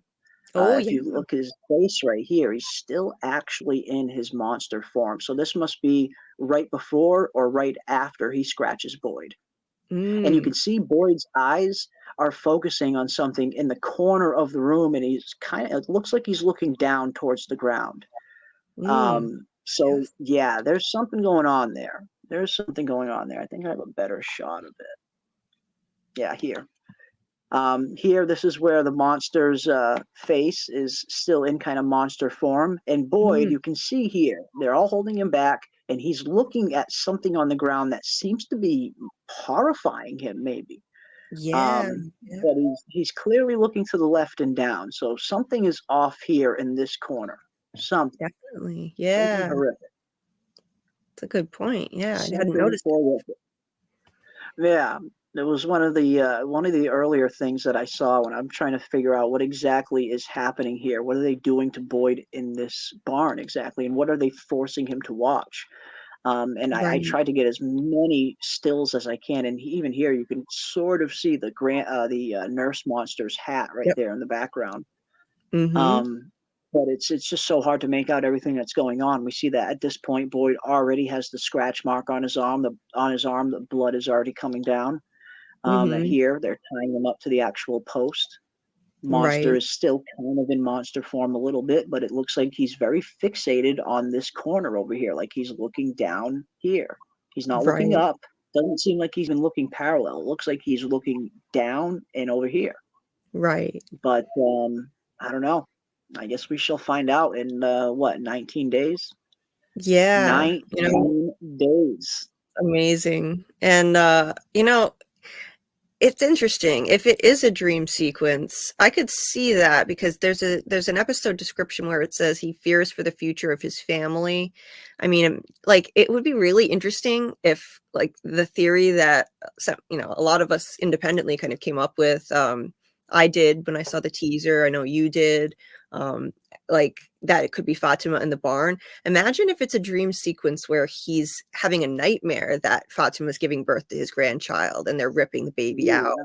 Like, maybe we're right about that, but it's a dream sequence. It's okay. That's possible. Very possible. I mean, they're definitely playing with some very weird concepts in terms of dreams, or certain aspects of dreams being pulled out of the dream and manifest in the real world.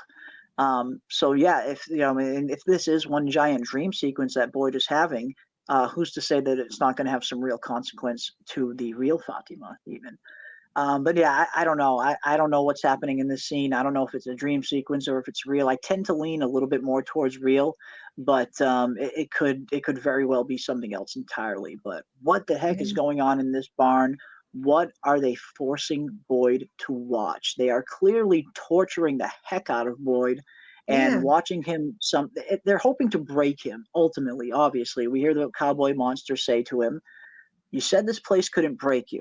That's what you said. And that's been a big part of Boyd's persona up until this point, or Boyd's character, is not letting this place break him. I mean, if you are going to go through something, like you mentioned earlier, Boyd going through something like what he did with his family, being forced to shoot his own wife to save his son, if that didn't break him, it's going to what the hell is it going to take to break Boyd if that didn't break him? Exactly. And I suppose we don't know if maybe it did break him for a short amount of time before he kind of pulled out about it. We don't really see how Boyd reacts to shooting his wife. We haven't seen any of that kind of time period. We just see that scene, and then boom, it flashes right back to present. We have no idea how he processes and handles what he had to do. Maybe it did break him for a short time, but if it did, he certainly pulled himself out of it and regained his spirit, his strength. Yes. So what exactly are the monsters going to be attempting in this scene if they are trying to break his spirit, which it does seem like they are trying to break his spirit. It doesn't look like they're trying to kill him. They could No. have easily killed him when they had him chained up to this this kind of post here. They easily could have taken him out. Doesn't seem like they want to take him out, though. It seems like they want to break his spirit for some reason. Maybe he is the actual embodiment of the town's hope. Yeah, and I think what you said is right, actually, that his spirit was broken for a while, because we didn't actually see the immediate aftermath, but we know that he stopped going out into the woods on these expeditions. That he was constantly going out there looking for things that could help them. And then, well, when we see him in season 1, you know, he's basically kind of just accepting the status quo. He's ringing his bell, making sure everyone is home before dark. Business as usual. Yeah. Yeah, he's not really actively looking for a way out at first. And even Khatri, he's like, you know, okay, you don't want to lecture, you're going to get a sermon then. And he tells him, you know, you don't have the luxury of grief. You need to be the one to lead these people home.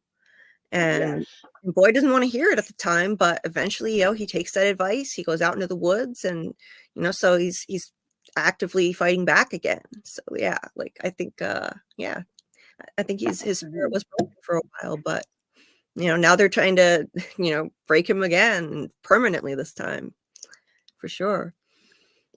Yeah, I think you're right. I think that was probably the case. That it did maybe break him for a little bit. Like you said, we see some evidence of that with the Khatri scenes, but he had to get over it. The town needed him. They needed him to function, and at least it looks like he did pull himself out of it. So there is that. But yeah, what exactly is going on here? Who are they? Who or what are they going to be doing what are they going to be doing to whoever they have in this barn, in this scene?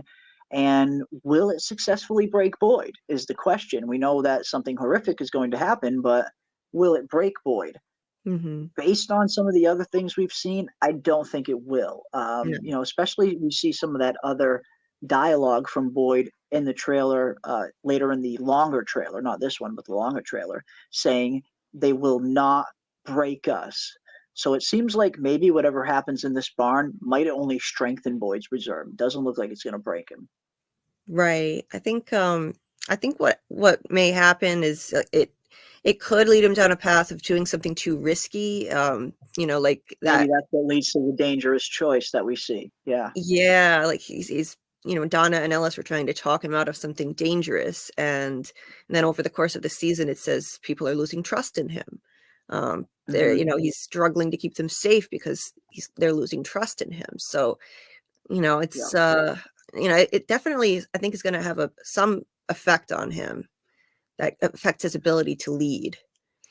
But you know, it's not gonna break him. I think you might be right. It's going to affect him, definitely. Will it break him? No, probably not. But yes, it probably will affect him a little bit, to the point where maybe someone needs to give him a quick pep talk, like Donna or someone else, even maybe. Yeah. But yeah. Now this is an interesting question that we've heard many times, and it's one that I still don't have quite an answer for. But how exactly are these monsters getting on these roofs? We see the granny monster do it, as Jen mentions. We see the granny monster get on that roof like butter and take Megan out. But we also see Jasmine. The Jasmine monster also gets on the colony house roof as well. Every time we see these monsters, they're never running. They always only seem to walk. But that doesn't necessarily mean that they're not capable of some faster moving agility moves. And I think we've seen evidence of that. We see the monster that kills Khatri moves incredibly fast and slashes his throat super quick. We see the monster that takes out Tom underneath the house. The monster literally pounces right onto him. So I do get the feeling they're capable of moving faster, or maybe it's one of those things where when they're in human form, they're a little bit more limited, but in their monster form, they have much more speed, strength, and agility. Because it seems like they're getting onto these roofs with super ease by some reason. I don't think they can fly. That I think I don't know. Maybe I'm wrong. I could be wrong, but I get the feeling the monsters can't fly. I haven't really seen anything like that, but I wouldn't be too surprised if they have just like crazy agility, or they're super strong that they're able to even jump onto the roofs from the ground onto the roof, or they're able to kind of scale up the wall super fast, Yeah. Spider-Man like. But I don't think they can fly. Yeah, like and the way that monster lunged and killed, I think it was Brick under the house. Like that was a quick movement too. So they can move quick when they want to. Yeah. Yep. They it seems like they can move a little faster. They maybe just choose not to. And we hear that said from Kenny in the show, and even from the creator, or even from the head of MGM himself as well. The monsters always never run, because they don't have to. There's only so many places where we can eventually hide before they get us. So Yes. maybe that's a reason why they kind of stick to the slow moving until they're in monster mode and they need to strike fast. Yeah. I wonder if scratches, etc., from the monsters can make you sick or affected. Yeah, that's a very interesting question, because I don't think we've seen anyone get scratched by a. Everyone that's come in contact or gotten scratched by the monsters has died. At least as far as I can tell. I can't think of any characters that have survived a monster scratch yet. Yeah.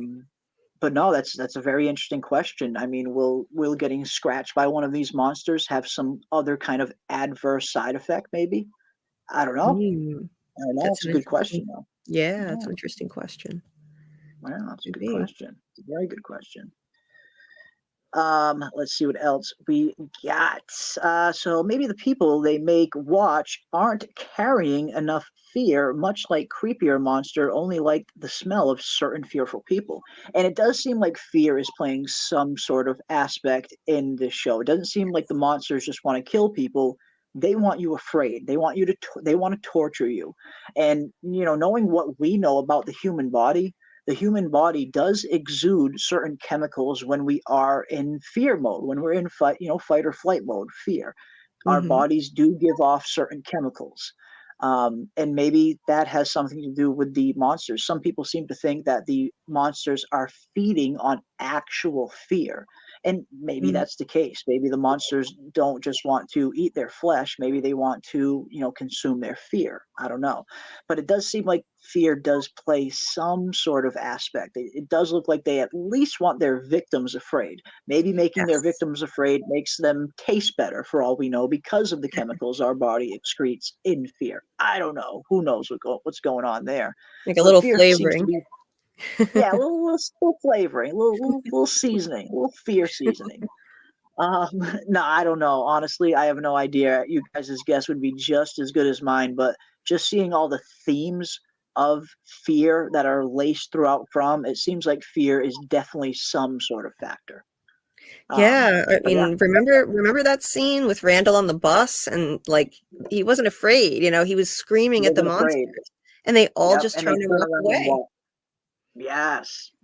Yeah, and maybe that's part of it. Maybe they just don't want their victims dead. Maybe they want their victims afraid before they kill them. And if Randall isn't taking these things seriously, which he wasn't taking that place seriously up until that point, he wasn't afraid of these things because he didn't quite know what they really were yet. So yeah, maybe they sensed that he wasn't afraid and they just turned around and walked away. Makes you wonder. It does. I mean, because again, all of the fear themes that they keep weaving in and out of this show, fear definitely seems to be some kind of factor in some way. I would be surprised if it wasn't. Two times in the show, Sarah and Nathan and Dale with Ellis turning around and slashing/stabbing them. That was so weird. The lunacy of us willing to give Sarah a second chance after killing Ethan is mad. And yeah, no, you have a good point. I mean, you do have a good point. When we asked the question last year after Kenny found out about Sarah, it was actually one of the polls we did. And I asked the chat, should Sarah be put in the box or not? And the results were pretty interesting. In fact, I'll pull up that poll right now, and I'll throw it in the chat one more time, and I will ask each and every one of you. Because it has been very interesting to see how opinions have varied on the subject of Sarah. So I am going to create a poll, and I'm going to throw it in our chat right now. And I'm going to ask you guys in the chat, what do you think? Should Sarah have been thrown in the box? Yes or no? Should Sarah have been thrown in the box? Let's see. Poll time. Start a poll. Should Sarah have been put in the box? All right. Let's see what you guys have to say. Let's see what you guys have to say. Poll is up. Now, you might not see it right away. You might have to refresh your live chat, and then the poll should pop up if it doesn't pop up right away. Let's see. Let's see if it popped up. Didn't pop up on my end yet, but maybe it didn't because it's my channel. There it is. It's up. Okay, I see. You guys are voting. Awesome. And so far, we have 60% no, 56% no, back to 60% no. Ooh, okay. Interesting. Interesting. All right. Yeah, we'll keep an eye on that. We'll see where that goes. Should Sarah have been put in the box? And I guess I will ask you that as well. Julie, what do you think about that? Do you think Sarah should have been put in the box? As I fix my avatar real quick. What do you think? I personally think that Father Cautry was right, that they would be foolish to give up the only person that is capable of hearing all of these voices. She's tapped into this place in a way that other people are not, in a very unique way. So I personally think she shouldn't be just roaming around free. But she shouldn't go in the box either. I think she should be locked up. She should be locked up in that room where they kept Frank. Because, I mean, she's a murderer. She's a murderer. Why should she be walking around free amongst everyone? Even if she was manipulated and traumatized or whatever. But yeah, I don't think she should be free. I don't think she should be sitting in a cozy house talking to Victor in the trailer. You know, I think she should be locked up and just there to use her resources, you know, as a resource for the town. That's what I think. Because she has like medium powers, like seeming ability to talk to the dead. Like nobody else can do that we know of. So no, and according to these voices that she is in contact with, even they have said that they've waited a long time for someone to come around that could hear them. So it does seem like Sarah is the first one that's come around, at least in a very long time, that is capable of, you know, tapping into that frequency, for lack of a better term, whatever she is tapping into, whatever she's hearing. Seems like she's the only one that's been able to do it in quite a while, maybe even ever.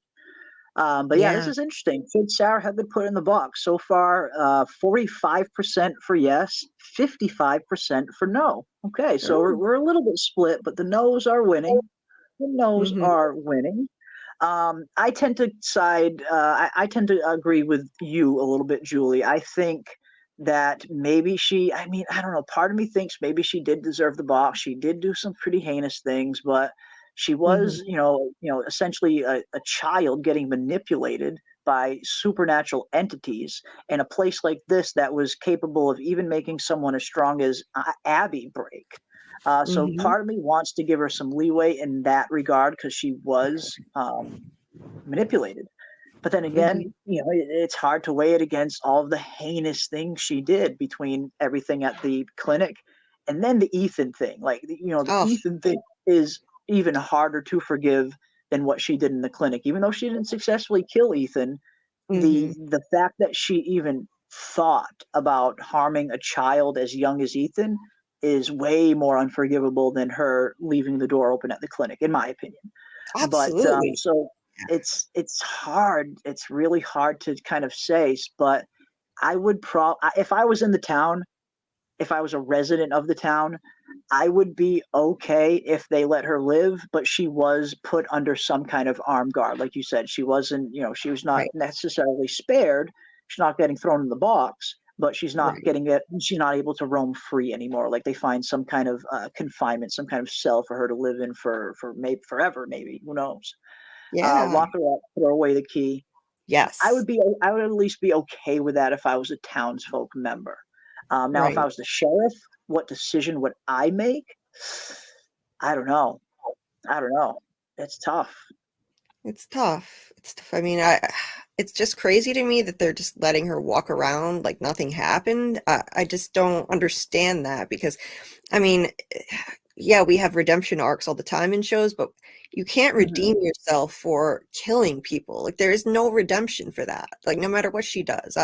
I think I foresee her probably saving Ethan, like in the trailer, that kind of hints at that. She's out there with Ethan and in the dark, putting her hand over his mouth, and I'm guessing she'll save him, and but I'm sorry, but like that doesn't redeem her for trying to kill him. She still tried to do that, like, so she doesn't deserve to be walking around free. And who knows if she could eventually listen to a voice telling her to kill someone again. We don't know for sure.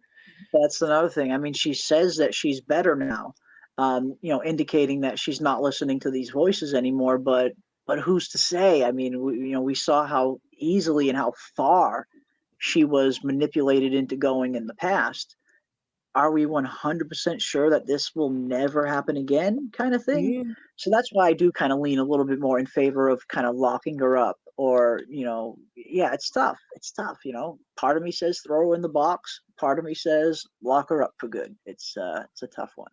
It It is. is a tough one. But yeah, I think this is clear regardless, says Chris M. Sarah cannot work the kitchen anymore, regardless. Yes.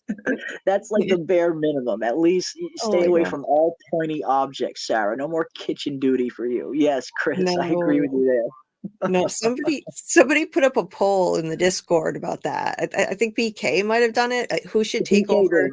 Yeah, who should take over the diner if Tian Shen dies? And last time I checked, Sarah was actually winning the poll. I Sarah wouldn't was trust her. winning. I wouldn't trust her to feed everyone in town and be around sharp objects. Hell no. No, absolutely not. I actually voted Bacta. I don't know why. Something about Bacta being the bus driver. She's already kind of well adapted at dealing with large crowds of people and keeping them in line.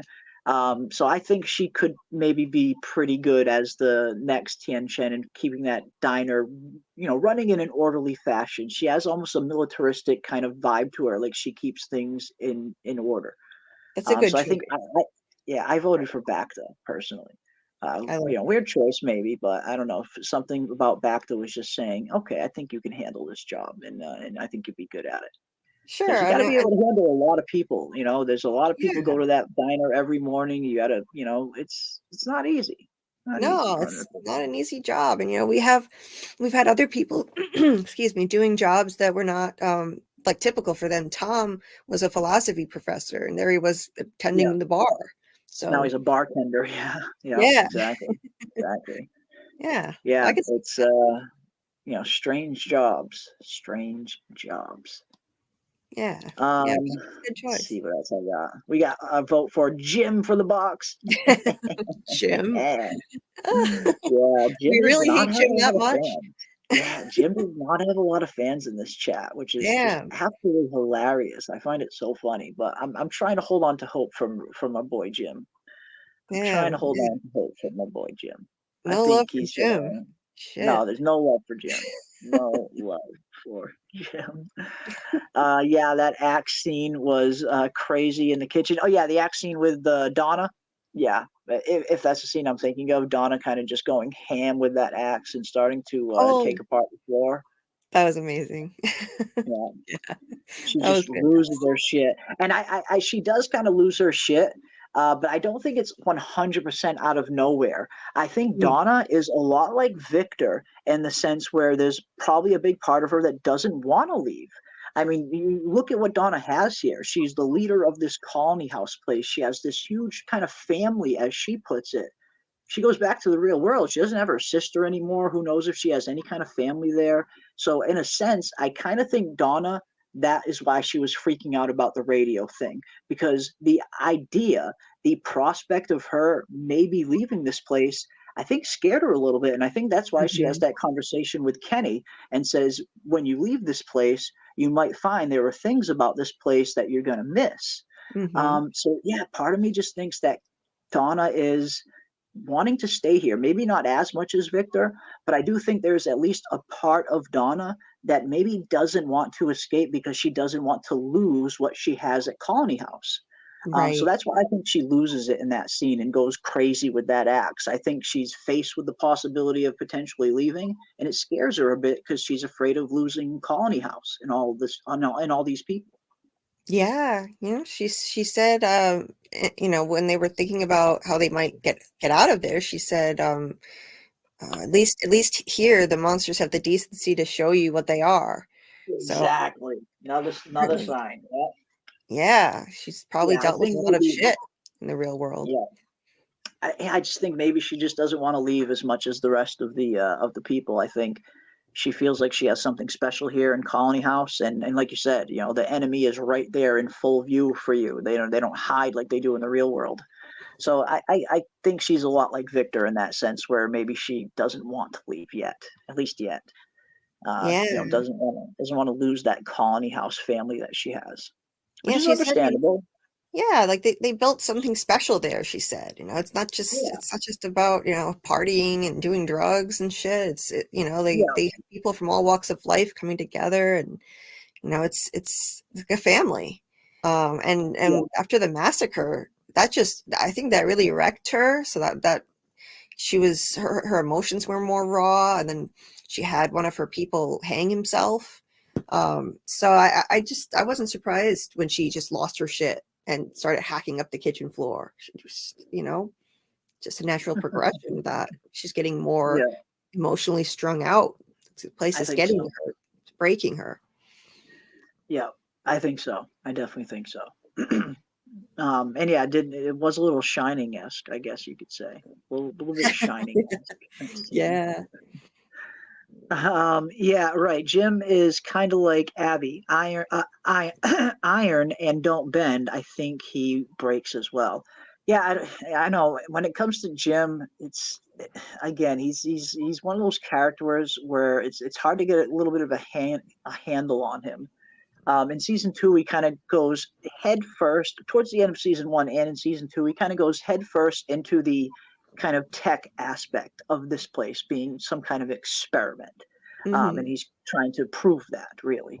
But then we see that plan, him teaming up with Randall, goes horribly wrong. And I think Jim finally realizes the mistake that he made teaming up with someone like Randall. And I think having those two personalities together, Jim's Mm. and Randall's, it was just a volatile mix that was bound to end badly, I think. Yeah. And I think Jim finally came to a realization of that towards the end after everything was all said and done. So it's going to be interesting to see where he goes from here forward. And again, I think Jim, he's going to have a really big choice on his hands pretty early on as to whether or not he goes after Tabitha or stays back to take care of the kids. Because I have to Right. imagine once Victor comes back to town without Tabby, that's going to be Jim's Mhm. first question: is what happened? Where'd you send her? And all Mhm. Victor can really do is point Jim in the right direction towards the tower. So Jim's going to have a choice at that point. Does he go after Tabitha and try and find out what happened to her and bring her back, or does he not risk orphaning the children? Right. So I do think Jim's going to have one of the more interesting storylines in season three with Tabitha gone, and that's another reason why I hope she doesn't return too fast. Right. Yeah. Yeah. The first thing that Julie says when she wakes up from her dream state thing, the catatonic state at the end of season two, she's like, "Where's mom?" And he just looks at her like, and so Yeah, looks at her with yeah, that blank stare, like, oh shit, I gotta tell her. yeah, yeah. And then we saw in the trailer, Kenny and Jim out in the woods, and everything was still green. There was no snow, so Yeah, they could be potentially out there trying to find the bottle tree. That's a possibility. Yeah. it is. Yeah, it is. But yeah, I think he's gonna have again probably an interesting storyline in season three for sure. Mo Biggs, in her defense, Ethan is really annoying. Yeah. Oh shit. Yeah. Nah. I like Um, Ethan. I don't know why some people really think he's I like annoying. I Ethan. don't know. I I like like him. Ethan. I like Ethan too. I like Yeah. Ethan, but I can understand. I can I understand the I get it. thought, Yeah. the annoying little kid, but I like him. I think he's good. I think he's cool. I think he's Yeah. going to be important too. I think he's going to have an interesting part to play, an important part to play. Yeah. Yes. Um, Some people had this kind of excessive negative reaction to him. I watched some YouTube reactors who were reacting to season 1 of From, and like they were literally rooting for Ethan to get killed. It was like they were bloodthirsty. Like, what the hell? He's not oof, that annoying. Jesus. good kid. No, I'm not. I don't want to call for his head or anything. That's a little No. extreme. It's a little Right? extreme. I like him. Donna was a serial killer outside on the outside and turned her life around in Fromville. Yeah, maybe that's why she doesn't want to leave. Maybe she's the Kate Austin of Fromville. Oh, yep. Yeah. Yeah. Yeah. Yeah, maybe want to go to Colony House. Yeah, and that's another thing. I mean, I often think about if I was stuck in this place and, we were at the choosing ceremony, where would I choose to live? Would I choose to live at Colony House or would I choose to live in the town? Mhm. And I often kind of go back and forth. Part of me, likes what Colony House, the vibe they're bringing in terms of living every day like it's your last, the freedom and all of that, and cannabis. Hell yeah, sign me up for that. Yeah. But then again, I'm used to structure and I'm used to order and kind of following a daily routine. Getting up, going to work, yada yada. Mhm. So I think the town might be better conducive for my mental health, maybe, or my Mm. overall health in general. I'll probably fare better in the town. But then again, you're in a place like this. Maybe you want to kind of just kick back and have some fun and live every day like it's your last. Right. But no, I guess it's always a choice. I wonder which one would I make if I was forced to make the choice. And I think the circumstances would have to be a little clearer to me. Like if I was choosing Colony House, do I get my own room? Am I in a room with 10 other people? Like what exactly goes on there? And if I choose the Mhm. town, what's going on there? Do I get my own house? Do I just get my own room in someone else's house? Like what are these specifics? That would probably be what it came down to.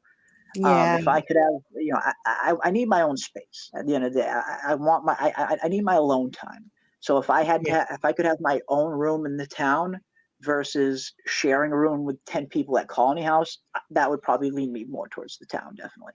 But what Oh, about you yeah. guys in the chat? And you as well, Julie. I'd love to know what all of you guys would pick. If you got stuck here in Fromville, what would you choose? Would you go live in the town or would you guys go live in Colony House? And what about you, Julie? Which one would you pick? I would definitely have to go with town.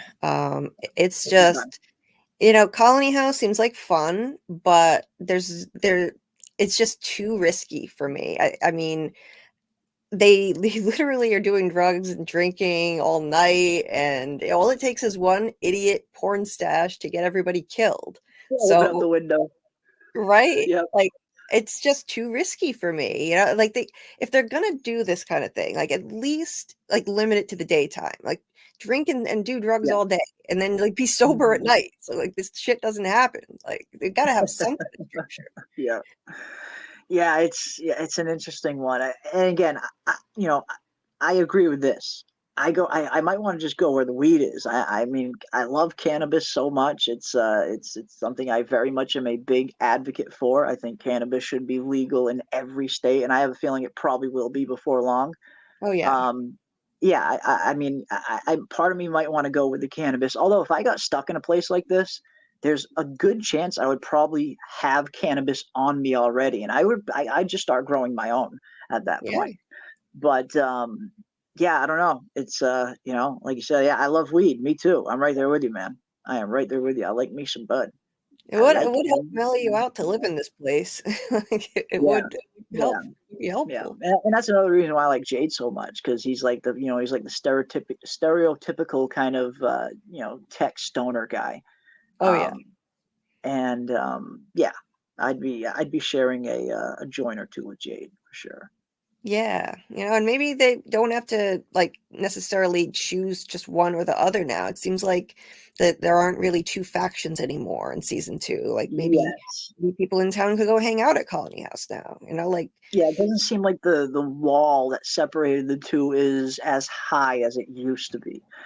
Because again, I have a feeling that tensions were very high between Colony House and the town for a while, probably once the town originally got split up. And you guys Mhm. have probably heard me say this a million times as well, but I do think that we saw the event that split the town into two different factions, and that was in the flashback of Boyd's episode in season 1, episode 8, when we Yep. saw Abby go on her killing rampage.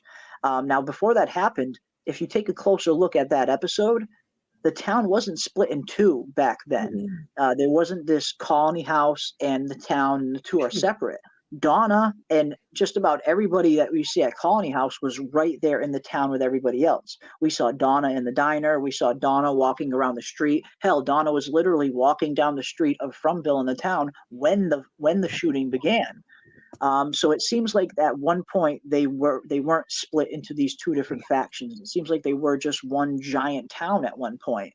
Mhm. But I get the feeling that shooting from Abby is what separated them. I get the feeling that is the kind of catalyst that split this once one big town into two different factions. Oh yeah. And I think that's where these two kind of schools of thought came from. After this massacre happened, you got a bunch of people moving all to Colony House and living every day like it's their last and, partying, yada, yada, not taking life for granted. And then you have this other half that is wanting to contribute to a kind of normal, what they know as a normal functioning society on the outside. Mhm. And I do think that was ultimately it because we even hear very early on in season 1 when Boyd does wander up to Colony House, we hear Donna kind of almost not let him up and say, "We had an agreement. We had an Yep. agreement, Boyd." And I think that's the agreement. I think Boyd and Donna came to some kind of agreement where Boyd will lead the town, Donna will lead Colony House, and you don't bother me, I won't bother you kind of thing is probably what was Right. going on there. Yeah. But yeah, Yeah, she said, we had an agreement. You don't come here. And yeah, I definitely agree with you that, I think there was probably blame, not just from Ellis, but from others like Donna put on others Boyd too. for Yeah, not paying absolutely. attention to the Yep. signs when his wife was losing her mind. And Mhm. so I definitely think that was the catalyst for that schism between the town and the Colony House. And they Yeah. saw like not only are the monsters a threat, but like you just never know what could happen. And so some of them are like, well, let's just live every day like it's our last, and just separate into two. And you know, yeah, I definitely think that was the reason for it. And it took that Colony House massacre for them to come back together again. Finally, like the Colony House people had no choice but to get safe harbor from the people in town. And I think that stuff what started to bring them together again. Yeah, I think so.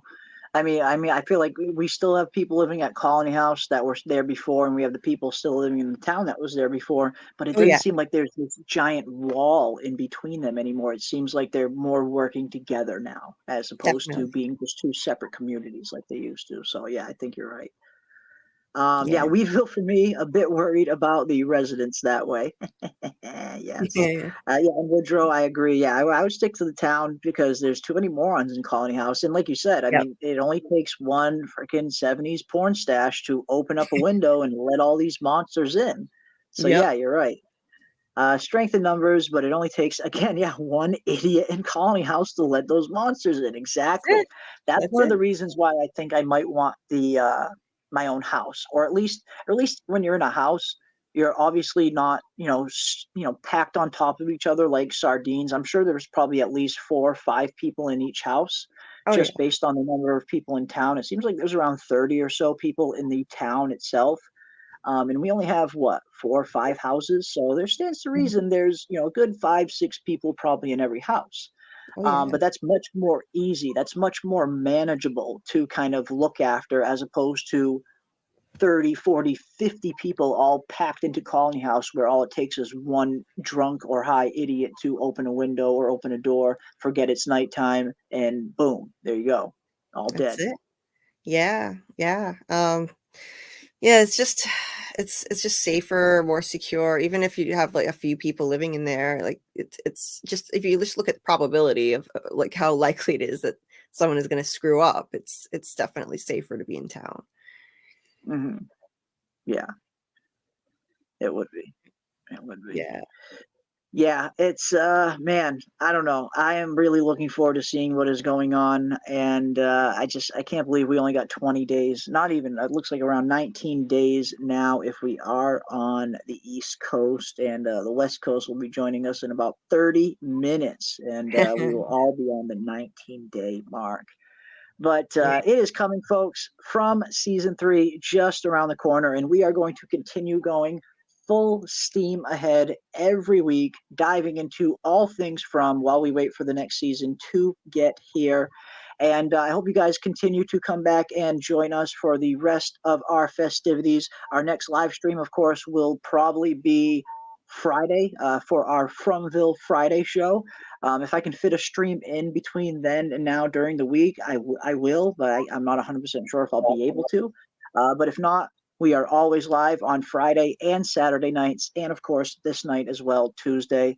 So we will continue to go live while we wait for From season 3 to get here.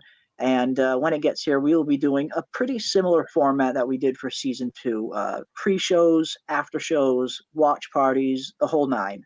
And I cannot wait to dive into this new season with each and every one of y'all. And it looks like we have a member chat from Jen Hack, who has been a member for 14 months. Wow. Nice. 14 long months Jen Hack has been a member for. Wow. Thank you so much, Jen, for all of the support. One of the few members that has been a member for long enough to unlock the smiley badge emoji next to her name. Not many people have the smiley badge. It takes, I think it takes 12 or 14 months to earn the smiley badge, and not many people have it. So that is awesome, Jen. Thank you so much for the support. It's Whoa, awesome. so much fun today.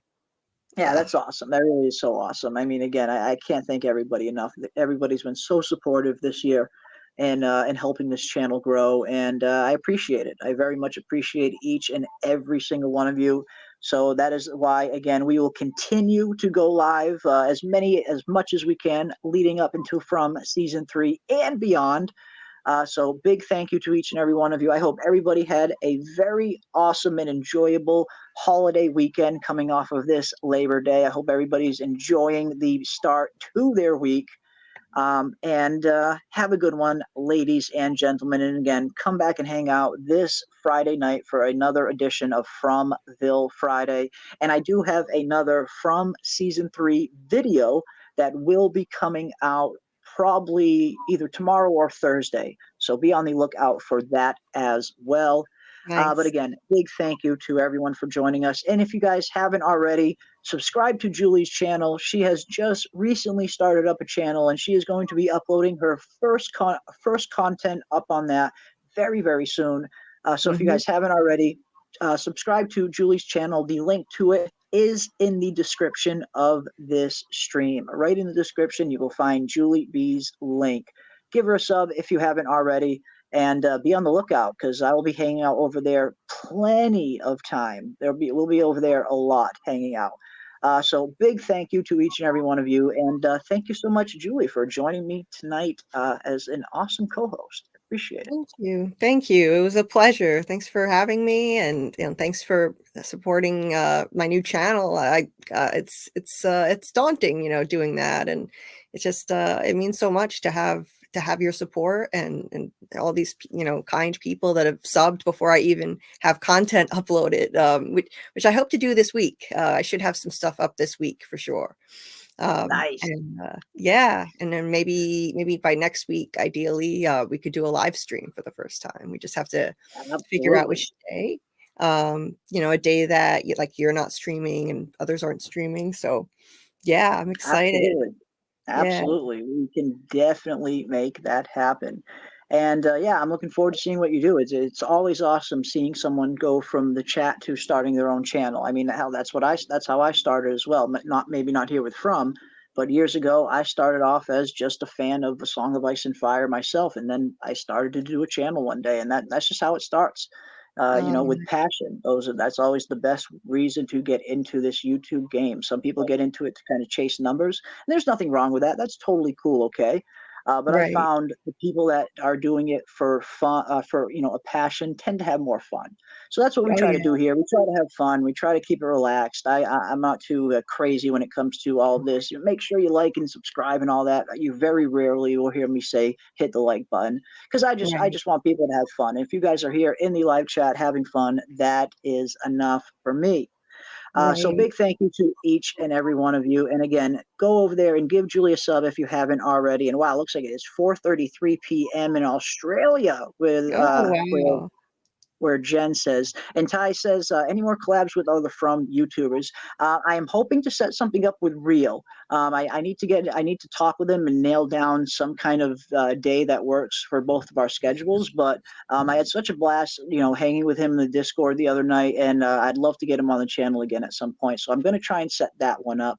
And but me, I'm kind of open to collabing with anyone, really. I mean, everyone's welcome on this channel. I don't turn anybody away. But yeah, I'm going to try and set that up at some point, hopefully in the near future.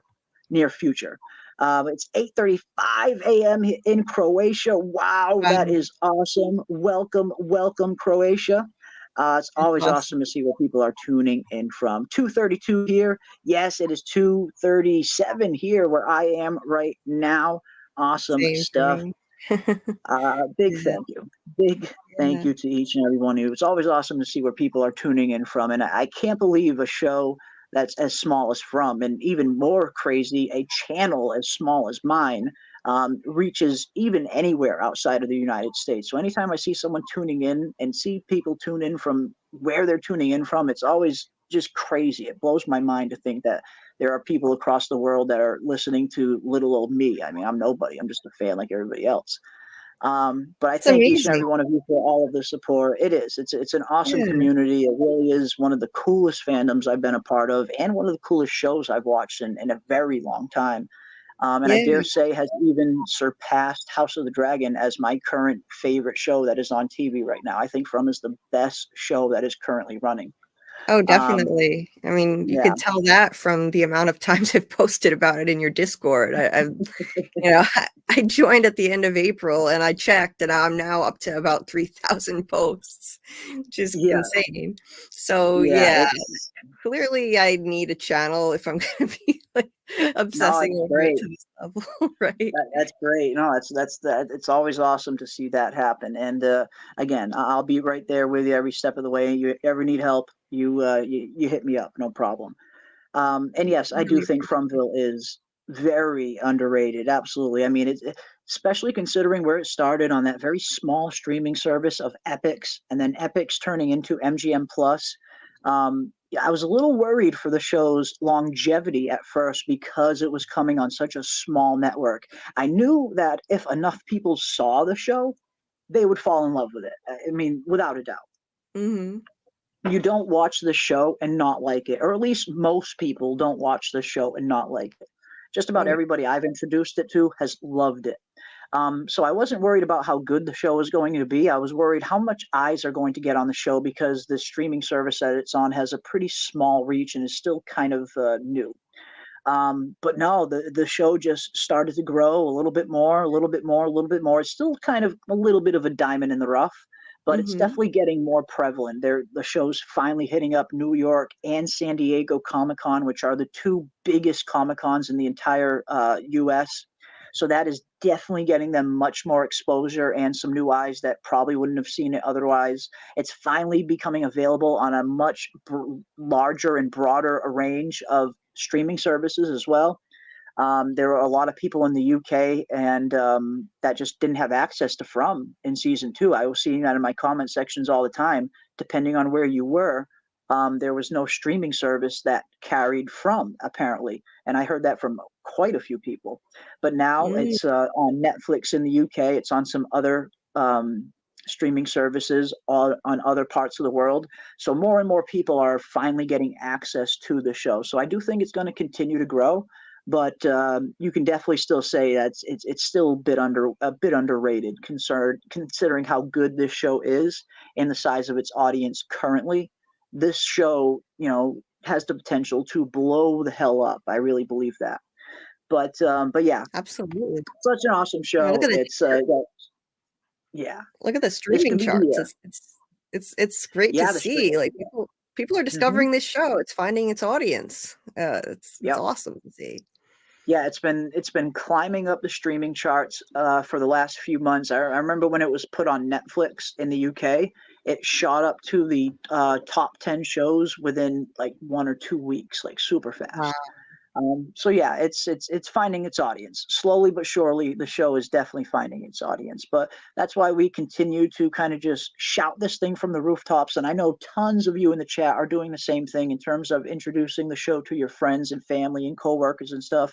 That is awesome. Definitely keep spreading the word, and we will keep spreading the word right from here. But again, big thank you to each and every one of you. We are going to call it a night. Again, I will be live this Friday again for another Fromville Friday, and either tomorrow or Thursday, the latest, I will have my next From Season 3 video up on the channel, so definitely keep an eye out for that as well. But as always, stay safe out there, ladies and gentlemen, in this crazy, crazy world we find ourselves in. Be kind to one another, and as always, keep those tinfoil hats on, folks, and I will see you on the next one.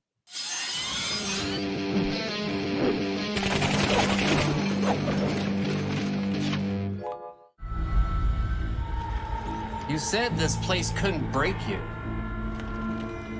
That's what she said.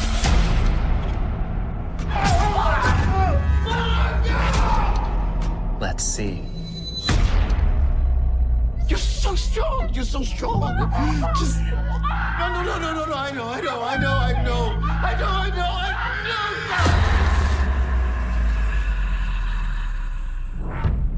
It's all just a dream. What if all this was designed just to see how we react? What if this place is trying to torture me? What if the people these monsters are killing, what if they're all in on it? What if this is all some kind of fucked up experiment? What if the answers are out there, maybe we just didn't go out far enough?